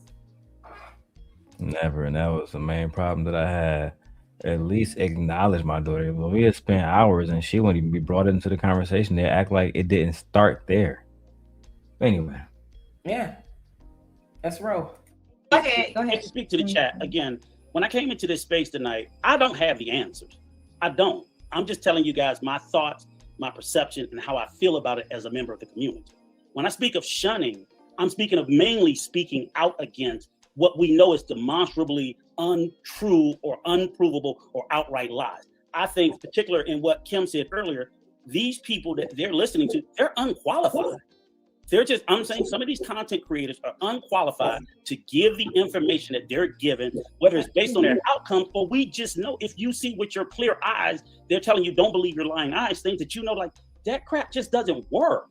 Why are they telling these young men to do this? And they're just regurgitating it over and over and over. And then I even heard one say, the gender war's lost, women lost. They need to come to the table and say it with their mouth. I'm sitting there saying to myself, that's the stupidest thing I've ever heard. I've even heard them spout, women shouldn't be allowed the right to vote when we know Black women participate politically or more engaged than Black men. And I'm sitting there saying is we can't keep letting people spout these terrible tropes and misinformation to our community because it's harming our community. And we sit around and act like we don't hear it. I don't need an army. I'm an army of one. I'll fight these on my own. I'm fighting for my mother, my sister, my granddaughters. My sons are good to go. I don't care. Uncle Rico was right. They were spewing very misogynistic rhetoric then, saying that women didn't deserve the right to vote, et cetera, et cetera, et cetera. I mean, Jesus Christ. Mm-hmm. And women's voting rights played a big part in us as a culture being able to have the right to vote. Women has always been the forefront of the political movements, no matter what they were. I agree. Yeah. I think that if Black men did not have Black women, we would probably still be slaves today. That's how I feel about it. As y'all can see, it's not a smoke show. I'm just giving my opinion. Fair use. Big D Sneak, he said he proud of you, Darrel. Keep up the hard work. He did subscribe to support. We appreciate that. I appreciate it. Yes, we do. I appreciate the subscribe and thank you for the support. Let's get back to it. It's wrong. I'm not against any of the content creators. I'm against the lies and the untruth and the harmful statements that impact our community disproportionately and in a wrong way. Nothing more. And if it falls on deaf ears, I don't care. Let me add this to that too. I agree totally with these pastors, because they bringing up the pastors in the chat. Hell yeah, I agree with all that. If I have the truth, there should be no reason why I have to charge you for it. If I have the answer, there should be no reason why I have to charge you for it. The truth is the truth. It is what it is, right? Because I know that my Lord and Savior is going to take care of me in everything that I do.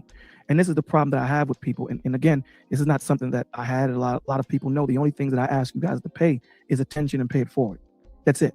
So if someone is saying to you that, and we go past just speaking against YouTube people. I go and speak, to the gangs, to the drug dealers, and to all that stuff, and tell them, yo, Duke, it's not wrong. I mean, sorry, it is wrong what you're doing. You're killing your people. You dig what I'm saying? So it goes past just YouTube, but the conversation tonight is about YouTube. So I don't want to derail the conversation, right? But it's very important, right? I don't want to stop anybody from making their money. I really don't want to stop anyone from making their money. However, I think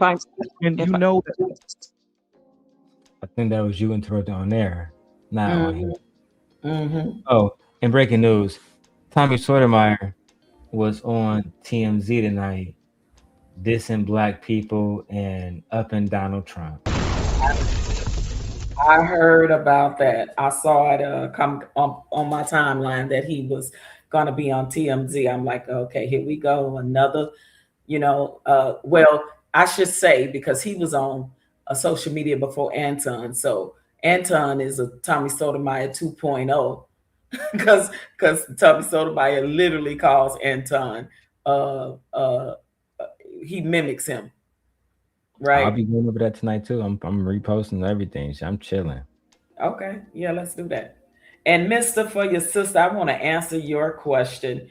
to that. You said, I hear a lot of Black men say that a Black woman with a college degree is a bad thing. I don't get the mentality of the average Black male.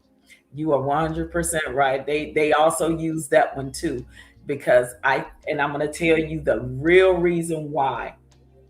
They are jealous of Black women. Amen. Okay, Mr. For your sister, they're jealous that Black women have achieved, because we're the highest in all races when it comes to college degrees. And Black men have a problem with that.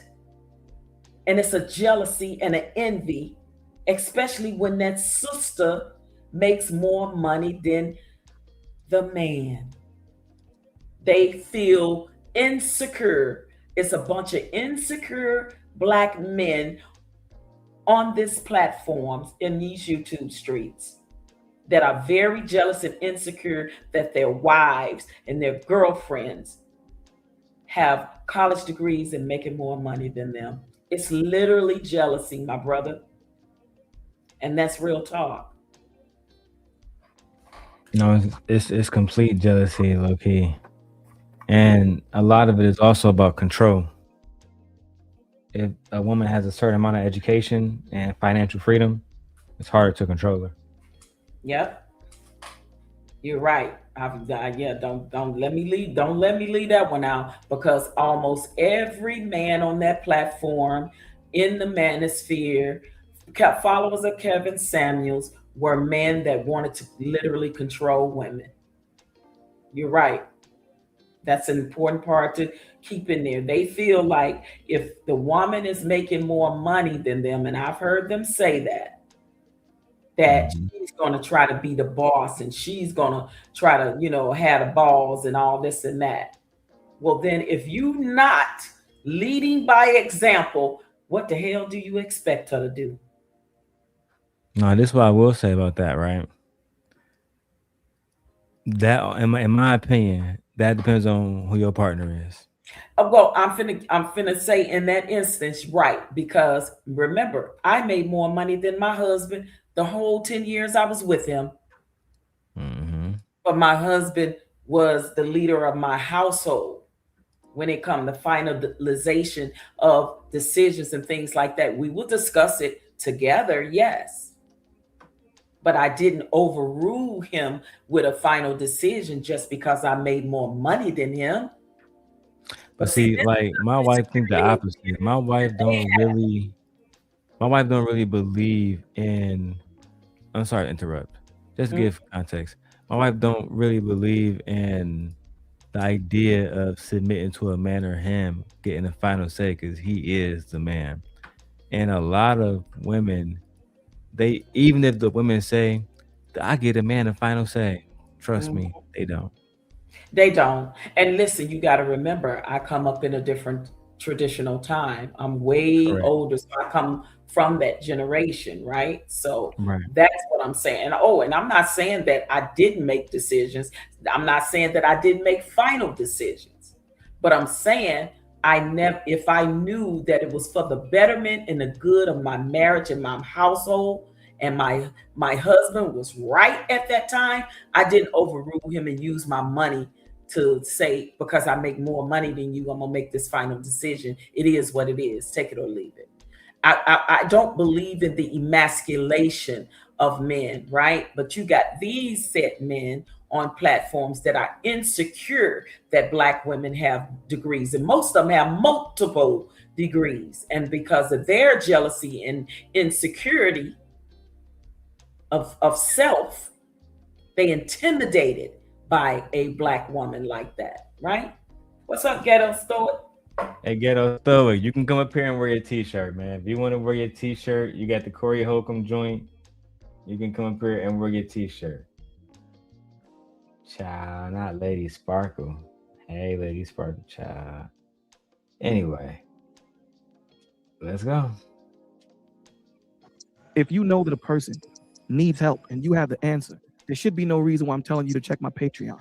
Didn't we always hate when the news said, baby food, it's killing you, Gerber? Tune in at 11 p.m. and it's 6.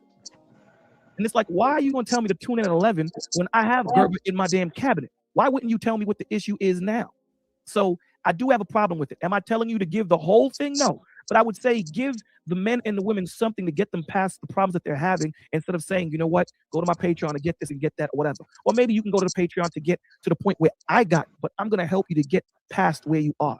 So if I have the answer to help somebody, I'm going to give them the answer. It's about truth. It's not about me holding on to it. And that's the damn problem. Our problem is a lot of us want to be at the top of the totem pole looking at everybody else and then want to be called king. That's what we want to be called, right? Or whatever other name that you want to call yourself that has some type of title to it. And benevolent dictator. I think is what he called himself. Benevolent dictator. Mm-hmm. That's exactly what those men wanted to do, be dictators in their marriages and relationship to women. Literally dictate instead of lead by example. You don't have to browbeat submission into a woman.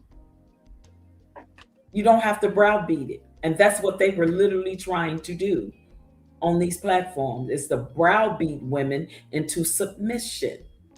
Child. Make that make sense.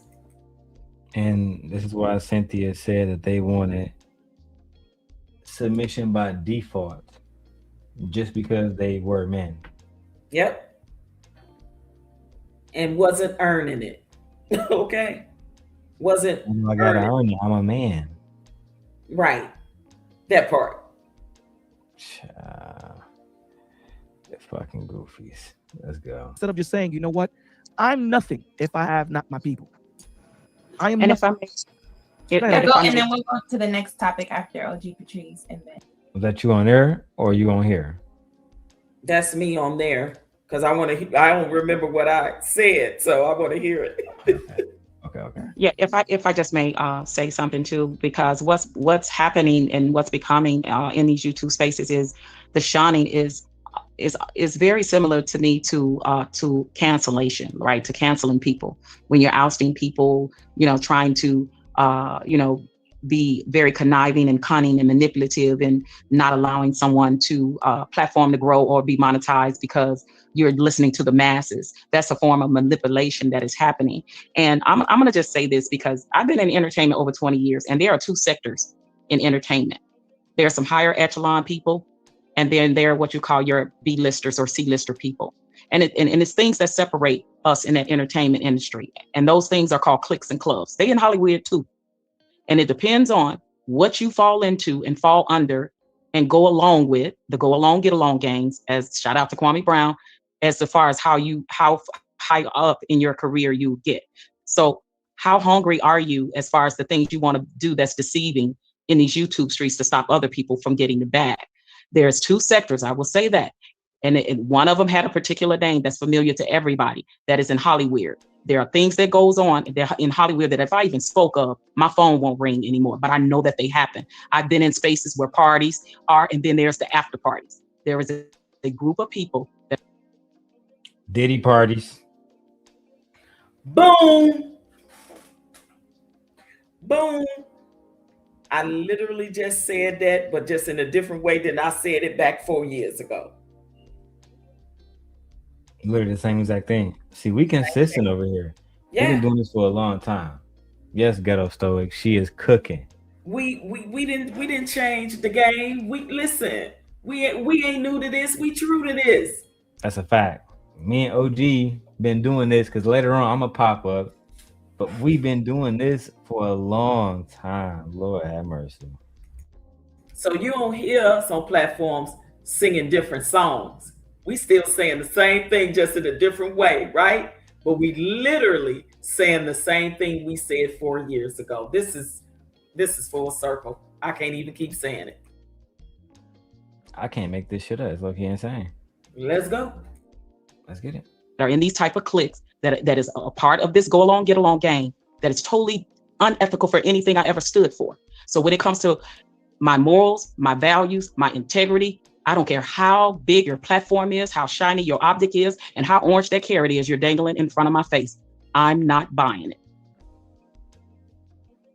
Okay, I love you guys because you. Okay, do you want to respond to your old self, OG? Listen, that's a mic drop, right? I literally said that on in so many words on here today. And to know that I was saying that 4 years ago, listen, it's poetic. It's poetic. But can they say the same thing 4 years ago? Oh, absolutely. I'm about to expose how wishy-washy they are. Shout out to everybody watching, man.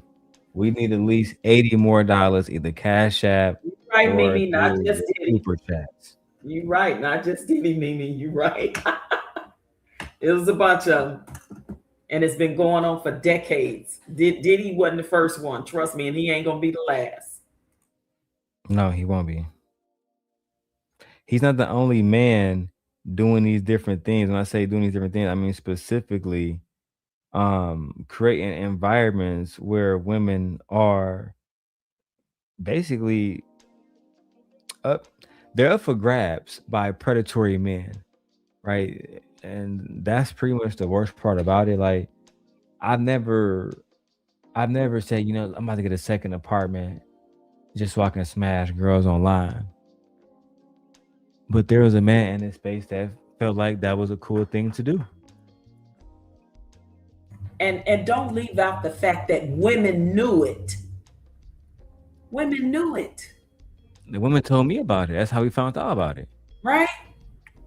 Women knew it. Black women knew that a man was using other black women like that, and they knew and allowed it and didn't say man. and didn't say shit because they wanted something to benefit them. Yep. Right? They was able to make $1 out of it, so they was like, yeah, I gotta fuck it. We making money off of this. That's what it is. I was absolutely disgusted when I saw a lot of these people going back to the other team just because. It goes to show you how powerful the dollar really is. Let's go. You guys kind of answered two of the topics. So let's just get to the gritty of why we're all here tonight, right? It's time to roll up. I got my wine. Because we've been here for 4 hours. And a lot of y'all has like, you never saw this content. So again, let me give you a refresher. A lot of this stuff is about the fact that I was going at Anton online. We had our little beef. And at the time, the woman was my friend. And they begin to ostracize her. They ostracize her. So I reached out to OG Patrice. Well, we reached out to OG Patrice and other individuals to have a conversation about cancel culture and was it appropriate for them to try to police their channels and how they move in YouTube, while at the same time supporting a man who had no problem at all violating. That was the conversation. All right, let's move forward. So does Black YouTube need gatekeepers, which is why we're here as far as the Black society? So when I say that, I mean gatekeepers are pretty much deciding who can come in and participate with us and who couldn't. When you look on Black YouTube, that's pretty much what happened when Rico kind of mentioned Shun, all you guys talk about cancellation and things like that. But isn't that some sort of way ostracized? I know Darrel mentioned it. I've experienced a little bit of it, but just cancellation and things like that. But isn't that some sort of way ostracized? I know Darrel mentioned it. I've experienced a little bit of it, but just in a sense where you only experienced it because you was choosing my side. They had no real reason to ostracize you. They ostracized you because you just simply said these words. He's not that, he's a kind of cool guy. Sometimes he might be right. They say, bitch, what you say? You no longer part of the team no more. They said, what you talking about, Willis? They really wanted a woman to come to, and eventually, in my opinion, they would say, oh, you close to him? Use everything you can And the people that's closest to him, the people that was closest to me stabbed me in the back too. That's a fact. Not everybody, but a lot of people. I got cut a lot. And eventually, like I try to tell people, the last thing you want to do is put a person like me in a corner and make me think I'm fighting for my survival. Because guess what? I'm going to survive. I feel like eventually some of these people, we brought each other down, and look what happened. Anton was the only person that came out of this on top. I'm being perfectly honest, as far as a YouTube perspective.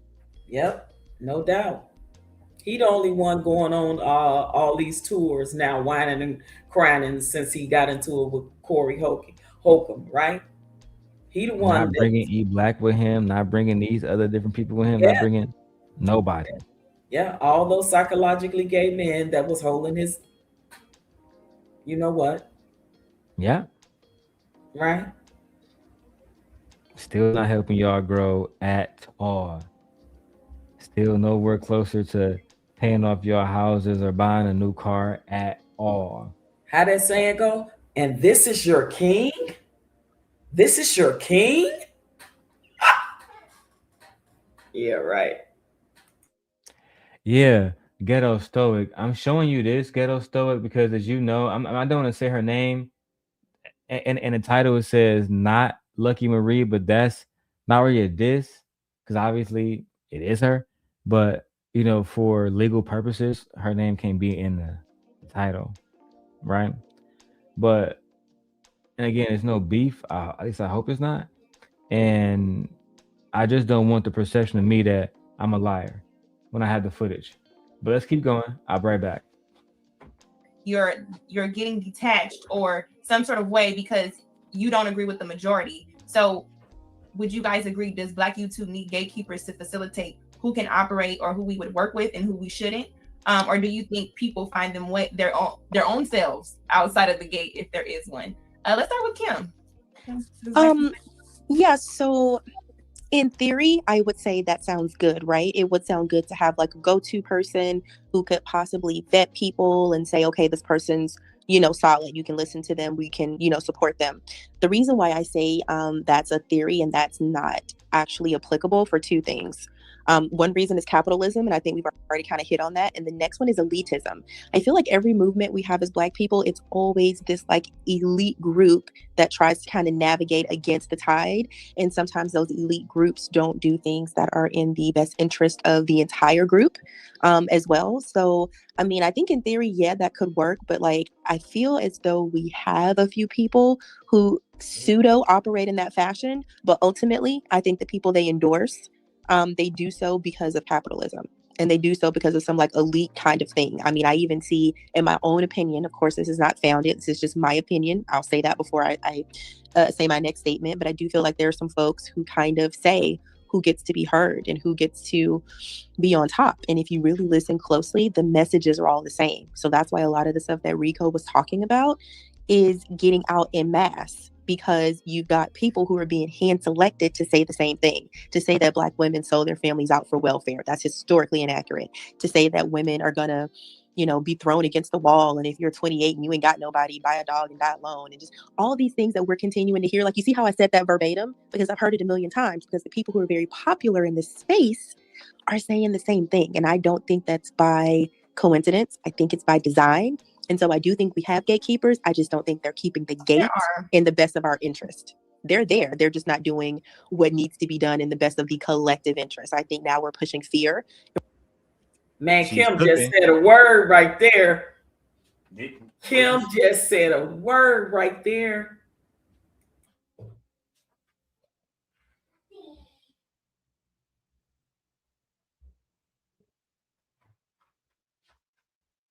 She absolutely did. She just dropped the napalm on them too, because the wrong people that were doing all the gatekeeping that those people were following. Yeah, where they ain't got no gate to go through now. And the only one that's still in the big house is Anton Daniels.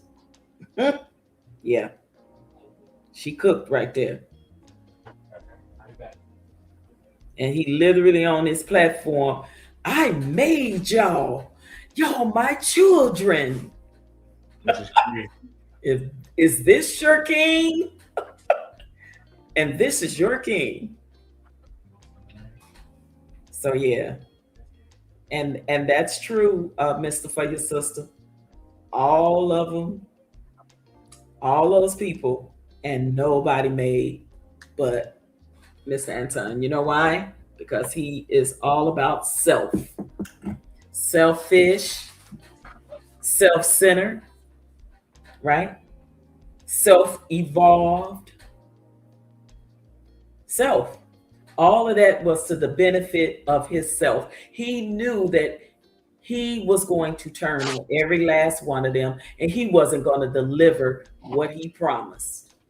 Again, he is the Jim Jones of YouTube, and they drunk the Kool-Aid. Hey, if they believe that he's selling a bridge in Brooklyn, then and they actually send him a $10 million for it, then they are the problem. Shout out to Ghetto Stoic. He said, "I can't believe you did this streaming thing already, and had certain names on call awaiting direction." It was just I wanted to have people who was more mature than me to have a conversation about balance, because at this time I was at war, so I didn't really care about balance. Because if they talk about my child, which happened, I automatically felt like personally the community had nothing to do with it. It was just between me and two men. If we wanted to destroy each other, to me, at least where I grew up at, that really didn't have anything to do with nobody else. But he brought everybody else into it, and his little cronies. Mm-hmm. Literally, let's say if the conversation was about movies or whatever, OG would pop up, and one of Anton little cronies there, it'd be, "Isn't that motherfucker that support Darrel Long?" And then the conversation would shift entirely to a accountability conversation. But let's keep going. Yeah, I literally got told by Uncle Stu Go ahead, that go ahead, LG. he wasn't rocking with me no more because I was supporting you. He literally told me that, and I was like, "It is what it is. I once didn't know you, and whatever happened between you and him, I didn't even know about and find out about until later. But because I was having conversations with you, he thought that that it was literally that I was involved in that. So he goes back and he tells Frank Gooden, along with that shit starring Gail, whatever her name, I forget her last name, Lockett, the minion for TLA, and that's how that mess started. It was just a big ball of confusion mess. Grown ass men and women. Unbelievable. And she flagged me also because of Kaya's situation. Child, I was catching strays every way. And it's crazy because Kaya was one of the main ones back in Anton. Where is she now? Yeah, until Anton dragged her. Mm-hmm. I remember. And then remember when Kevin Samuels came up on Anton's panel and dragged her? Kevin Samuels. You don't remember that? Yeah, that was one for the book. Ghetto Stoic said you're not supposed to eat at McDonald's. Listen, my brother, I am a fast food eater because I be on the road driving. My wife, she was actually picking up her oldest son from work just now, so she wasn't here at all. And my daughter wanted a Happy Meal. She loved that shit. So that's where we at. But hey, I appreciate you sending the $5 and for supporting the show the other day. I appreciate you. We got a lot of content to go, man. Let's get it on. 5 on. hours in. Yeah, because I don't remember what was all said once you came up either. So let's get it rolling. Oh yeah, it was crazy. Let's go. We're not actually pushing real options. I don't think that outside of like this panel and some other ones that I've been on, I don't really think there's a lot of real people having real conversations. It's just an echo because we want to get this message out because we feel away, we're mad, we're whatever. So I don't want to dive too deep into that. I will reel myself in and I will say I do think gatekeepers are good. I think we have some, but I don't think that they are operating in the best interest of the people. Yeah, I definitely know we have some seen it, and I we here. I see it. All right, so let's go to Nikki. Nikki, does Black YouTube need gatekeeper? A gatekeeper. You got it. All right, hold on. Because this video is 4 hours, I'm gonna fast forward a little bit because eventually King's gonna come up. I'm not really interested in what King has to say, truth be told, and what the funk, et cetera, and those people's opinions. I just don't value as much as I used to. Sherelle, I do respect her opinion. Mm-hmm. But I'm really not interested as far as this goes. Right, right. With all due respect to her. Yeah. No shade. But, I mean, we can't go through everybody that came up there, and this was so long ago. I don't even remember, yo. Like, I'm looking at all these faces. Like, all them people came up and talked about this subject. You know, about the image, the accountability, and the gatekeeping, and the cancellation. And, yeah, code of conduct. TJ was on my side originally, man. It disappointed me when she betrayed me too. Yeah, I see Sherelle, TJ, like you said, what the fun? Like, wow, all those people. That's crazy. I was very disappointed in them. They did everything they could to, like I said, take everything away from me. So it is what it is.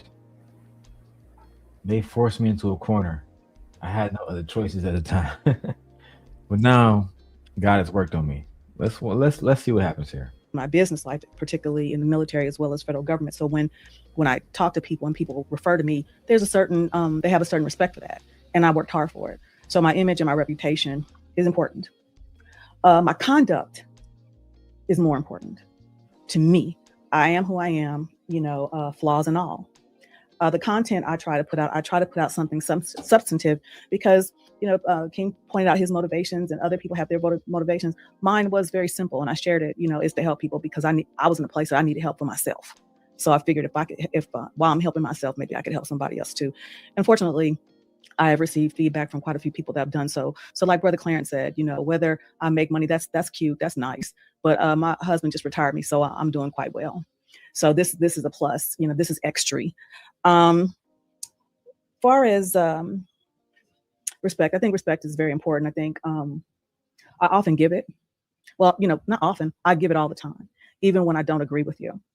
I never, those days of doing tit for tat. That's child behavior. Improve the situation. We're not. People don't continue to. I'm not at all. Because TJ was a part of that shit that happened when they was calling police on my daughter. I'm saying I'm gonna give her a pass tonight. I ain't trying to hear shit she gotta say. Ghetto Stoic says, "Nah, I'm forever a supporter of you and your vision, fam. I'm just saying Burger King be on point too. Yeah, Burger King fire too, but they don't get Happy Meals. You know what I'm saying? So I'm a simp. My daughter want Happy Meal with toys. It is what it is.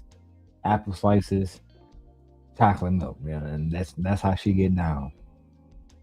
Let's get it. Man of the hour. The one everybody is talking about. Not the one everybody is talking about. See, Freezy, that was never you. Dang, I forgot they said that. The one everybody is talking about. Let me finally get somewhere. Right, OG? Again, please don't paint me as a stalker. Because I'm not. What I really am, if everybody was honest, you know what? Let me not get into that. Because that has no bearing on the conversation. Let's go. The man of the hour. The one everybody is talking about. Now, everybody on edge. Hold him accountable, chat, and the council on the panel. If he say anything, we will kick him out. You heard this? You hear this? All right. Come correct, sir. Come correct. Yes, sir. Yes, sir. And yes, ladies. How's everybody doing tonight? All right. Doing all right, brother. Good. We had a good conversation. I think it was a legendary Doing good. No, thank you. Thank you, everybody. I enjoyed this conversation, and to me, this looked like justice. Brother Clarence is the first person I want to talk to up here because Brother Clarence was the first person of all people who reached out to me about this entire situation. I said that then, say it now. That was just the facts. You did. I tried to tell y'all, brother Clarence was the first one who reached out. We did the interview. I saw an email. He was like, "Hey man, my name Bro C, and I want to do an interview with you. You seem real smart outside of this B shit." I was like, "All right, cool," but I still want to address that Anton shit. And he was like, "All right, as long as you keep it respectful." I'm like, "All right, cool." Only for Anton to pop up later on Bro C stream, child.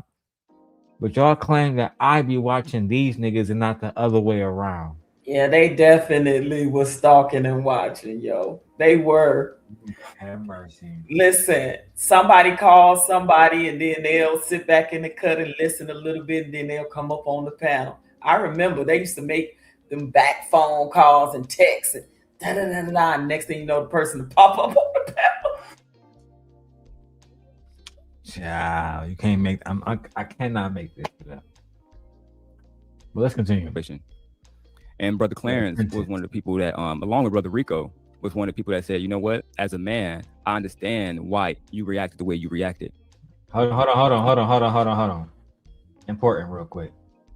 My wife just walked in. Y'all can see her big booty butt. All right, I'm gonna show you something real quick. Was one of the people that I want to talk to up here because Brother Clarence was the first person of all people who reached out to me about this entire situation. And Brother Clarence was one of the people that, along with Brother Rico, was one of the people that said, "You know what? As a man." Here we go. Big screen. Just to give her a little shout out. Y'all see that face right there on that comment? Now the comments say "bliss me," but she now calls herself the voice of Venus. The voice of Venus, okay. And she was my apprentice until she fell out with me. Simply because of the truth. So when I say Venus, that when I first started, before I knew you and made you my apprentice, you would flirt with me and say I was your boo. Talk about how handsome I was. Little do you know, actually, I have in this stream and on Lucki stream where you was talking about how handsome I was. Yeah. But there's no reason to weaponize that against you. Facts. But there's also no reason to deny the truth. Two things can be true at the same time. Because when you deny it, it's like, oh, Darrel's lying. Now I gotta show people the facts. You don't want to do that. If you can just tell the truth in the beginning, I won't have to spank that ass later. I think we can move forward now. And I understand why you reacted the way you reacted. I understand. And brother Clarence, again, he saw me on these older gentlemen page trying to apologize, trying to make amends. Even on Brother Clarence page, Brother Clarence held me accountable. That was last August, where you called me to your panel to have a discourse with the Dirty Pastor, so we can have a so we can finish it there. But think about the timeline. During this video, the original video I showed y'all with me and Bro C and Anton was a year prior to this recording. So I was already dealing with that shit for a whole year. Right, I just heard that. I'm like, dang, that was a year ago prior to this. Child. And this shit was recorded years ago. So we are talking about 5 years then. Because if this video was 4 years old, and then that situation happened a year prior to that, so we are talking 5 years. Yeah. That's crazy. Old times. Lord have mercy. We did it twice. We did it twice, and both times he declined. So he wasn't trying to even come to a point of solution like many people believe that he was. Then it happened again on Conversations with King page about 2 weeks ago. So there's been plenty of opportunity for us to settle this discord. He did not want to settle the discord because of why? Views. Period. Let's keep going further.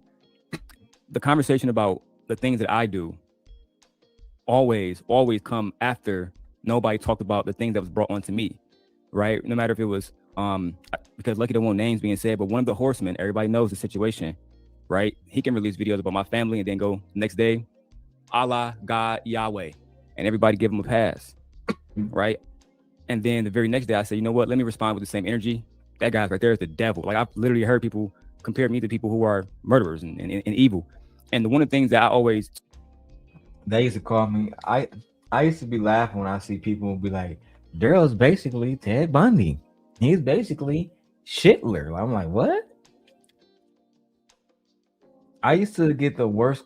People used to compare me to the worst absolute people just because I told the truth about these niggas. Like, to be honest, it was a lot to deal with. And originally, I thought about backing down, but it's just not me. Just not me. Yeah, that's crazy work. It is. I had to do my thing back in the day. And truthfully, I don't regret any of it. I'm actually saving all of my weed for the next video. Because that's the spicy one. This one, we brought the OGs there. We tried to do it her way. The nice way. The second time, we went with my approach. And I dare say, in my opinion, it was more effective. Let's go. One of the things I always told people that try to go against me or try to ostracize people who are close to me is people like Brother Rico, OG Patrice, Clarence, etc. They come to my page and they see the truth. They see me talking about reparations like I did with OG Patrice. They see me talking about the disparities against Black women, which is the conversation I had with the dirty pastor in the first place. Both of us being fathers of daughters, right? And that disparity, for those who don't know, is the fact that women with the same health background, Black women dying 8 times as much in our hospitals. We don't want to talk about that. We don't want to talk about how different sectors and different communities have different funding towards education, etc. But I was on my channel. So when you go online, right, Brother Clarence, and you say one thing, like the Black Panthers were a whole bunch of people that got in rooms and did nothing. We know this is untrue because Chairman Fred Hampton is on video feeding 3,000 kids every single day. No government stipends, nobody donating nothing, no Patreon, no YouTube, Google AdSense. And because we do have the Douglas here and everybody, nobody from the Divine Nine, no nothing. This is, if you really want to go back and watch the Judas and the Black Messiah, they show you who was funding him. It was the street lords. It was the drug and the criminal element of Chicago. These were the people that funded Chairman Fred, and he died at 21 years old, feeding 3,000 kids a day. Nobody on YouTube, not one single leader has proven that they did this. I'm only bringing this young man up because there's a cat. Before I keep going, I feel like I was actually genuinely cooking because these individuals like Anton, Myron, Fresh and Fit, Kevin Samuels at the time, they have done absolutely nothing for the Black community. Yep. Nothing. Yeah. Nothing. All that stuff that Anton said he does outside of YouTube, a damn person said, show me a receipt. No verification at all. Right? None. Okay. None. And you know what's crazy? Little fun fact. The young lady who was hosting the show, the co-host of the show that we're reacting to, she bought like the seat at my table Patreon membership. This was supposed to include multiple different FaceTimes or meeting calls with Anton. You was supposed to get like a stock list that would help you with your investments, all of that. Nothing. It was basically niggas throwing monies away every month. Yeah. And Nothing. all them ones that was throwing the money away, what you hear, crickets. Because they realizing to themselves how crazy they were for drinking. And see, I'm not a hater. One of the girls, Fanny P, she was a former bag chaser. She spoke out recently on Freezy's channel. Mm-hmm. I just don't have the courage to watch all of it because I can't sit and listen to somebody who's going to justify to me that they didn't know what kind of bullshit Anton was up to, and you still chose to support him. If you leave me, I know he was a piece of shit. No, and right. influence me and make me money. I will sit down and listen to you because Mm-hmm. you probably telling the truth. But if you're looking at me and saying, I thought he was a real Christian, and shut the fuck up. Yeah, they knew he was doing some crazy stuff, and yet they sat there on the platform and went with the status quo because again, they was looking for it to benefit them in whatever way promise he made them. And that's unfortunate. Just like he did Mika. I promise you, I'm gonna get you on Corey Holcomb's show. As soon as we get there, you won't. I got you. As soon as we get there, first of all, he thought he explain had it. thought he had influence because he's Anton Daniels. And Corey said, nah, you ain't got no influence over here. I don't know you like that. And I damn sure don't know her.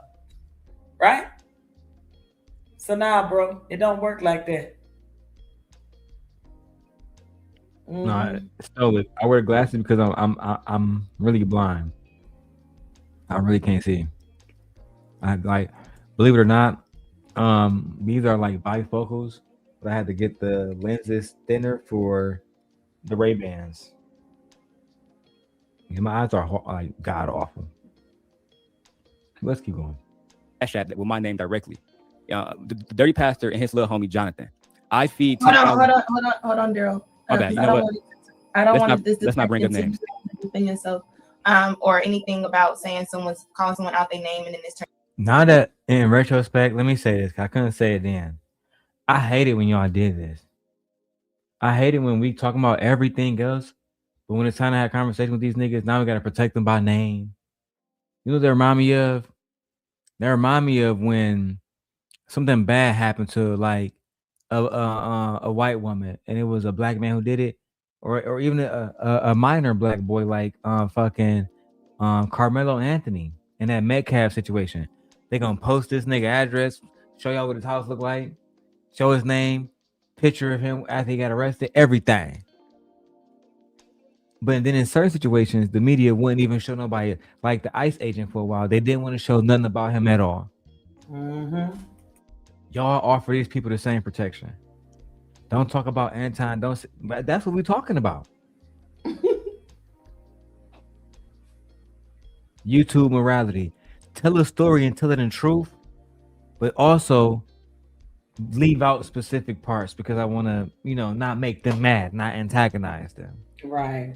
Yeah, that's what that was. There was still some underlining onus of loyalty that they still wanted to have, just in case they was able to kiss and make up. Yes. Right. Yeah. OG, don't talk about Anton at all. You can't even say his name here because he might come over to Sin Nation. Why the fuck are you here talking about it?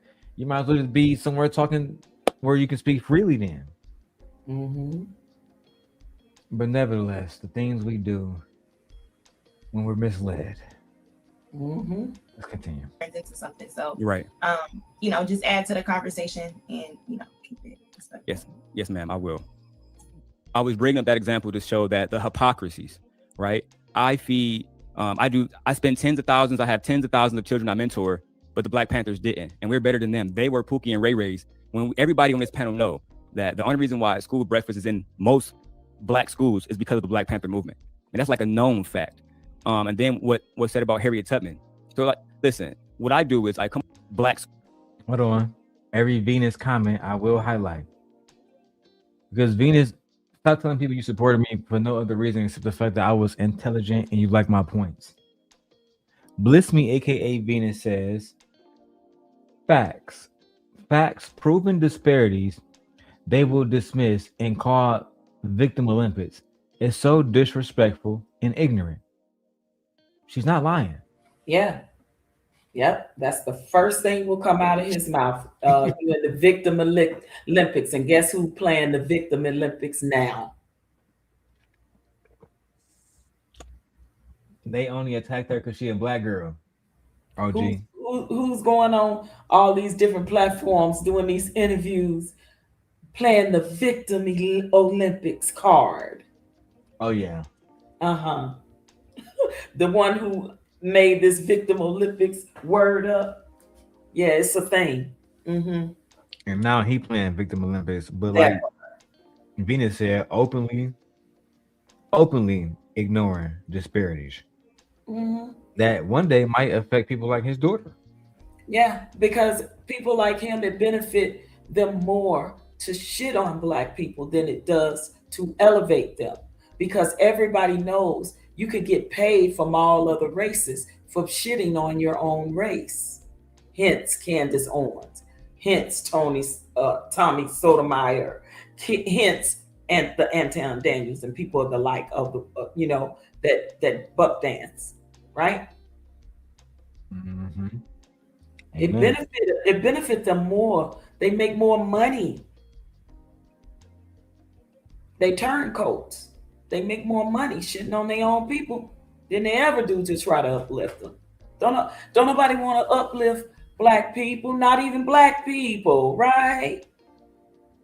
And this is why we just saw Tommy on fucking what's it TMZ. called?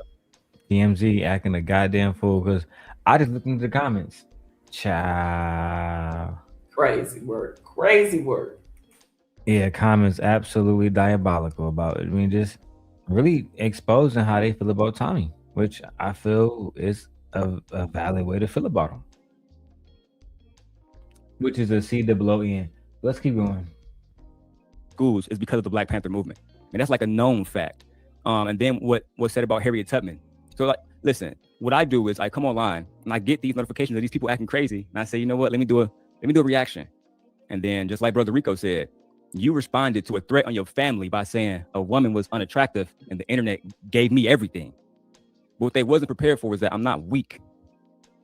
I'm gonna take everything and I'm gonna internalize it and I'm gonna do what everybody here said I have done, right? I'm gonna go at you with brutal honesty, but also with a little bit of spiciness. Not a little bit, a lot of spiciness. So let's go ahead and talk about accountability. I hold myself accountable for the things that I have said and done here on these YouTube streets. And I'm willing to name right now every single thing I have done if anybody wants to hold me accountable. Well, like Sherelle said, am I apologetic at this point? No. I was apologetic when, like Brother Clarence said, I came on the page and tried to offer you multiple olive branches. I was apologetic then. Since then, a lot of stuff has happened that people do not want me to talk about. You know what I'm saying? Ostracizing people close to me, but saying that you are a protector of Black people, right? Ostracizing voices close to me, saying that King platform is responsible for what I say. Only Darrel Long is responsible for what Darrel Long says. And the one thing that I just always was upset about is that, again, we had a lot of OGs in this space that claim to be high value, claim to be the representation of what young Black boys should be. And there's a lot of women that claim to be pick-me's, or they claim to be the woman that is teaching other young women how to be wives, et cetera, but they're not talking about their actions in their actual lives. And I did talk about those things. And even recently I talked about those things and I deleted it. But nobody since then has said that video Darrel put up was lies. What they want to say is Darrel attacking people. But none of these people has called me a liar yet, because truthfully, like Rico said, I don't come with lies. I'm gonna tell you what you said. You can hold yourself accountable for it, or I'll take the liberty to do it myself. And that's all I gotta say, really.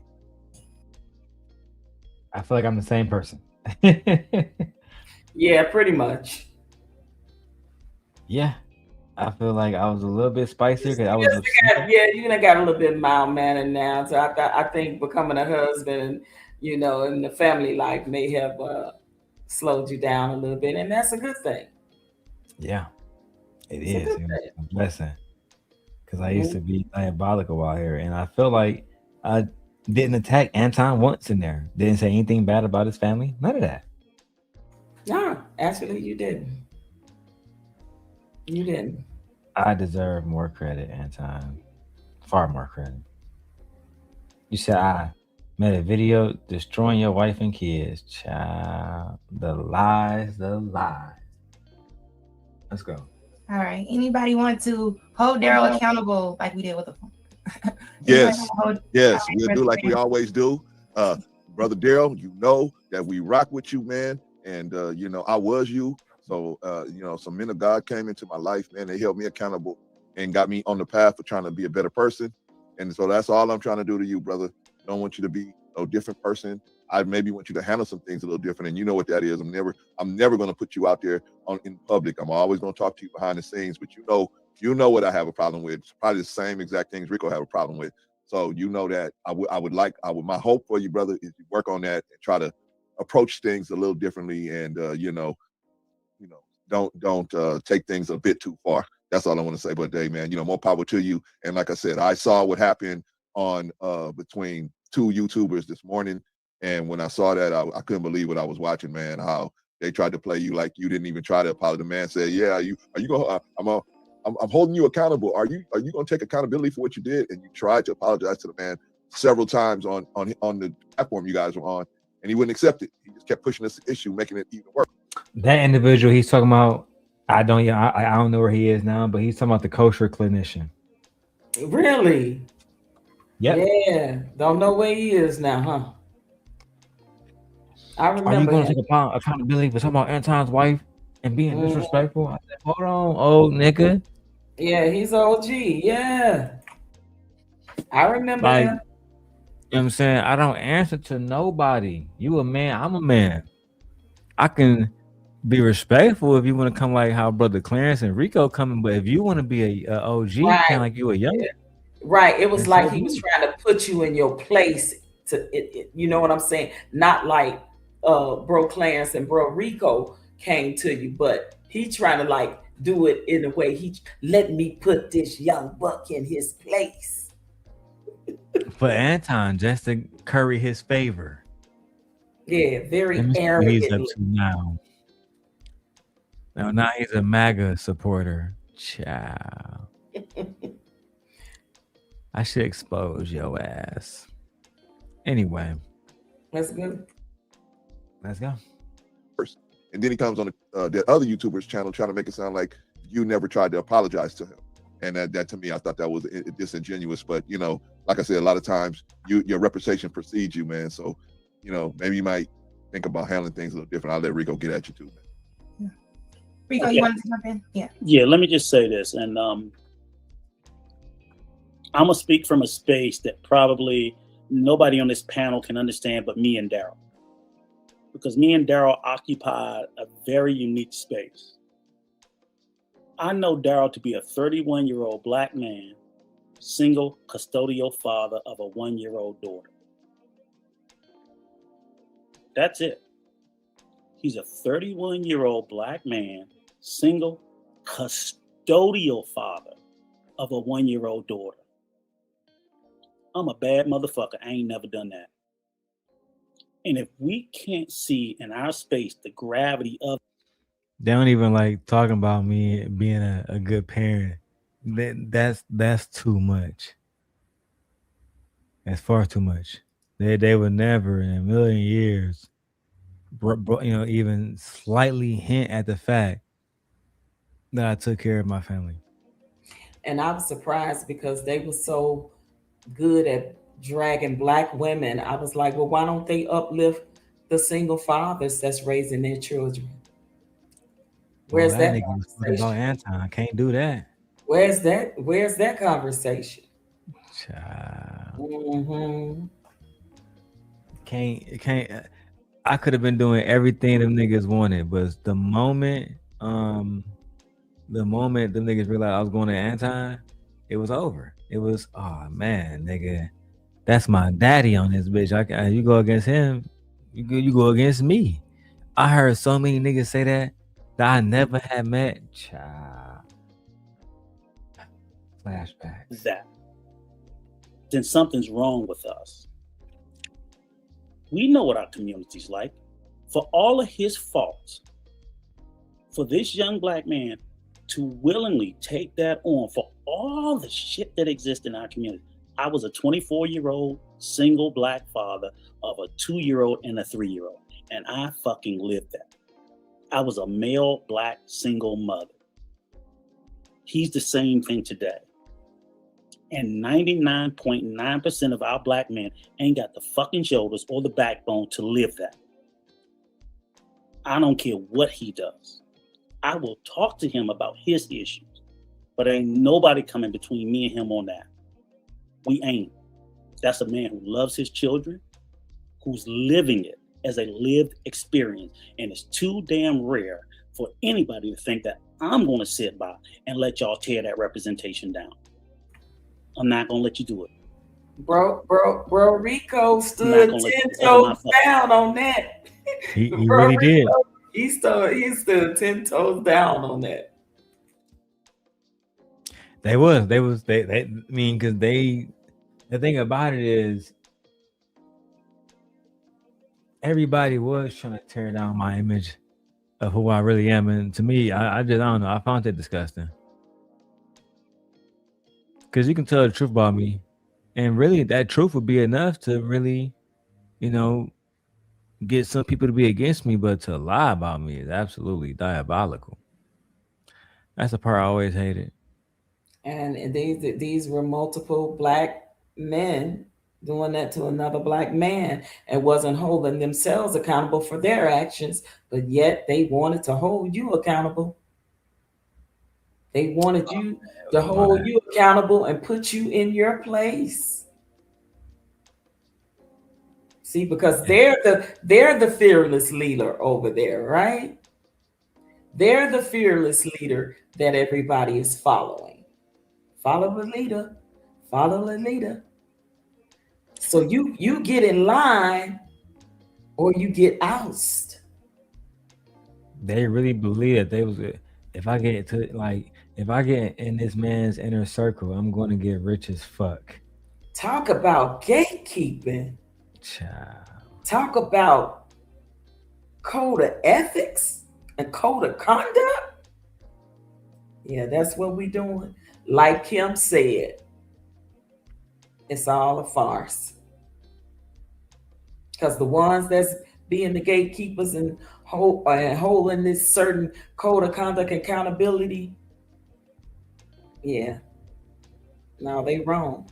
They the wrong ones. You got the wrong gatekeepers.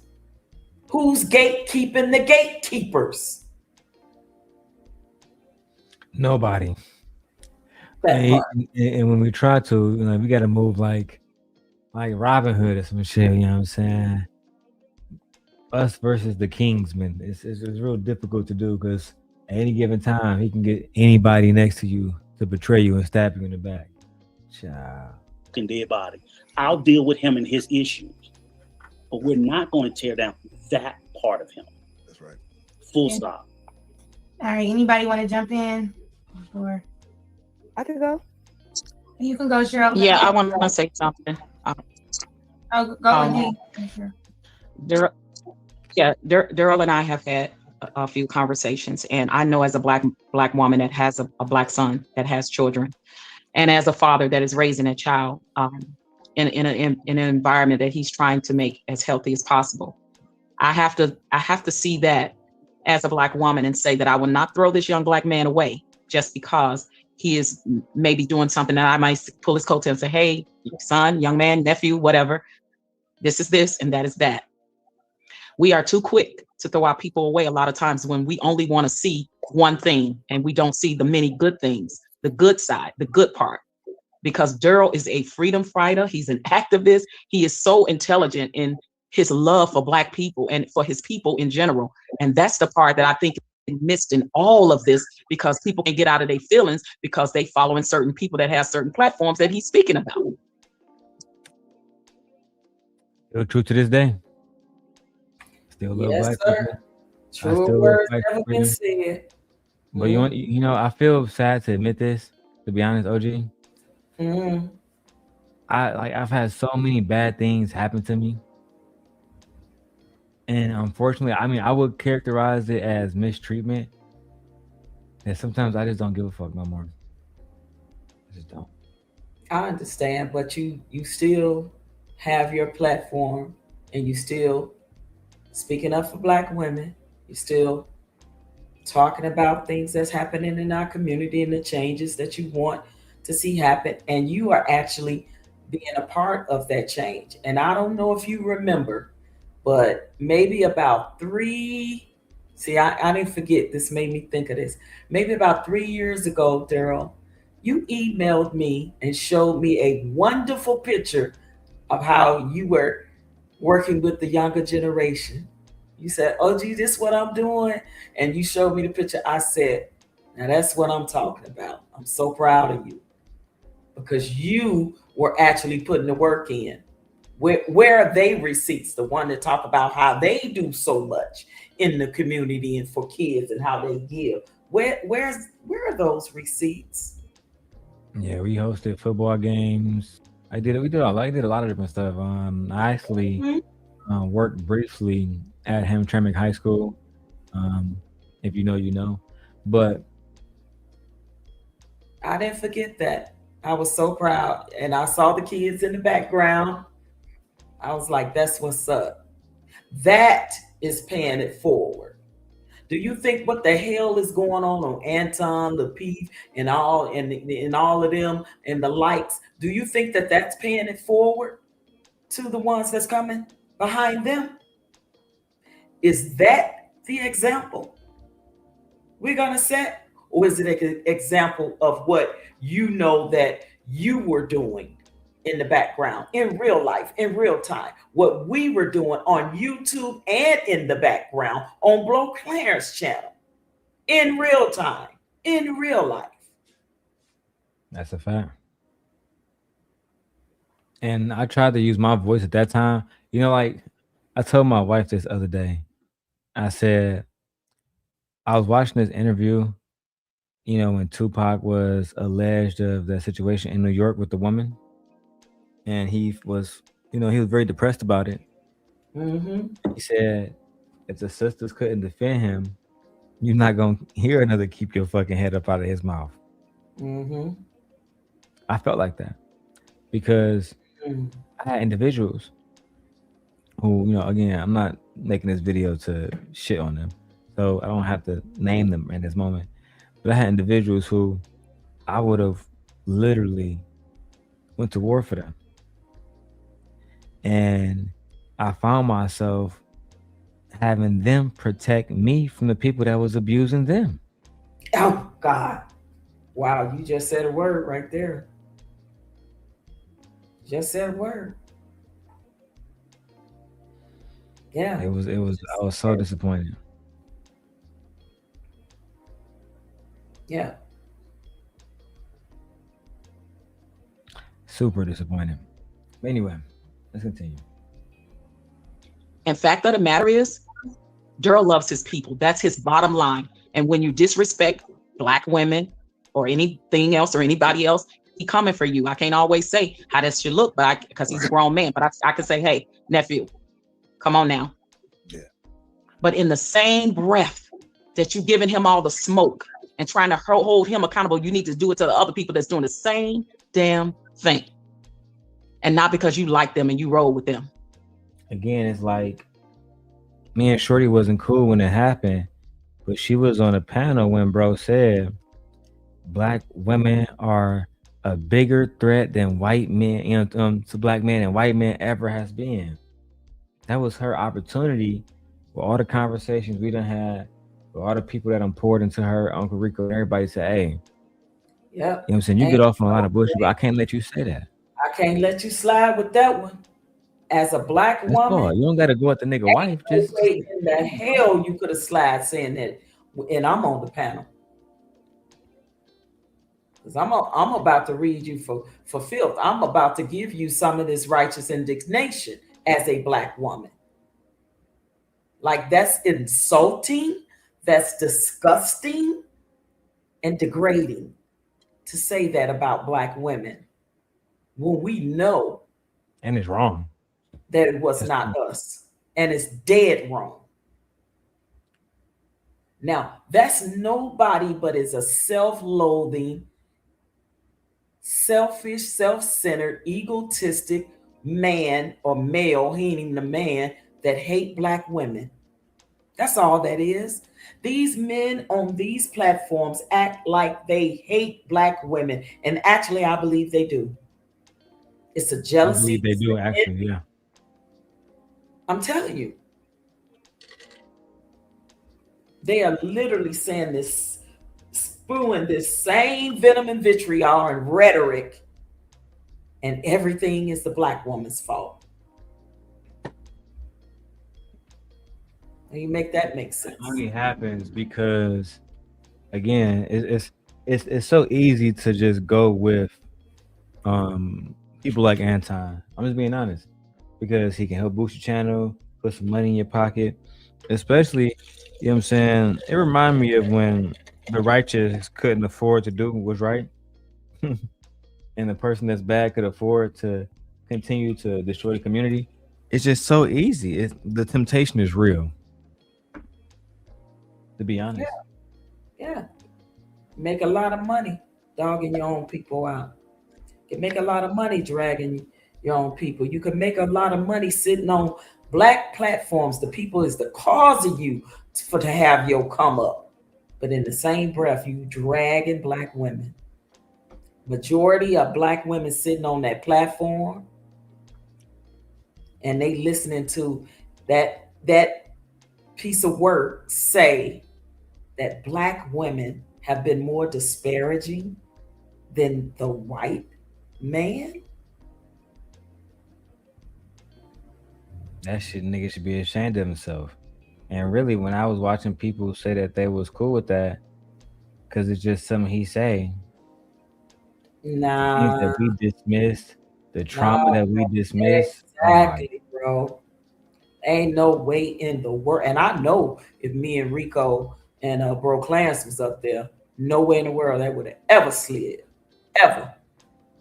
But see, the women didn't even have black male defenders. And then they sit on the platform and allow to be disrespected like that of themselves. Yeah, welcome to the show, Victor. And they always say disrespect. Yeah. It reminded me of what E-Black said to you. And like he, tried to say something that was not only disrespectful, but sexually disrespectful as well. Mm-hmm. And like he tried I don't remember exactly what it was, but yeah, it was. But I had men that defended. You see what I'm saying? And I spoke for myself. Exactly. And I had men that defended on that platform. Right? Yeah, but he was fine. One, it's just disrespectful to say. Because it didn't need to be said. Disrespectful. She wasn't even against bro. Exactly. All because we were trying to make the peace between you and him, and he come on the platform, and that was supposed to happen, and then it did. I end up getting disrespected, right? But I ain't gonna never just take it sitting down. I tell you that. I done had a couple black men try to do that. Darrel, I want to ask you a question. I want to ask you a question. What's the problem with like black men and black women putting black in front of everything, as if other races of people don't do the same thing, bro? And then my thing is, I ain't trying to talk about nothing else unless it's about the topic, which is Anton and his former apprentice. Because I know like we can talk about the black people stuff, and then next thing you know, we 15 minutes, and I haven't pressed play. So I'm just not gonna do that tonight. Yeah. Go ahead. That's crazy, bro. I wouldn't put black in front of anything. About like the topic, I got you. Yeah, go ahead, man. I wouldn't put black in front of anything. Thanks for being up there, you know what I'm saying? Let's keep going. But because of what's right to do. I'll close with that. I want to add one last thing. Darrel is that dude where you get caught up in something. Hey, I'm at the liquor store, man, and I just ran into these dudes, man. I need you to come down here right away. Darrel is that dude that'll come in, kick the door open, and that's the dude you want on your team. Now, when he ain't kicking that door open, he might get mad at you. He might be at your house and your phone ring too loud. He rip it out of the wall. You're like, what did you do that for? But ultimately, that's the dude you want on your team. Me, Rico, and others, and Trees and others. Shout out to Brother Clarence. That was a very good characterization. What I would say is this: I have a very low tolerance for bullshit. Like even with everybody around me, I told them 2026, I am on the road to try to make as much money as I possibly can, and that will require me running a very tight ship. And it's no disrespect to nobody, but I just like the older I get, my children are getting older. Eventually, they'll have children, and they have other needs. I have a wife, so I just cannot fail, and I can't let anybody else be a reason why I fail. So, and that means to anybody. That goes from my kids to my friends, my wife. It doesn't matter who it is. Mm-hmm. Everybody has to come correct. I just can't take no else. That's what. Bro Clarence said a word though, because it's funny that he said you were the guy that they should want on their team, because if something going down, you right there, you're gonna be there and the ones that was on his platform that disparaged, did he take up for any of them when they were getting drugged, or when when they got dissed and talked about? And did any of the men on that platform come to any of those women's rescue in defense? No. Like in a real way? None of them. Okay, I rest my case. And truth be told, it's because they look at him like he the boss, like he they boss. That's just the facts. Listen, contracts can be broken. Okay? You believe in yourself if you trust I don't know God. why. Well, yeah, they were so, concerned about the contract. Contracts were made to be broken. Anything that's man-made can be broken.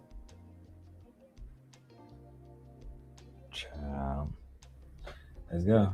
Appreciate you, Ghetto Stoic, man. And shout out to Victor for being up here too. Let's get it. We're almost done with this one. We trying to mentor this young man. No, we don't. And I'm gonna say it publicly. No, we don't condone some of the things he has done. But we're not gonna throw this young man away. If some men of God hadn't mentored me, I wouldn't be here. If they had gave up on me and my ridiculous, nasty behind, I would never have turned into the man I'm trying to become now. So I'm not, therefore, I gotta pay it forward and push forward and with mentor as many young men as I can, even just because they don't have a Versace robe and they don't wear Versace house. Child, not my brother OG Clarence taking shots. Let me say this real quick. Shout out to Brian.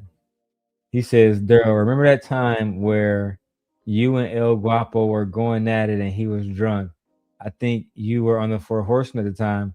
I know you still have that clip. Of course I do. Hell yeah, that's a blast from the past too. Of course I do. Yeah. El Guapo. I want to say something. Beautiful Lies. Yeah. Oh God. Yeah. Who was that guy that just came up and said, "Why we putting black in front of everything?" He's still up here. That's Victor. Because of the content and the subject at hand, and that the people that were getting drugged on that platform were Black women. The white women that was on that platform, they got praised, which was Pearly and what's the other chick name? Amira.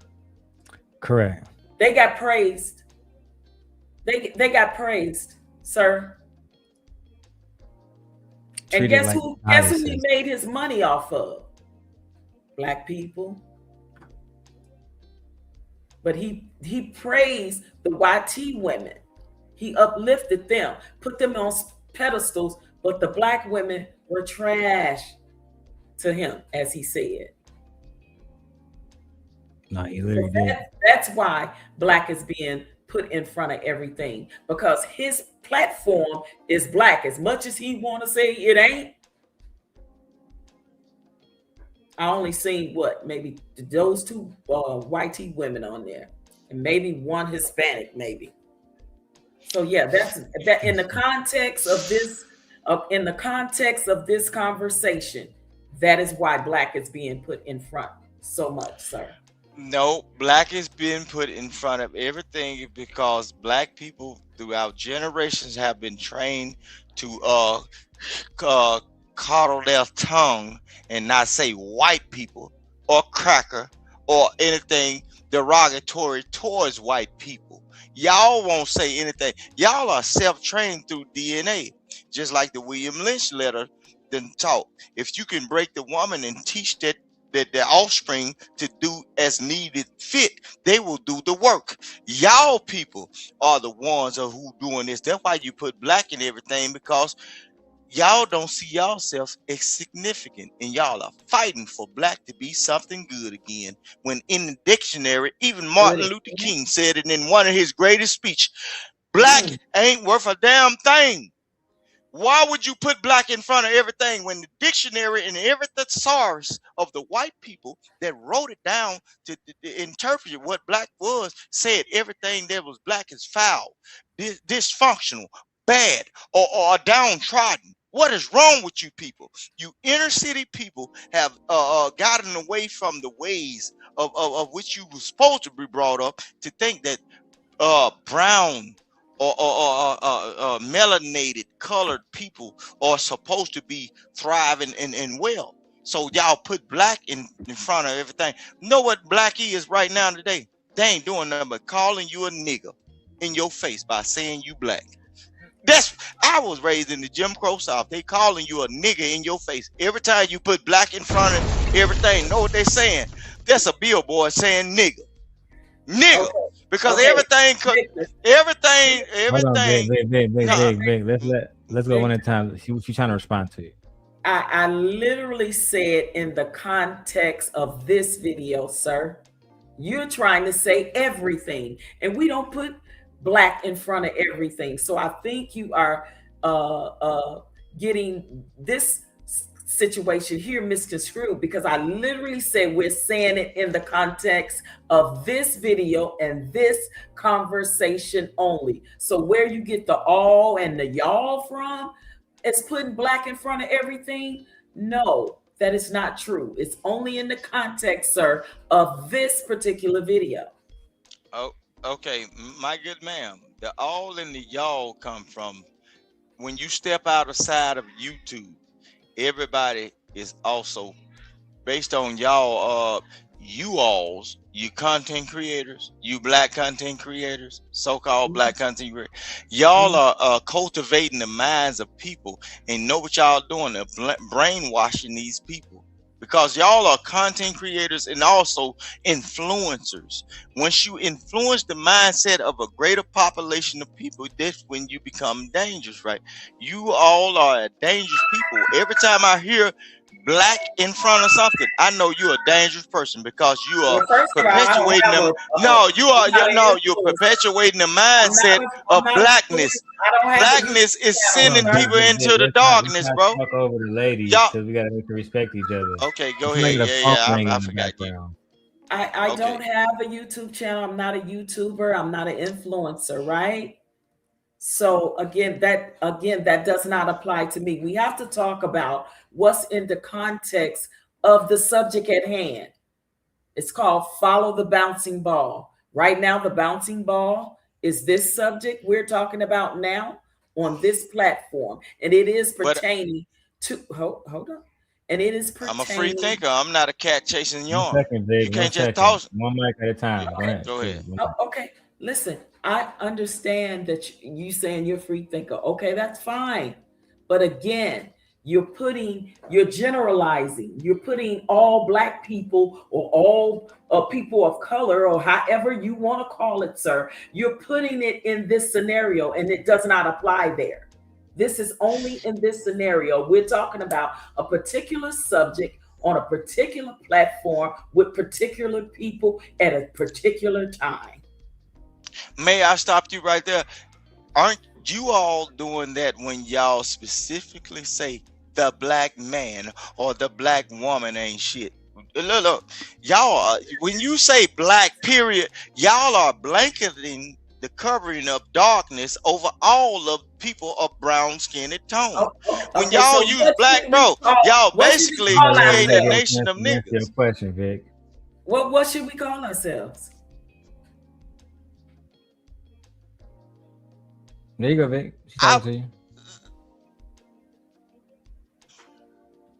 I would rather the so-called black people start renaming themselves. Call them copper tones. Call them melanated. Call them brown skin, light skin, a person of hue.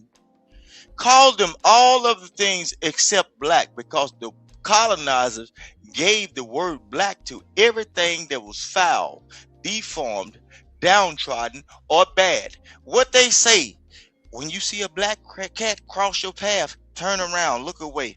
Black magic. Refer to black magic. Black magic ain't the Holy Ghost. When they talk about white magic, they always talk about the Spirit of God. Like it ain't nothing that put folks in the bad situation and had them downtrodden, whether the goddamn preacher can fuck your grandmama and steal money out your pocket by the words of the wisdom of God. Ain't that white We magic? monetize, so you got to make sure. That's white magic right Vic, there. So Vic. why black magic don't work the same way? Black, bro, I don't want to be black. I ain't. To your defense, Vic. I just get tired of trying to overtalk you. I need you to hear me for a second. We are monetized, so you can't just be saying anything. Can't talk about women being, sexually nothing. We just can't use this type of language. Whatever point you're trying to make, you have to arrive at it at a better way. That's all. And while you're up here, Vic, I'm going to have to invoke the 60-second timer. It's I love you, Vic. I'm bringing you back right now, but I just want you to know we can't use certain language, and I'm going to have to invoke the 60-second timer. That's just what we got to do. And I want to say to Victor as well, the younger generation has been calling themselves melanated in a sense of, I'm a melanated person. We all have melanin in our skin as people of color or Black people. However, right? So I get your point in what you're saying, but I think that that's a whole nother conversation for another day. We are literally talking about this subject. That's the only reason why I keep steering back, trying to steer you back to this conversation. Because over there on that panel, that's all was said. Black women this, Black women ain't this, black. So this is why we're referring this when we're talking in the sense of the culture or the race.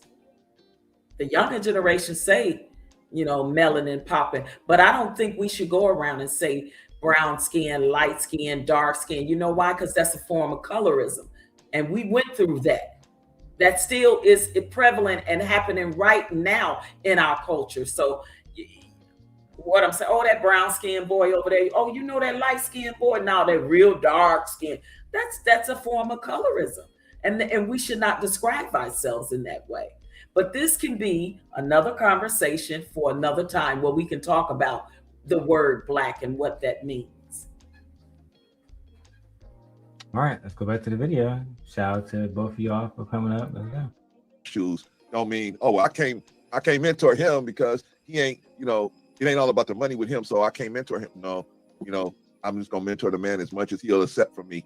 And that's all I got to say. Thank you, Lucki, for letting me talk. I'm sorry to interrupt. Sure. I just want to add too, because Darrel, I think you should be held accountable for the fact of if you're going to apologize, you need to stand on that. So it's like, you also, I understand sometimes being a responder, because even for me, but I believe that even when you respond, anybody can add, when you respond, you also have to understand that there is going to be another response.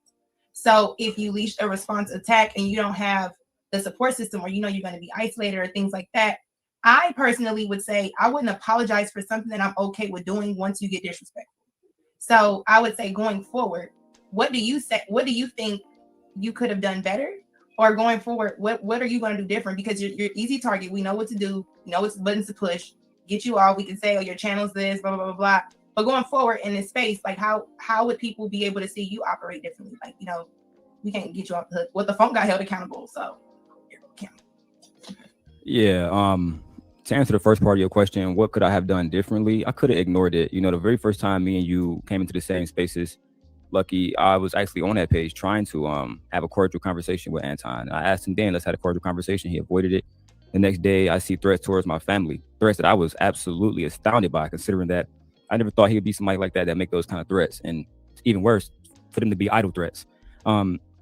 So that was one thing I could have did. I could have ignored it, seeing that it came from somebody in that manner who was inferior, who was just saying stuff to say it. What I tell people behind closed doors, I told Rico and I told Clarence this, is that day I felt bullied, right? You want to try to bully me.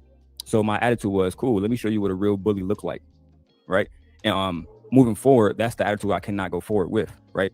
That's the attitude that I cannot go forward with. So instead of attacking, the person, I'm going to attack the message. I'm going to attack the things that they do. I obviously, I held a lot of vitriol towards these people because I felt like there was a lot of stuff that needed to be brought to light about these people. You get what I'm saying? I wouldn't go on here. Like, I do a show with Kim and Glow. If we all went out to dinner one night, I wouldn't take videos of them to use it against them. I'm not saying no names about nobody, but I'm saying what I saw was a culture of Black men who was completely in a sense of harassment against women, right? One woman spoke about it profusely for months. Nobody listened to her until I. Damn. Tawana, you want to come over and say hi to us? Tawana? We've been helping y'all, quote unquote, expose Anton, only for y'all to take y'all asses right back over there or around these individuals who assault y'all or ostracize y'all. And this is where I lost a lot of respect for y'all, especially the women who were saying how a man should treat you and how a man shouldn't. Why would a woman take some kind of advice from you when Anton Daniels basically used you like a fucking nut rag? And the moment you thought the grass was greener, you went back over there. Pathetic, unloyal creatures. Let's keep going. Spoke up for her. And you know, to have grown men who are Christians, that's something else that bothered me, because in Detroit, we try to have the young man believe in the leaders, believe in the Christians. That's why I wanted to talk to Bolo. But when we see, because I'm around a whole bunch of young men, and everybody that around me, they saw this whole situation play out behind closed doors, people y'all would never see on YouTube. And they said to themselves, what kind of man threatens a family and then, you know, begs for, you know, public sympathy? What kind of man does these different things? I only responded with the same energy. That's something that I cannot do anymore. What I'm going to do now is I'm just going to allow people to see these people for who they are. When you guys see me react or something like that, I'm just going to provide the receipts, not attack, you know, somebody who I might find unattractive, whether it's somebody's girlfriend, whatever that might be. But that's something that I cannot afford anymore, is to exercise, you know, basically destroying these people. The last And man, one thing that I'll go back and I regret is putting myself on a leash for people who would backstab me later on any fucking way. I really regret that. I should have kept my foot completely on necks. That's a fact. I allowed myself to be muzzled because I thought I was doing the right thing. How we live and we learn. We all have regrets and we all live and we learn. It's a learning experience, right? Amen. It sure the hell is. It sure the hell is, child. Let's go. Last video I put out, I ended up taking down because I felt like it was too honest. People, they don't want this truth to come out, and that's something that I've always been about. You know, like people can say whatever they want to say about me. I tell everybody the truth about me. I am a father. I am a single father. I did have a woman that was living with me that I wasn't with, but I was basically taking care of her because I wanted to have a home where me, my daughter, and her mom stay together. It didn't work out for me. I'm a single father now. But at the end of the day, what I end up doing is just really meditating, Lucki. And that's something that I have to do further, right? And that's why I reached out to Rico. The night where the police came to my door and I was abused, I talked to Rico. I talked to J Pam and a few other different OGs, because the very next day, there was a Christian making videos about that situation, right? E Black. That was you, E Black. That was you. Yo, Darrel, baby mama, she going through all kind of shit. But the moment we found E Black wife article and posted it, it became a problem. Yeah, I didn't understand how none of them ever got held accountable for what they were doing to you, but they only wanted to hold you accountable for what you were doing for them.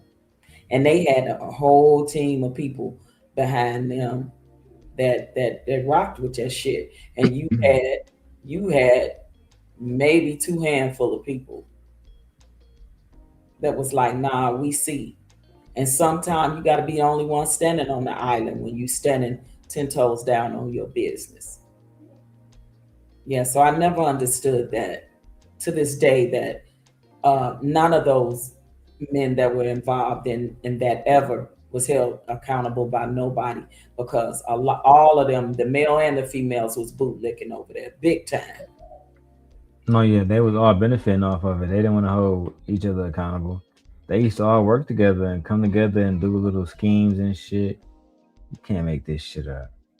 And that's something that people just don't realize, that you know, when you're under attack from people who claim to be connected to the higher power, it make the whole shit look bad. And I would have to say, every person that's ever attacked me, none of them was gang members, no blood, no Crips.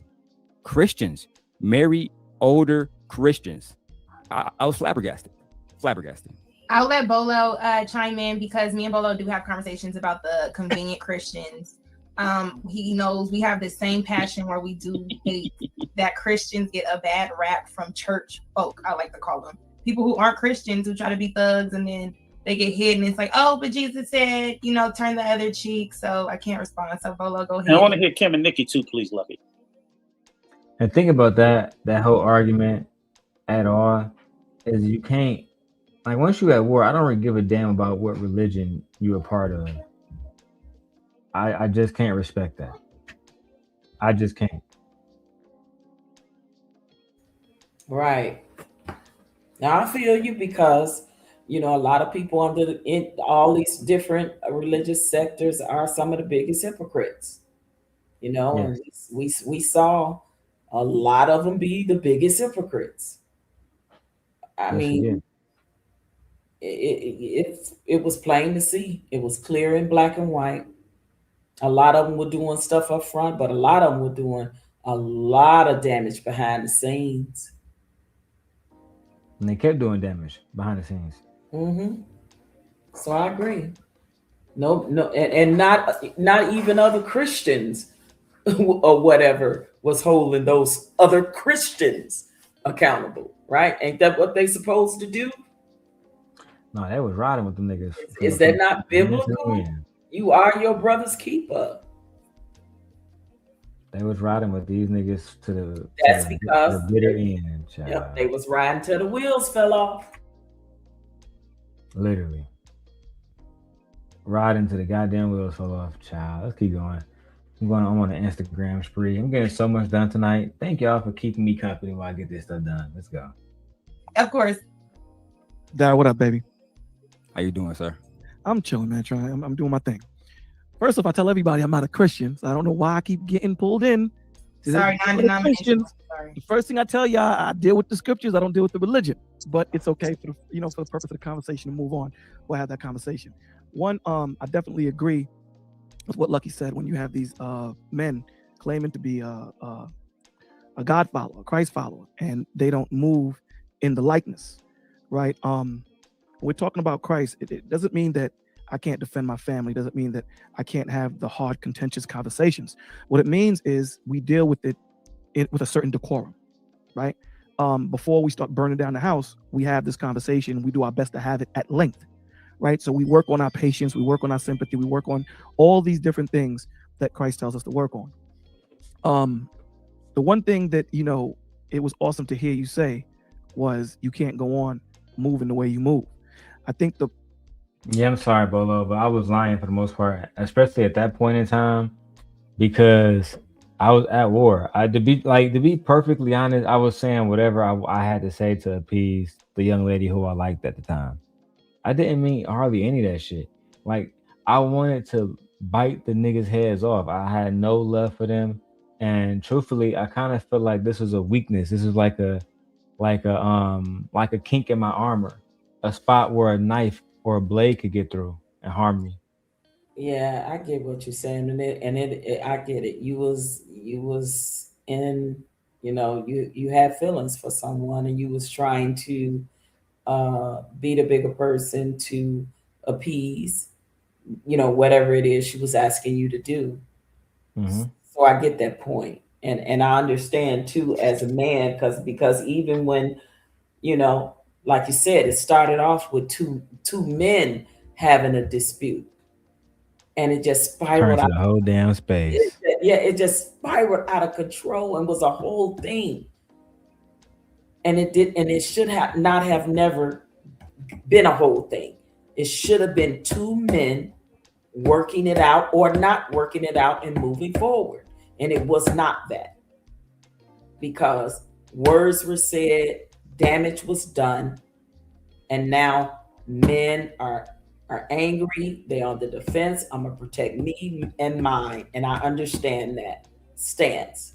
But again, like I said, I could not understand why the people that was rocking over there with them was never holding him accountable, or none of them accountable. But they damn sure got on platforms to hold you accountable.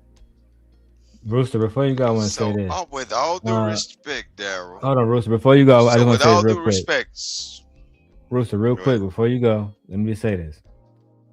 One of the things I was telling that young lady at the time, OG, was that Sharita Daniels would never get online and say, "Hey, don't take it easy on Darrel."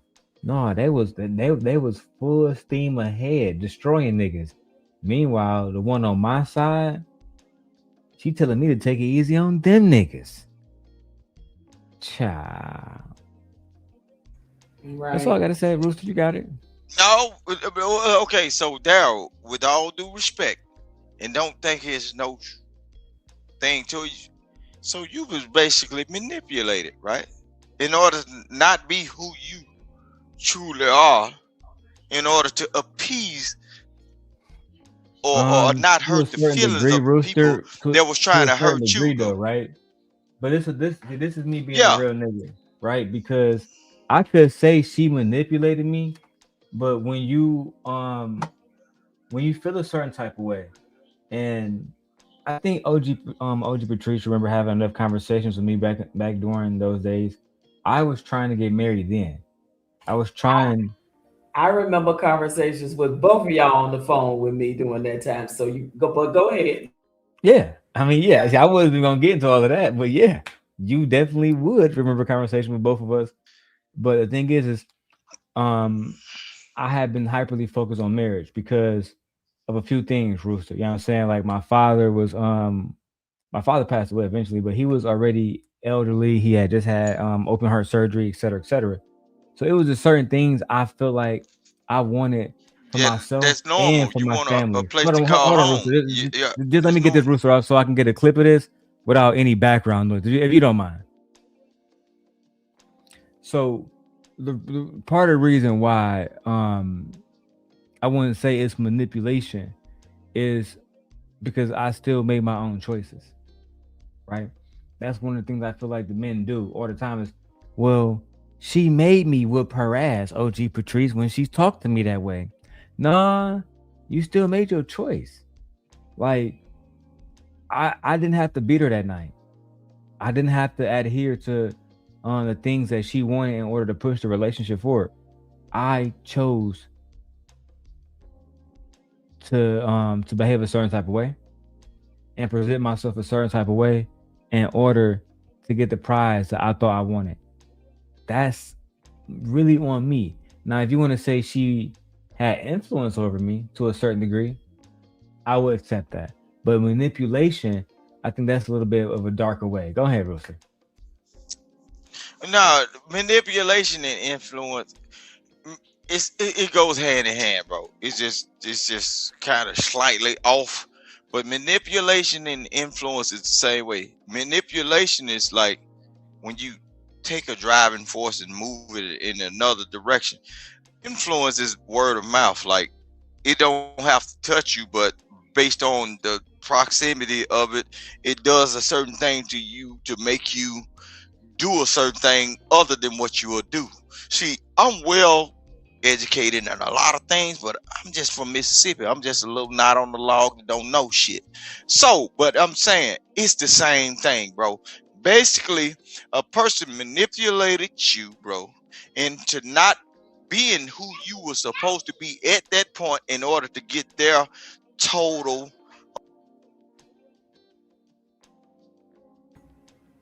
I don't know what happened, but he went out. But I'm gonna just say I disagree with that, because manipulation and influence are two different things. When you manipulating somebody, you are intentionally using underhanded tactics, to get someone to do something. You know what I mean? Like it's a total not forcible thing, but like I said, manipulation has a lot to do with being deceptive, right? Correct. So, but she could, because you had caught feelings for her and she caught feelings for you. Of course, a woman is going to have influence over a man if they got feelings for each other, just like a man's going to have influence over a woman. And the difference between those is totally different. Influence is you affecting that person. If you see something in that person, you know, and you want to impress by your character, by your behavior, then their influence can influence you in that way. But manipulation has deception all over it. You're being deceitful. So that's the difference that I see. I agree with you. Let me I'm gonna address what you said. This is quicker because what you said take a little time for me to address. And Rooster, you got bad signal, so you dropped off. Drip, I said this before because OG asked me the same thing about the cameras. This camera that you're looking at right now is the iPhone 17 Pro Max. This camera that everyone always talks about, how it moves. Let me turn it on. It's an AI camera. All right. See, you should see it moving, blah, blah, blah. So that camera right there is this one.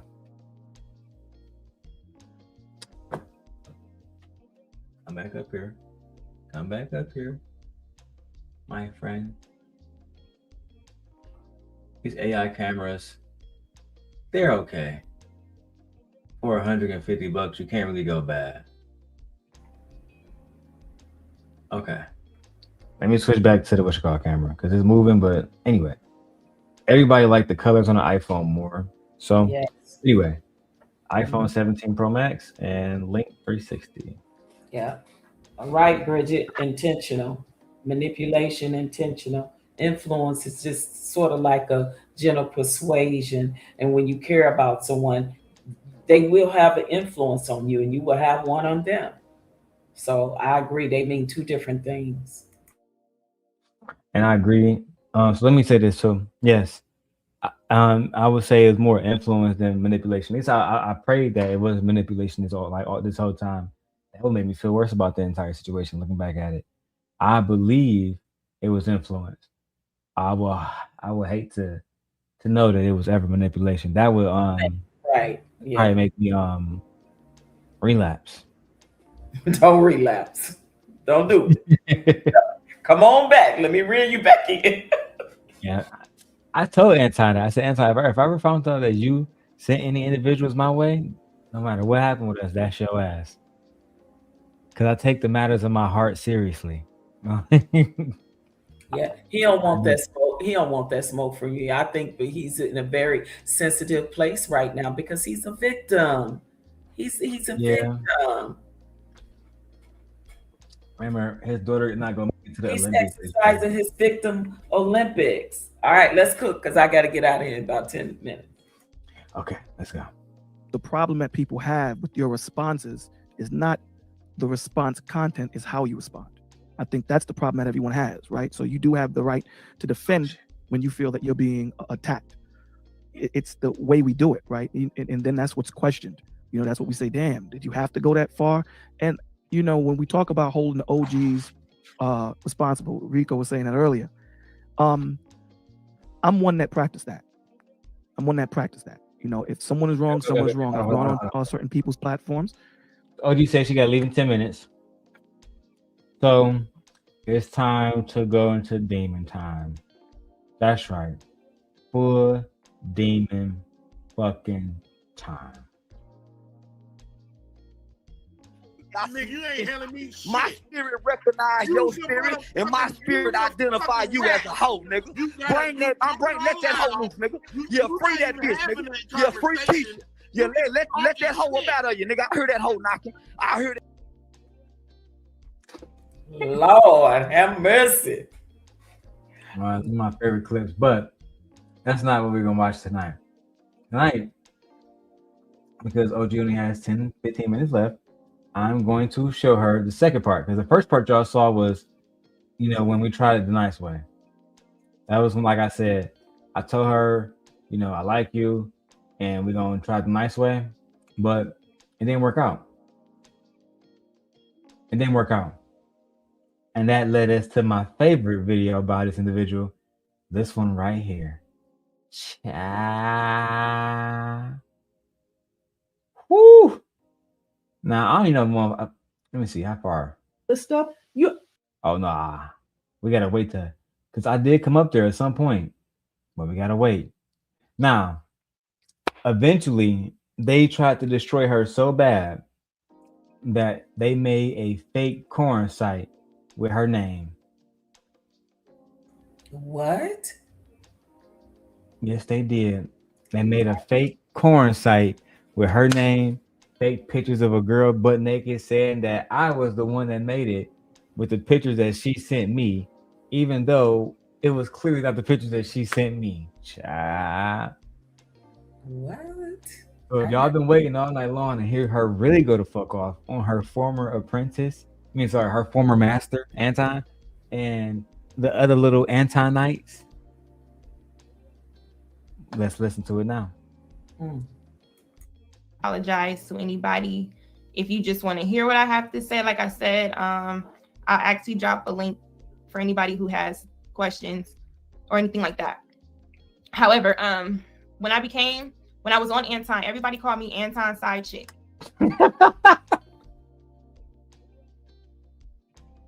Wait a minute. Was every woman under his apprenticeship end up being accused of being the side chick? And oh my goodness.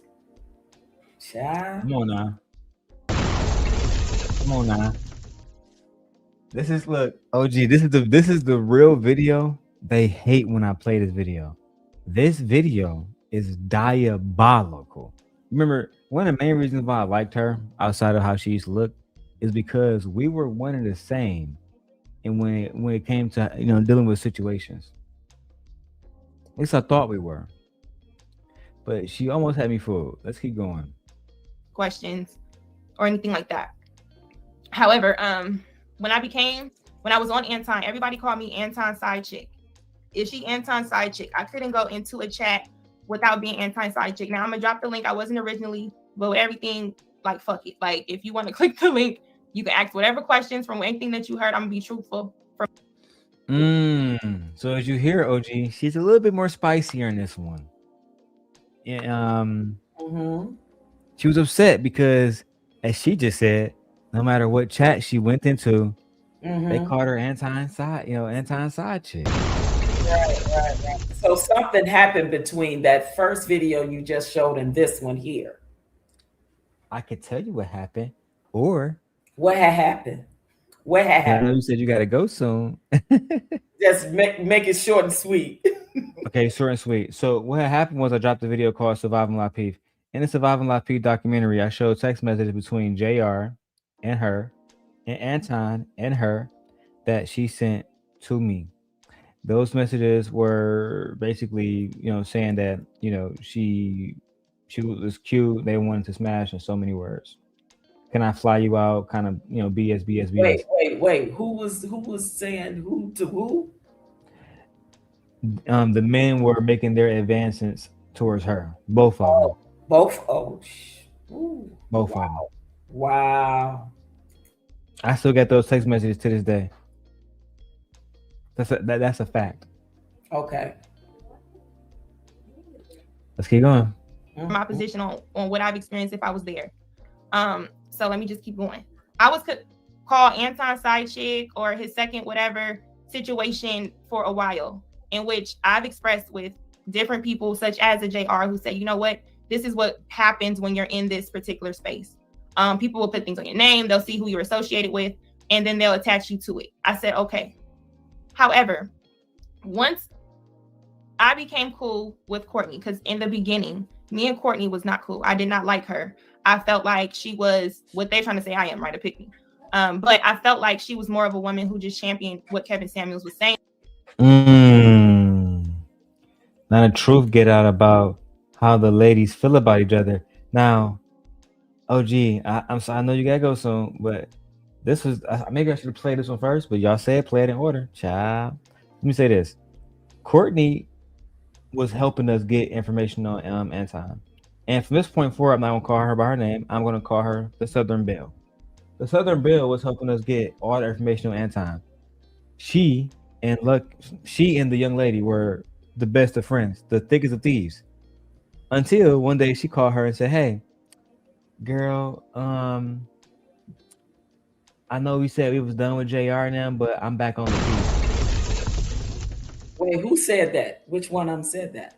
The Southern Belle. Oh, so she went back. She went back after verbally telling us I'll never fuck with them niggas again. And that was because I had made the video exposing that she was allegedly JR's side chick. But it was no alleged, child. Jesus, who in the world was JR not sleeping with or trying to sleep with? Allegedly. This one he achieved. The dart hit the center of the board. And JR is a married man and had a whole apartment on the side taking these women to smash. And then you got Anton, who's a whole nother Christian man, conservative, right-winger, that's married and that's trying to do the same thing. He was for sure making advancements. That's a fact. And we got a text message to prove it. But you don't have to listen to me. Listen to an angrier Anton's Apprentice. Okay, hey, but I want to say this, and I hope all the young ladies that's still over there pandering to that platform, these men were trying to do nothing but go through you and drag you like they do these other Black women that come on their platform. They don't value you. They literally were just trying to sleep with you all, run through you, and then as soon as you fall out, have something to talk about and drag you again and smear your name. I really hope the young ladies are listening to this that's continuously going on that platform. Those men over there don't mean none of y'all no good. They don't mean none of you no good. I tried to show one young lady recently, OG Patrice, and I've been trying to show her for some time now. And I do fear that she will not take my advice. Even though she's a great person, beautiful woman too. But nevertheless, I believe that eventually it's going to get deep enough and Anton's going to do something that's going to force her hand. Just like he forced Lucki's. But let's continue. The Apprentice speaks. Up until Amira got there, then all of a sudden it's about Black women. It's about this. It's about that. So initially I didn't really care for her. We didn't care for each other, whatever. Behind the back end, because we didn't like each other, we've had words a couple times where it was bitch fuck you type of words. And the thing about it is that after we had these words and me and Courtney go back and forth, even backstage from the show that you seen me on about the hair and this and that and the other. Courtney does a lot of nice, nasty, passive aggressive things. And if she doesn't directly say anything or just like, did I say your name? Did I mean to do this? Did I mean to do that? And it's like, I'm more of a direct person. If you want to say whatever you could say, but if you're trying to talk at me or to be passive aggressive, I'm going to say something to you directly.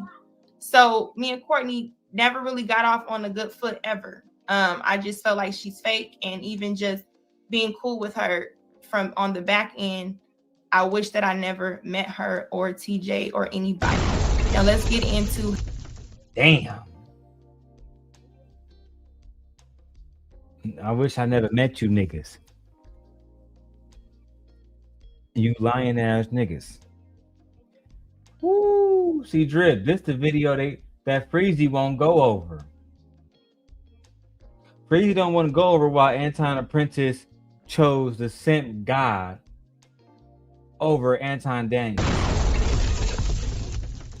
Right? No cat. Let me go ahead and drink my shot, man. I'm gonna turn the fuck up. Let's go. How TJ even get mentioned.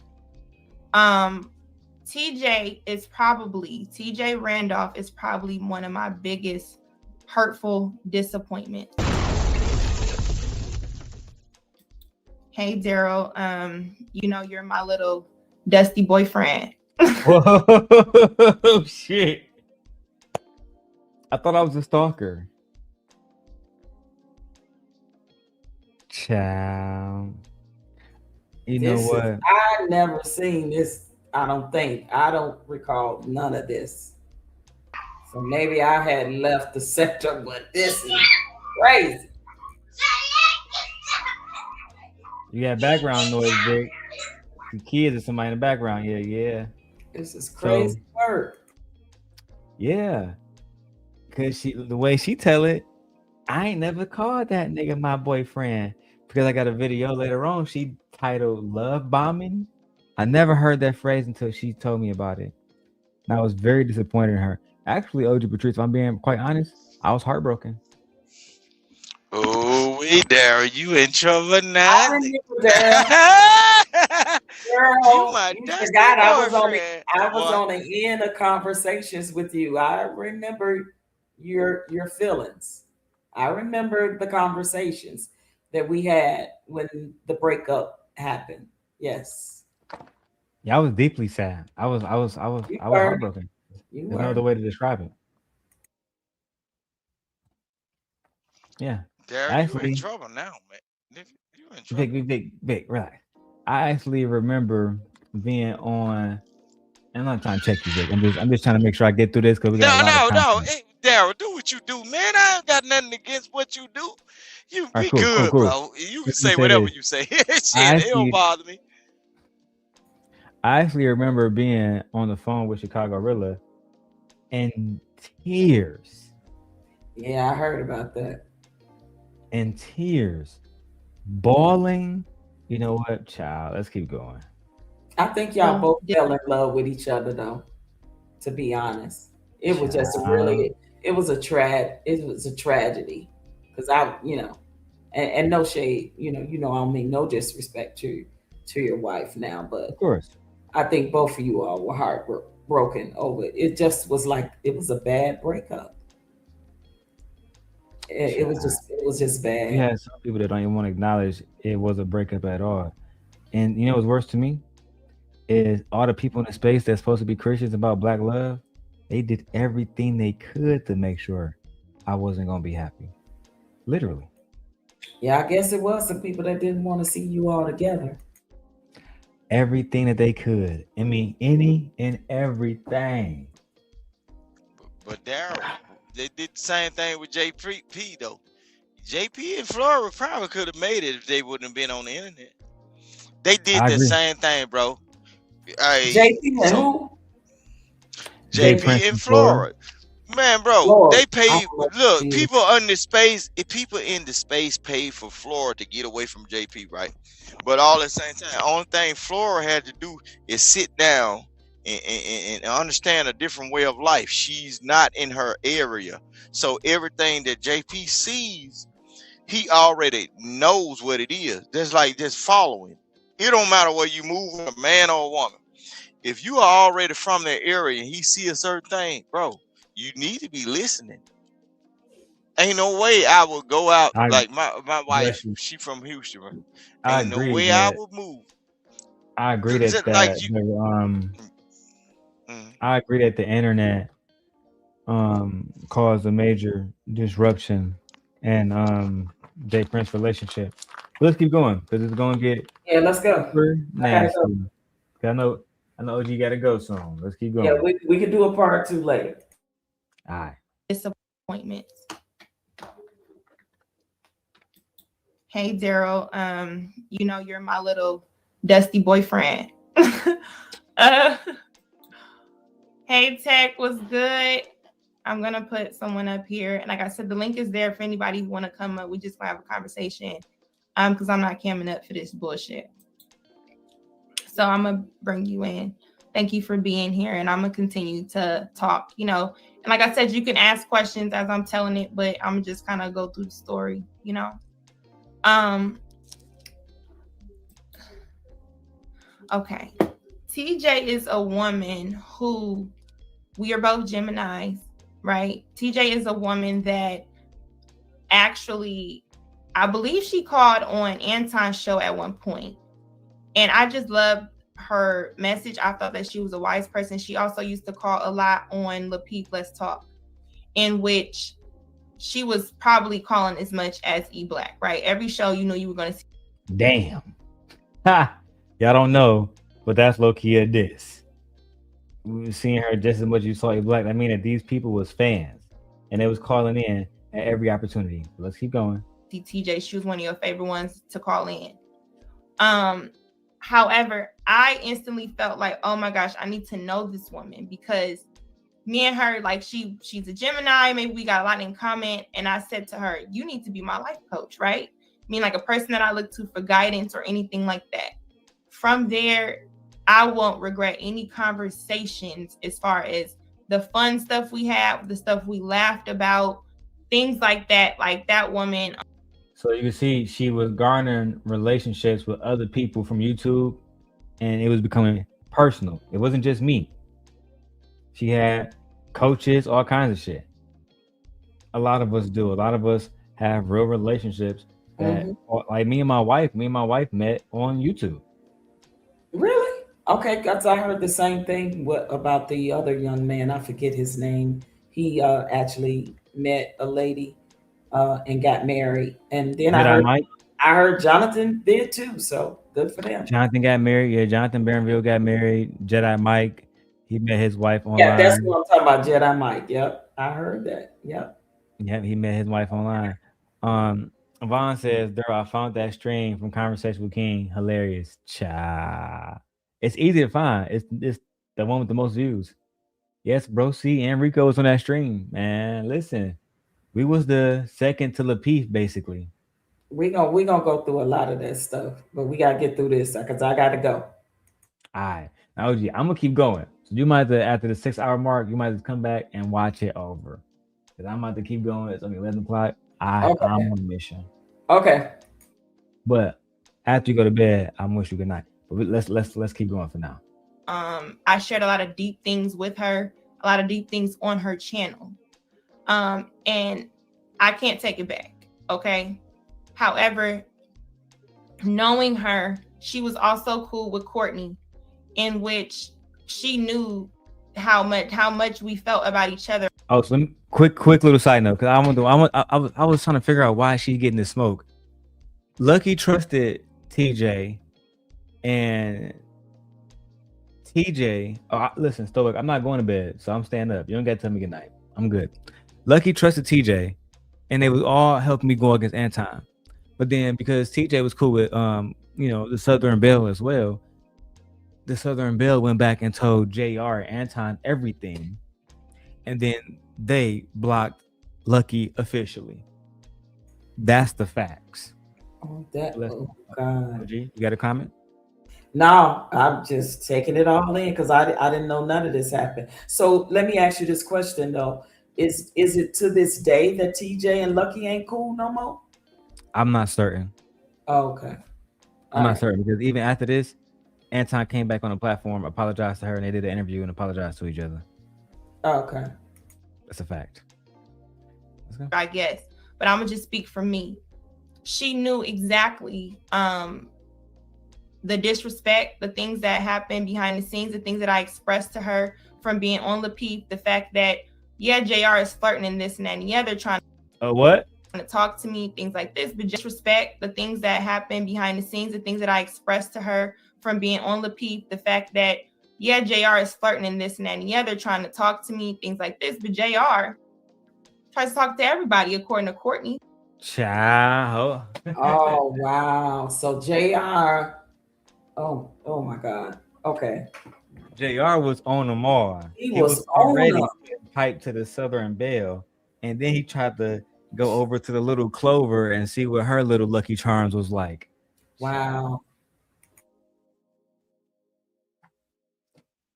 and you heard it out of the horse's mouth. That nigga was flirting with me. Child. What they come So to I this wasn't space no for, one bro. special. If you Yeah, JR is flirting and this and that and the other, trying to talk to me, things like this. But JR tries to talk to everybody, according to Courtney. So I wasn't no one special. However, once I met TJ at one point thought, hey, I think it's a good idea for you and Courtney to have a conversation that maybe I could facilitate on a three-way. Somebody asked, isn't JR married? During the time of this conversation and during the time of the events that she's describing, yes. I said, well, if you think that's a good idea, that's cool. But Allegedly, yes. I don't really fuck with her because I don't like how every time I've tried to be understanding or talk to the girl, my hand kind of got slapped, like she wasn't fucking with me. And I'm sorry, I'm just really talking the way I talk, okay? So I apologize. But she's not really rocking with me. So I said, okay, if you feel like we can have a three-way conversation, TJ, go ahead and set that up. Out with you, I'll give you that respect. I trust you based on what you're facilitating. TJ, you could come up if you like. I'm not like all these other panels. And you kind of know me. I'm a whistleblower. So at the same time, not a whistleblower. Child.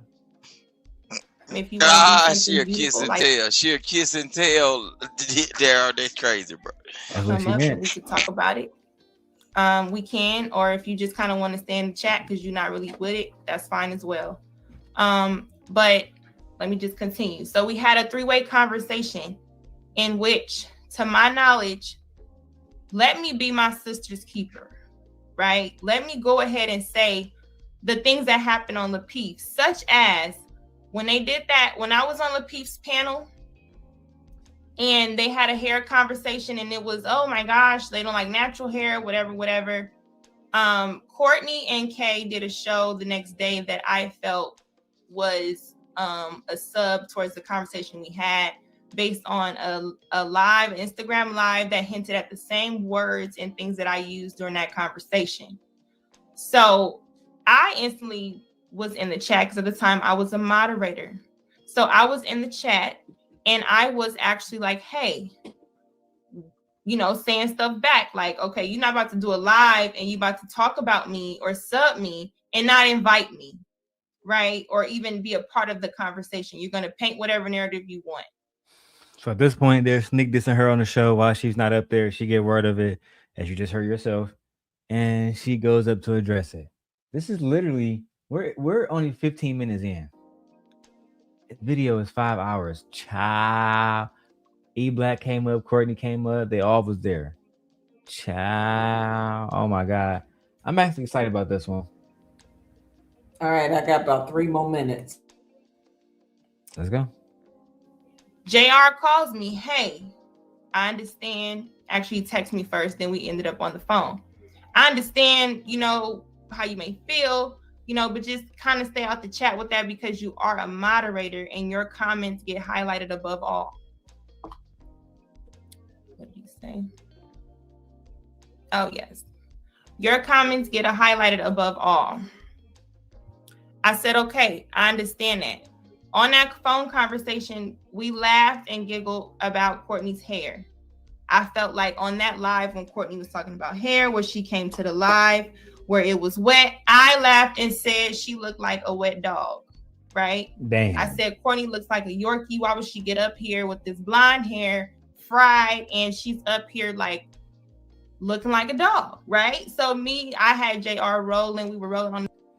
So I personally don't think it's okay to say a woman look like a dog. Child. And lions and tigers and bears. Oh my. The ladies were fighting. They were. Let's go. Thing, and he said, you know what? Do you want to go live about it?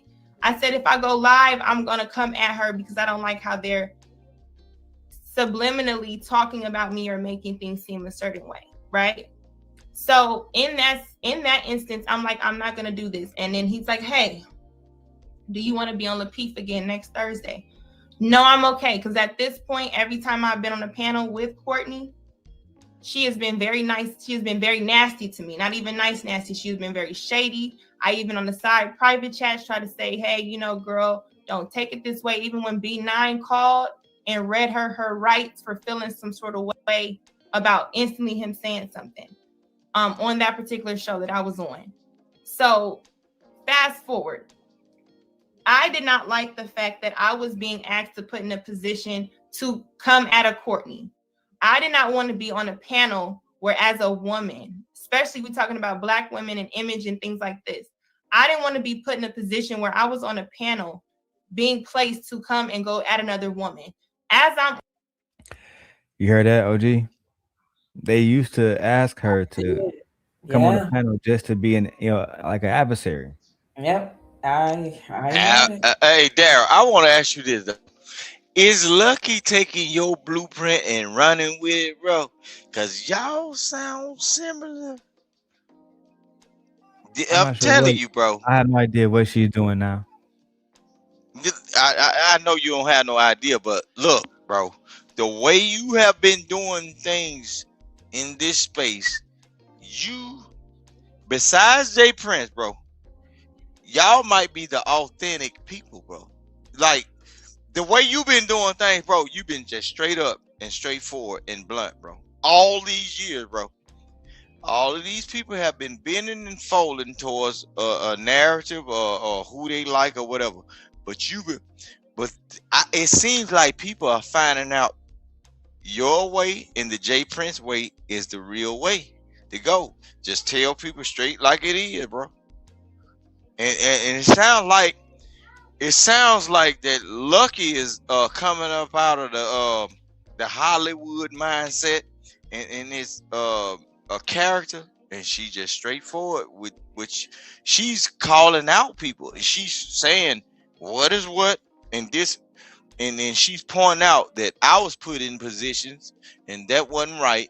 Bro, just got to pay attention to it. I ain't gonna keep yapping, but okay. Just pay attention to it. She was put in a position and thinking that the YouTube was in favor of people just doing content or whatever, but she was actually pitted or manipulated to be in a situation to where she couldn't defend herself right then, and now she got a moment. Like, oh, we gotta keep going. Let's go. This is what it was. Getting text messages from Anton, from a Sharita. At which point, every time I've been on a panel with Courtney, she has been very nice. She has been very nasty to me. Not even nice, nasty. She has been very shady. I even on the side private chats try to say, hey, you know, girl, don't take it this way. Even when B9 called and read her rights for feeling some sort of way about instantly him saying something on that particular show that I was on. So fast forward. I did not like the fact that I was being asked to put in a position to come at a Courtney. I did not want to be on a panel where, as a woman, especially we're talking about Black women and image and things like this, I didn't want to be put in a position where I was on a panel being placed to come and go at another woman. As I'm on the panel, getting text messages from Anton, from a Sharita, Stop right there. Vic, don't say nothing. They're just me and OG Patrice. Did you hear what she said, OG? You heard who was telling her also, texting her to go at Courtney? Yeah, I did. Sharita Daniels. Wow. You see, and the people will believe. I did. I was just getting ready to ask who is Sharita. Had no idea that it's Anton's wife. So when people can't say she don't know what's going on, what the angle is, and all of this as a Black woman, that's bullshit. I'm calling bullshit right there. And I wish I can get you to stay for 15, 20 more minutes, because you would see a little bit more of this, because this whole video is diabolical. Of course, you can always come back and watch it. But no, I just got something to do, but I'm gonna listen. I just won't be on the panel, but I'll be listening. Of course, you definitely feel free to listen in. This video happened, OG, for the record, so you know, because she felt like when we did it the first way with y'all, the people just didn't gravitate enough. They needed to hear the mess. They needed to see the the sword hit the fucking shield. Basically, they needed to, and this was her version of it. Right. All right, so y'all hear it there. And Anton's wife was sending her messages to go at other black women, allegedly, child. On a panel being placed to come and go at another woman. As I'm on the panel, getting text messages from Anton, from a Sharita, from even TJ, from different people. Hey, JR, get at her. Whatever, go. Unleash yourself. Not get at her. Go. Unleash yourself. Child. Pitting other black women against other black women for monetary gain and views. And I try to tell a little birdie that's around them right now, they're doing the same thing to you, girl. Oh God, I don't know who that little birdie is, but child, like you said, this is a mouthful right here. That's some crazy work. I had no idea all this was going on. So Darrel, hold on, Vic, because hold on. First, if I gotta get out without like hyperbole, which is you're about to say that hyperbole. But let me say this. Told you, Patrice. That little birdie is curious about people's agendas regarding her well-being.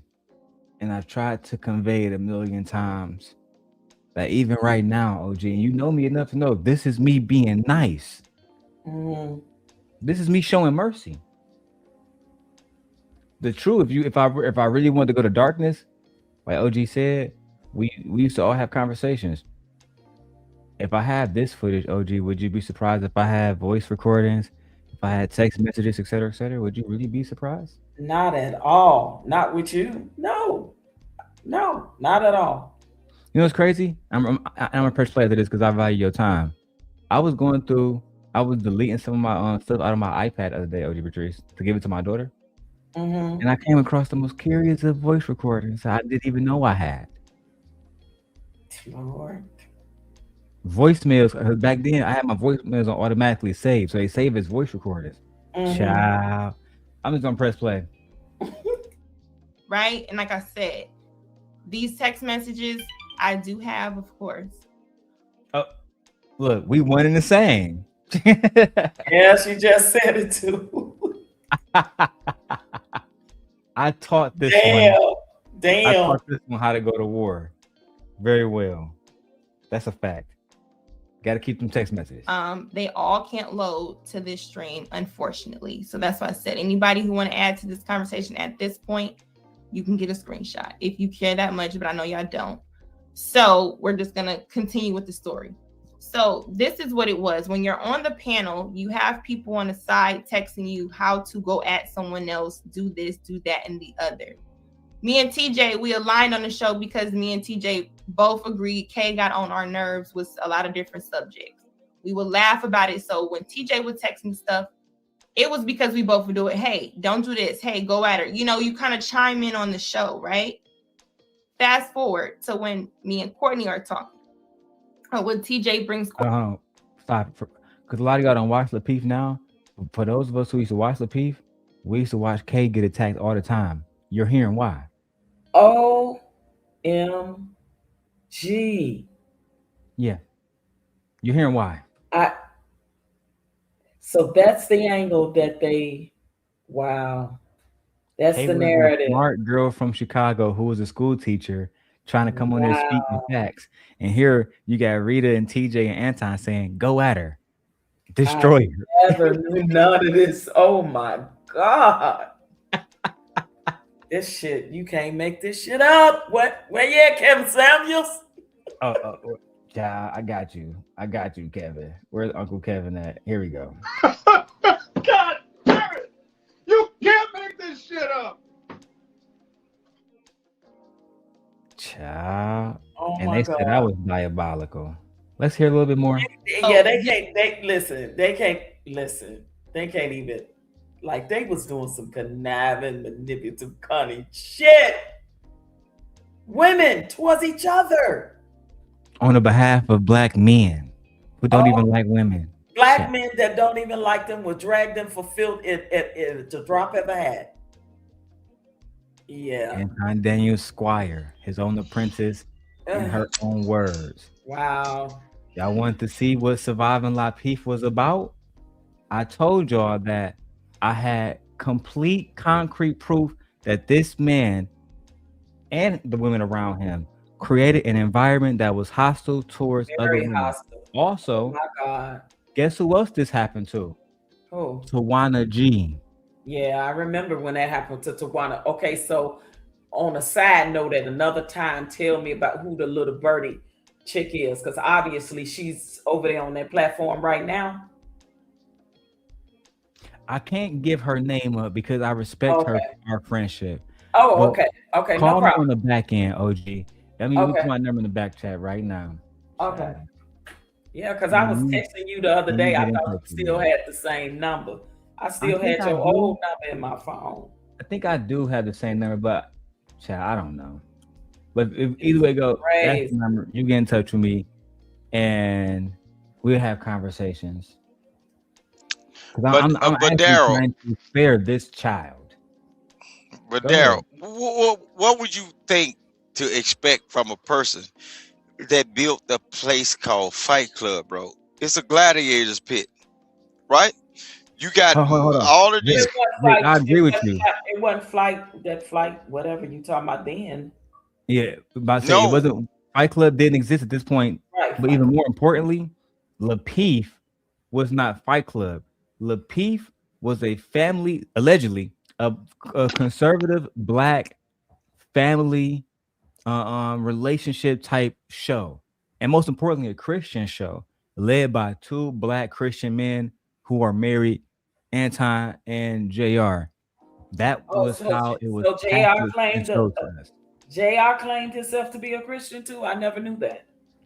Well, I mean, you married this is under what the faith, one would assume.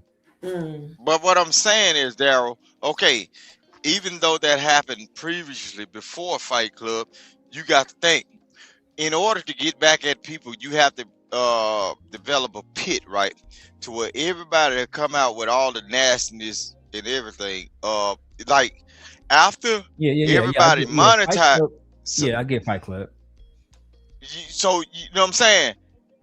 Fight Club is like the it's the thing that can damage you, right? If you show up on that show and then you come from a certain sector or whatever, people can actually out you on that show. It wasn't the beef sector, but it was like the soft sector. For the record, Vic, that had nothing to do with what we're talking about now. In this situation, we had a woman who was participating on the panel. The conversation could be about hair or whatever. Kay is a very intellectual, non-combative type woman, but they would literally tell Luck to be combative, which would directly steer the conversation away from something productive into a more drama-driven conversation. You get what I'm saying? Right. So do you get the correlation? Also, if you Vic, okay. Me and OG Patrice earlier point, that's not influence, that's manipulation. Now that's manipulation. Boom. Right there. Right. But that's what I'm saying. Okay, but you got to think about it. You're still dealing with the same person. A person that claims to be Christian or whatever, they created a battleground, bro, to where they can manipulate people into doing this right here. On the video. What is the overall point? Man, the overall point is y'all surprised about a person having devious ways and everything, but it was always in them. They basically what Lucki was just explaining, bro. Before, let me tell you this. I got you. We were never surprised. We were just exposing. Right, that's all. Okay, but you were surprised because you know the. I was never surprised. I'm not surprised by anything Anton does. The Corey Holcomb situation never surprised me. Me either. No, that's Vic, I was ahead of this shit 4 or 5 years ago. Yep. I know, but it I'm saying, bro, me 4 or 5 years ago. It don't no more. But let's keep going. Okay. Anybody who want to add to this conversation at this point, you can get a screenshot if you care that much, but I know y'all don't. So we're just gonna continue with the story.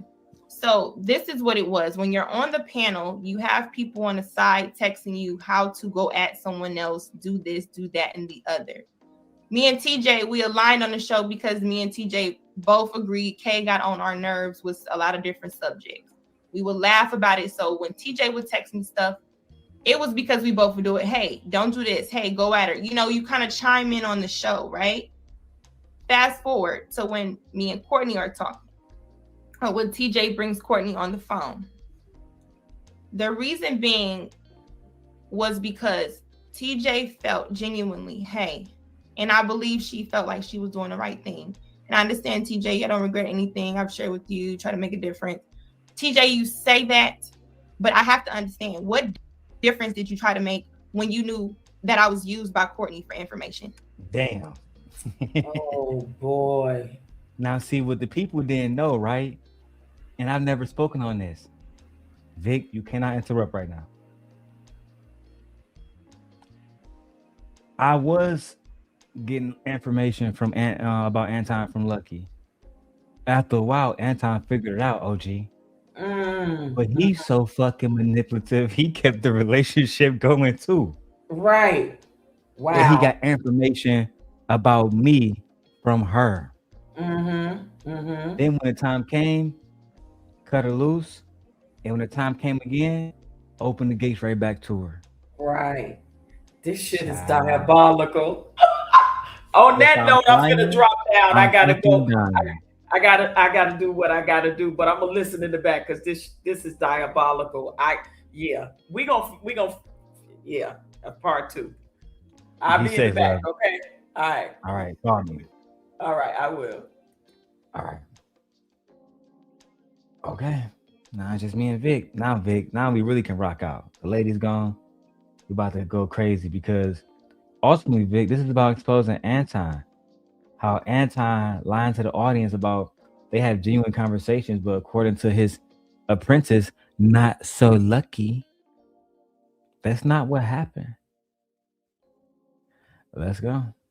Did you try to facilitate a conversation that said, hey, Nisi, I see there's a falling out the same way I brought this woman into your life. Let me go ahead and then bring up a 3-way conversation again to make sure that when y'all go y'all separate ways, there is a conversation had to where it ain't no shit like what's going on today, right? Because what happens is in these spaces, people use and click up with whoever they want to get information. And if you somebody like me who it feel like they're doing the right thing and you like, okay, Lapeef, whatever, I get what they're saying, but Courtney, I'm gonna do the right thing and tell you this is what's going on. This is what they wanted. This is what I was asked to do to go against you. This is how it was set up to me. I don't really agree with that, Courtney. If I really wanted to come at you, Courtney, I would have did whatever I had to do. That was the conversation. Those conversations last for hours. Also, in those conversations later on, we brought in Rilla. Now, me and Rilla had talked about me mentioning not Rilla being implicated by voice, right? Everybody was in on the Simp Nation going at Anton Daniels. Everybody. And listen, I never say Rilla was a spot for me, right?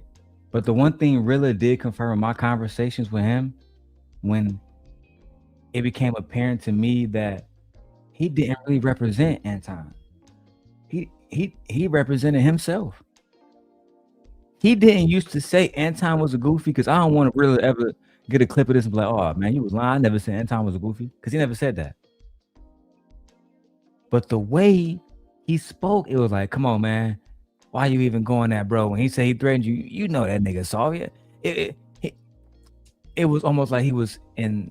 It was almost like he was saying like, yeah, this nigga soft, bro. Come on, bro. He never gonna do nothing, bro. And you should know that.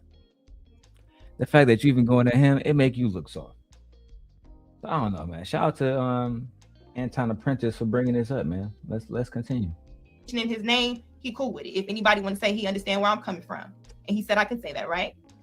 So we're having these conversations, these hour conversations all the time, right? In the beginning, Rilla comes, he starts to understand and hear what's going on. At this particular moment, Courtney wants to explain all the things that happened on Lapeef, the things that she's also shared with the Darrel. At this particular moment, Courtney wants to explain all the things that happened on Lapeef, the things that she's also shared with the Darrel. What? At this particular moment, Courtney wants to explain all the things that happened on Lapeef, The things that she's also shared with the Darrel. Now, later on, these people are gonna make it seem like, oh, Darrel be lying. No, I have multiple women that was Anton co-host feeding me information about him. And it's not to make it seem like I'm some pimper player. The truth is just the truth. These women were being accosted by Anton Daniels. Freezy was nowhere around. Freezy wasn't nowhere. No cat. He was nowhere to be found. He was still hiding in Florida, trying to scheme into Anton good graces, while we was in the fucking trenches, going to battle every day and winning. Which we'll get to. And the things that happen on the Peep, which are, and I'm sorry to anybody's name who get mentioned, but at this point, my name is being mentioned, so I don't really give a shit how nobody feel. You know what I'm saying? So I'm just gonna tell my side and why my name is in it, and I hope that anybody respects me for that. If you don't, fuck you, okay? However, the stories that were told was allegedly JR is a married man. He has multiple children and he has multiple baby mothers, right? This is the story that was. Child. JR, a married man, multiple baby mamas. Child. But I'm the hoe ass nigga. Listen, y'all gotta relax, bro. Y'all, Darrel be lying about these folks. Do I? I know y'all want me to come across as the liar, but is that really the case? Or am I simply the individual who bring these things out to the forefront? Multiple baby mamas, married, secret hoes. The tea is teaing. The gossip is gossiping. Okay, the flabbers are gassed, bitch. Now, Freezy, O'Shea Duke Jackson. Are y'all truth tellers, or are y'all just doing this for your own little agenda behind closed doors? Lord knows you don't want me to have to actually sneak and find out. So I just simply ask, gentleman to gentleman, you think I don't have little birdies all around YouTube?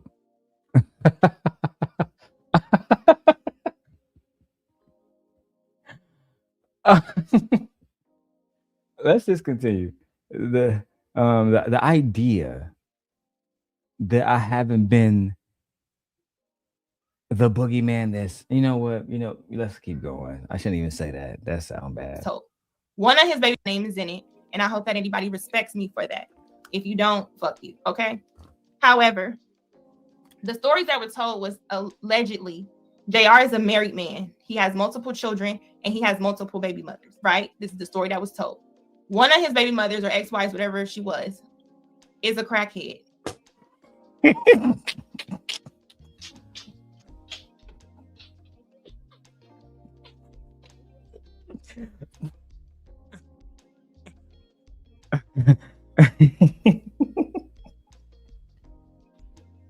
Darrel, she ain't playing no game, bro. She look, boy, she Frank Lucas and these niggas, but boy, she said, if you gonna put my name in it, I'm gonna tell everything. Shit, she ain't going out. Good lucky, good luck, Lucki. Bravo, Lucki. Bravo, Lucki. That's the type This of look. is That's the type. exclusive from Anton Daniels' former apprentice. Okay. Bravo, I don't know, Lucki. Lucky. This is not so Don't lucky. you let them folks think you lucky. You better put if they calling your name, you better put them in that sauce too. Lucky. Hey, You Vic, right. they threw her in the corner. She said, I got that bitch on me. Darrel, I gotta go mute, man. You Hey, blood. Bravo, Lucki. JR, he has a wife, 8 baby mamas, and one of those baby mamas is a crackhead. Look, damn, Lucki. I ain't never not like Lucki, but I'll just say she got a certain mindset. And this look, Lucki, bravo, It's just the fact. bravo, Let's keep going though, Lucki. Vic. Hold on. Okay. We got it. However, it's getting juicy. the stories that were told was allegedly JR is a married man. He has multiple children and he has multiple baby mothers, right? This is the story that was told. One of his baby mothers or ex-wives, whatever she was, is a crackhead via Courtney, right? Courtney says OJ was told. One of his baby mothers or ex-wives, whatever she was, is a crackhead via Courtney, right? Courtney says, oh, JR, he's with a crackhead. I can't believe he would do this. Blah, blah, blah. He tried to talk to you too. He's fucked Kim. What? Right? Courtney says, oh, JR, he's with a crackhead. I can't believe he would do this. Blah, blah, blah. He tried to talk to you too. He's fucked Kim. He's fucked Kayla. I beg your pardon? Now, when I originally aired this, Kayla saw the stream and she was mad. She was mad. He's fucked Kim. He's fucked Kayla.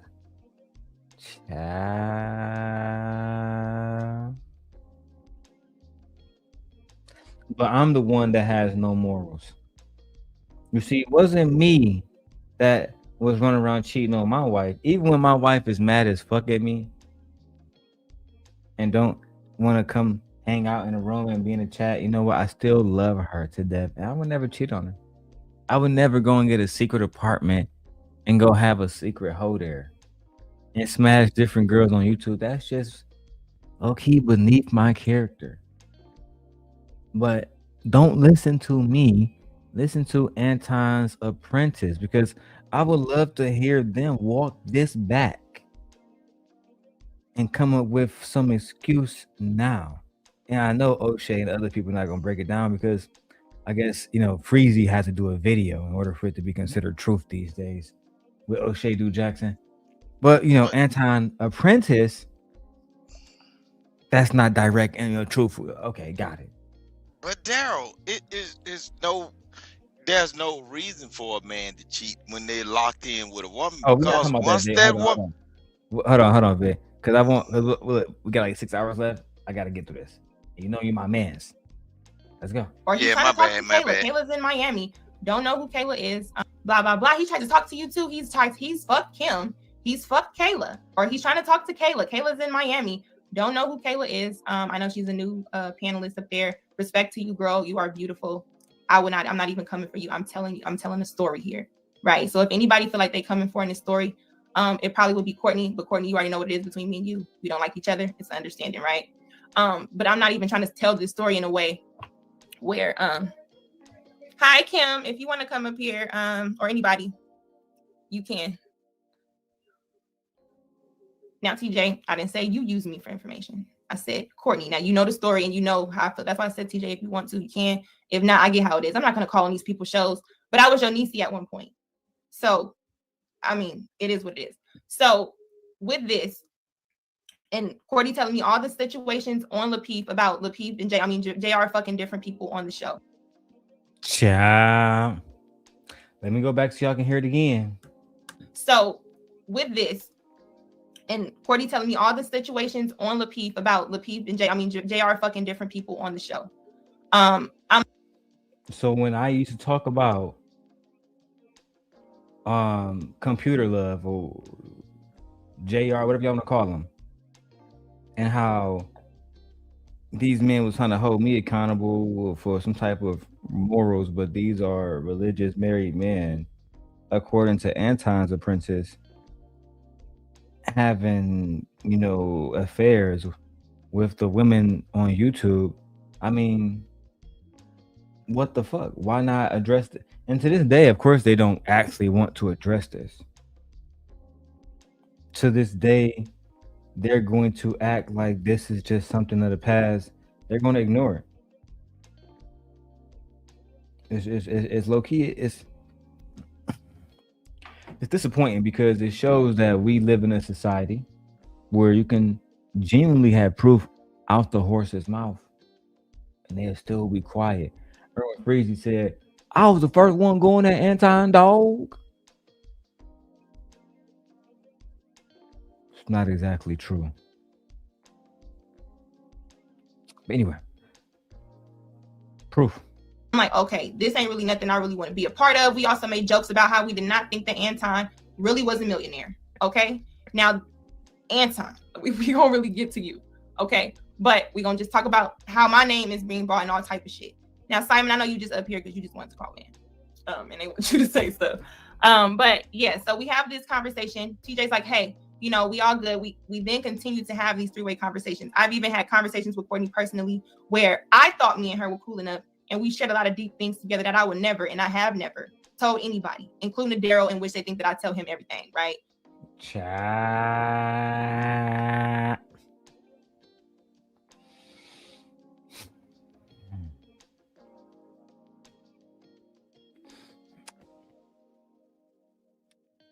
I'm actually speechless. The amount of proof I have to disprove all y'all lies about me is staggering. And when I choose peace, when I just want to work with individuals and see them flourish, I can't even do that. I still must be on a muzzle because of stuff that happened years ago. And you fumbled me. That's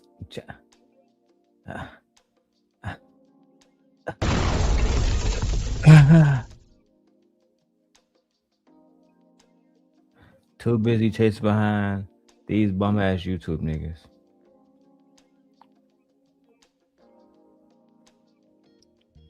I thought me and her were cool enough and we shared a lot of deep things together that I would never, and I have never told anybody, including Darrel, in which they think that I tell him everything, right?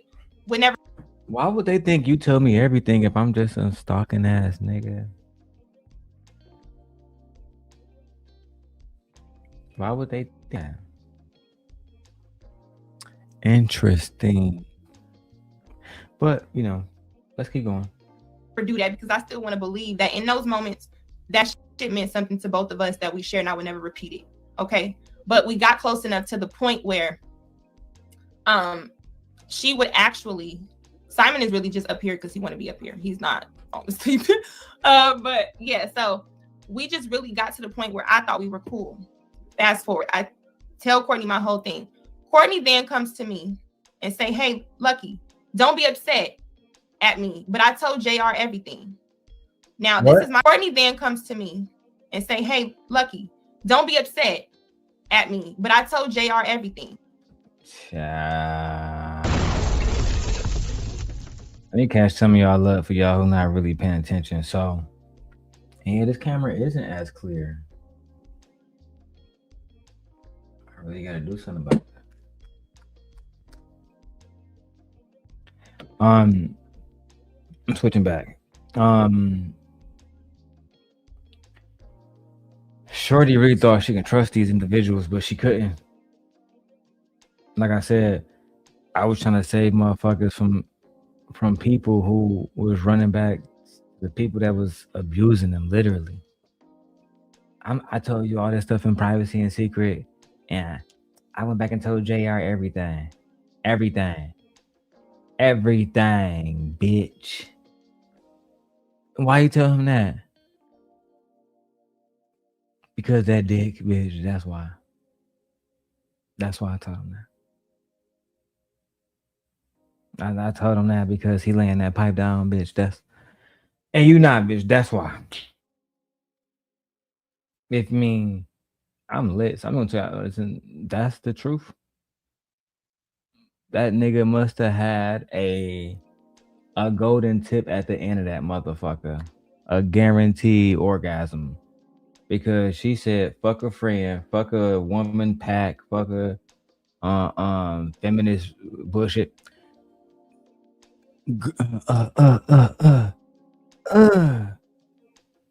Now what you want to know?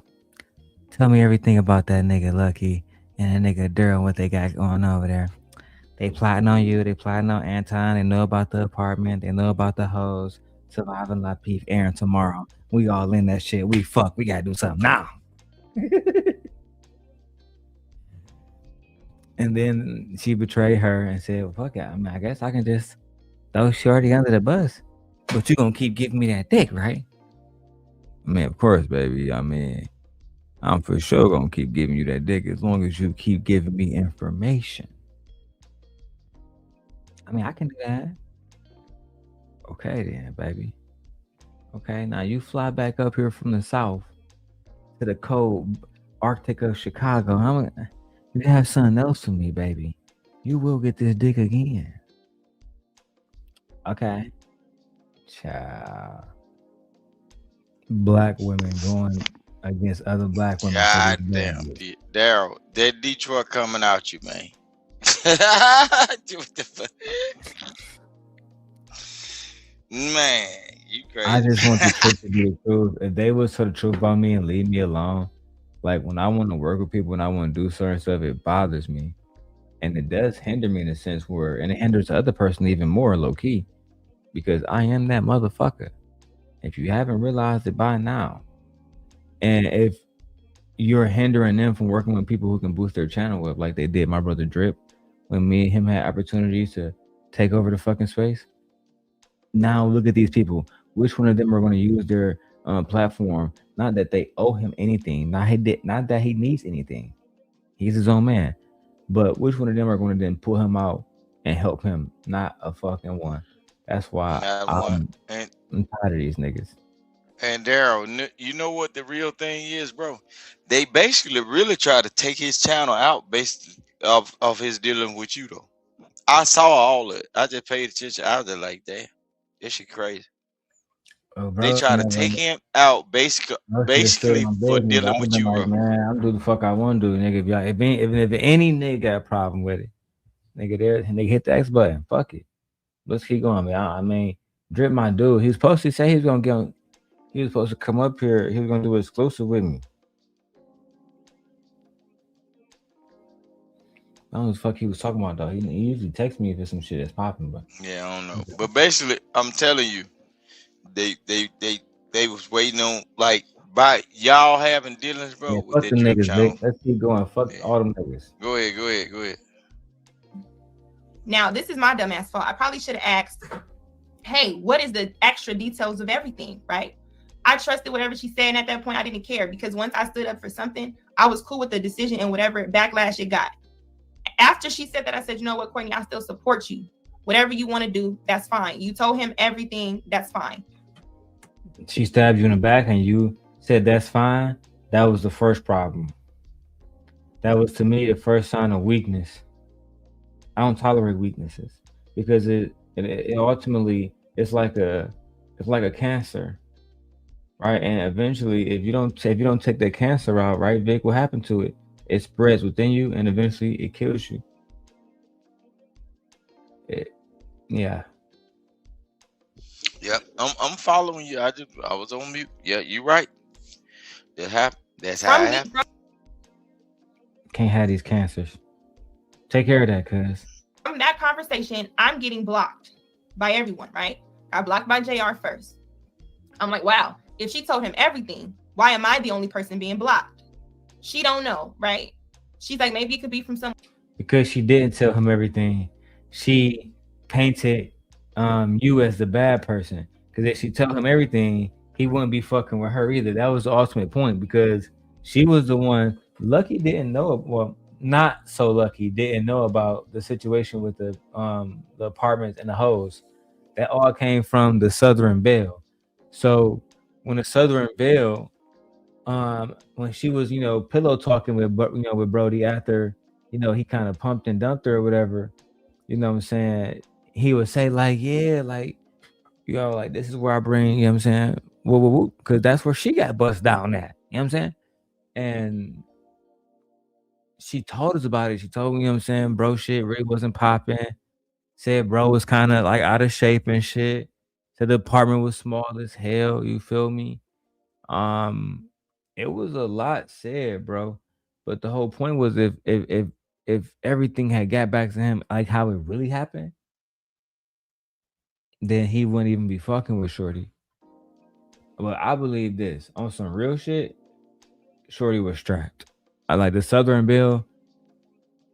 she was strapped, like super duper strapped, low key. So if anything, he kept Shorty around. It's gonna sound crazy, but I know men from the descriptions that I've heard from the people that was around her. I don't know, man. It might be worth it for a while just to take a few L's on, just to hit a few times. I don't. Listen, we gonna take losses regardless. But taking a loss and getting a dub at the same time, it is what it is. Hey, I'm just being a real nigga. I gotta say it. Let's keep going. Someone else. At this time, I have a show that y'all all probably watch me on called Girl Talk with Lauren and Lucki. We had our show in which, of course, I have nothing bad to say about Lauren. But we had our show. We were not getting any support from anybody ever on Lapeef that we ever was supportive to. Damn, not y'all having shows on Anton and Lapeef's channel, but then when y'all have y'all shows, y'all didn't get any support. This sounds very familiar. It's like I've heard this story before. It's like it's like I'm in a twilight, right? Watching the same thing happen over and over and over and over again, only for women to act like that's not what's happening. Very disappointed. Very disappointed. Because what could have happened is y'all could have had support from genuine people who really wanted to support y'all. But you know what? Let's keep going. I'm determined to get a 12-hour show in. TJ knows this. Courtney knows this. Anybody on the back end knows this. They were not supporting the show. If you want to go back, you can really count how many times you've ever seen them come and support the show. One of the times you've seen Anton come and support the show, and Rilla, and I felt at that moment, because Rilla came the first time, then he felt some sort of way, I guess, from my perception. He felt some sort of way because King was up there, right? We have shows, we don't hear no Anton, we don't hear no Rilla, we don't see no JR. So because King went up there one time, they stopped letting they stopped letting her get any shine. Oh, you got the ops on the show? Well, we're going to show you, bitch, that you don't play with us. You have our ops on the show, we starve you. No views, no subscribers, no motion, no nothing. And you got you out here like, okay, I'm about to get some support.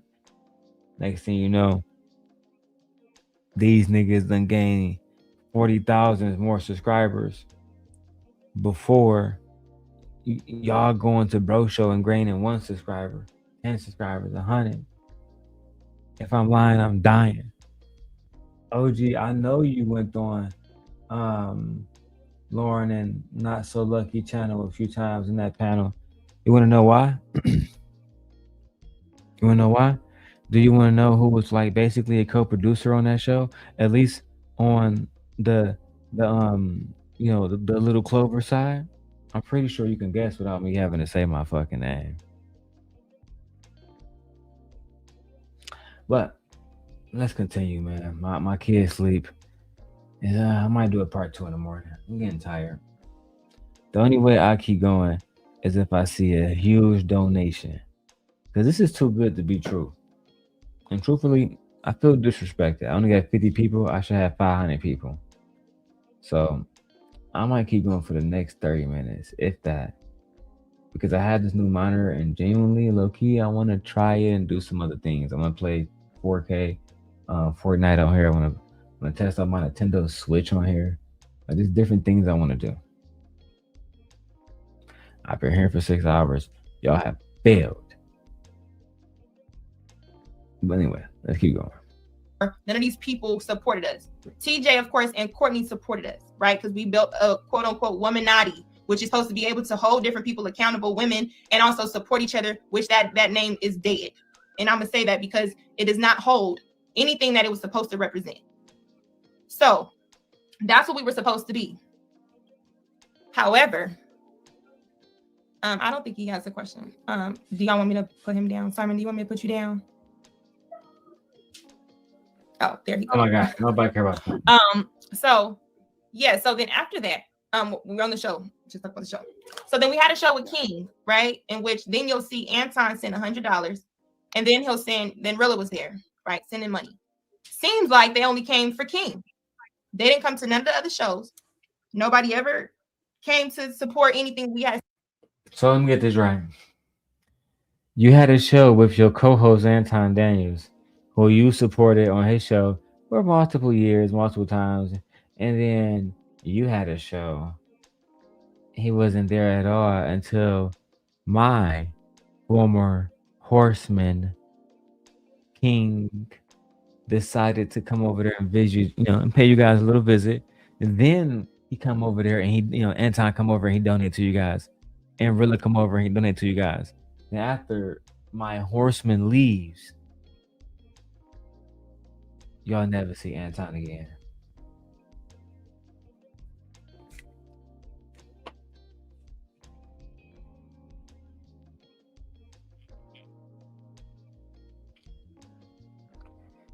It's so hard being told that you're on the wrong side of history when you know you was doing the right thing the whole time. When if they really play back the videos, I would be all but vindicated. And I think at some point it's gonna take for me to be in the ground and to go back and say, damn, he was actually defending women and black women and mortality rates. He was defending housing disparities against black people. These different things that genuinely impact our society. But y'all continuously choose to support the worst individuals of our society, whether it's the women or it's people like Freezy. Bro, Darrel, I witnessed your whole blueprint get stolen, bro. It was crazy. I was there. I saw. Or whatever. They've stolen a lot from me, Victor. Not just the way I do things on YouTube. I witnessed your whole look when they try to exile you out of this so-called little black, let me say black YouTube space, because white people didn't do it. Out of this black YouTube space, what happened? Somebody took your blueprint, even certain things you said in the beginning of it, and turned it into something else. Bro, y'all be dealing with certain people on this internet, bro. They don't have no morals, boundaries, or standards until they get put in their place. And that's why I always like you, Darrel, because you was this type of person that'll put them in their place. You operate on YouTube, but you operate with the mindset of what actually goes on in the streets and in the world. That's why I have never said nothing bad against what you do, because that's the way the world turns. Keep doing what you're doing, brother. You should have been up top a long time ago, but you was dealing with weird black human beings. Keep liking these humans and you'll find out a little bit more. Keep liking them, I guess. Keep dealing with them. You're gonna find out a whole lot about them. They are strange creatures. I rest what I say. I'm going on mute. I think I'm going to take a part 2. We're going to end it here. We're going to do a part 2. OG was right. I think it is tired. It is almost 1 o'clock in the morning where I am at. And low-key, I'm ready about to play my Nintendo Switch, clean up, and get things more organized for tomorrow. And from there, if you guys really want to support, then send me a outgoing cash app. All right, $10, $5, $10. It don't matter. Become a member, a super chat, whatever it is. Support the show. And if they say we're begging, y'all know I'm the last person that care what somebody thinks, because they don't want me to be on their ass. All right. Nay, you gotta go back and watch it, child, or give me a call, Nay. Okay, you know how to get in touch with me, of all people, Nay. Okay, you know I'm about to be up for the next hour any goddamn way. Give me a call, but I'm definitely tired as hell. Okay, we would do a part 2 to the Anton Daniels Apprentice, and we would get directly into the spicy stuff. Victor, I want you here. I want to give you an opportunity to speak. But until then, we are out of here. I will see y'all on the next one. Bye.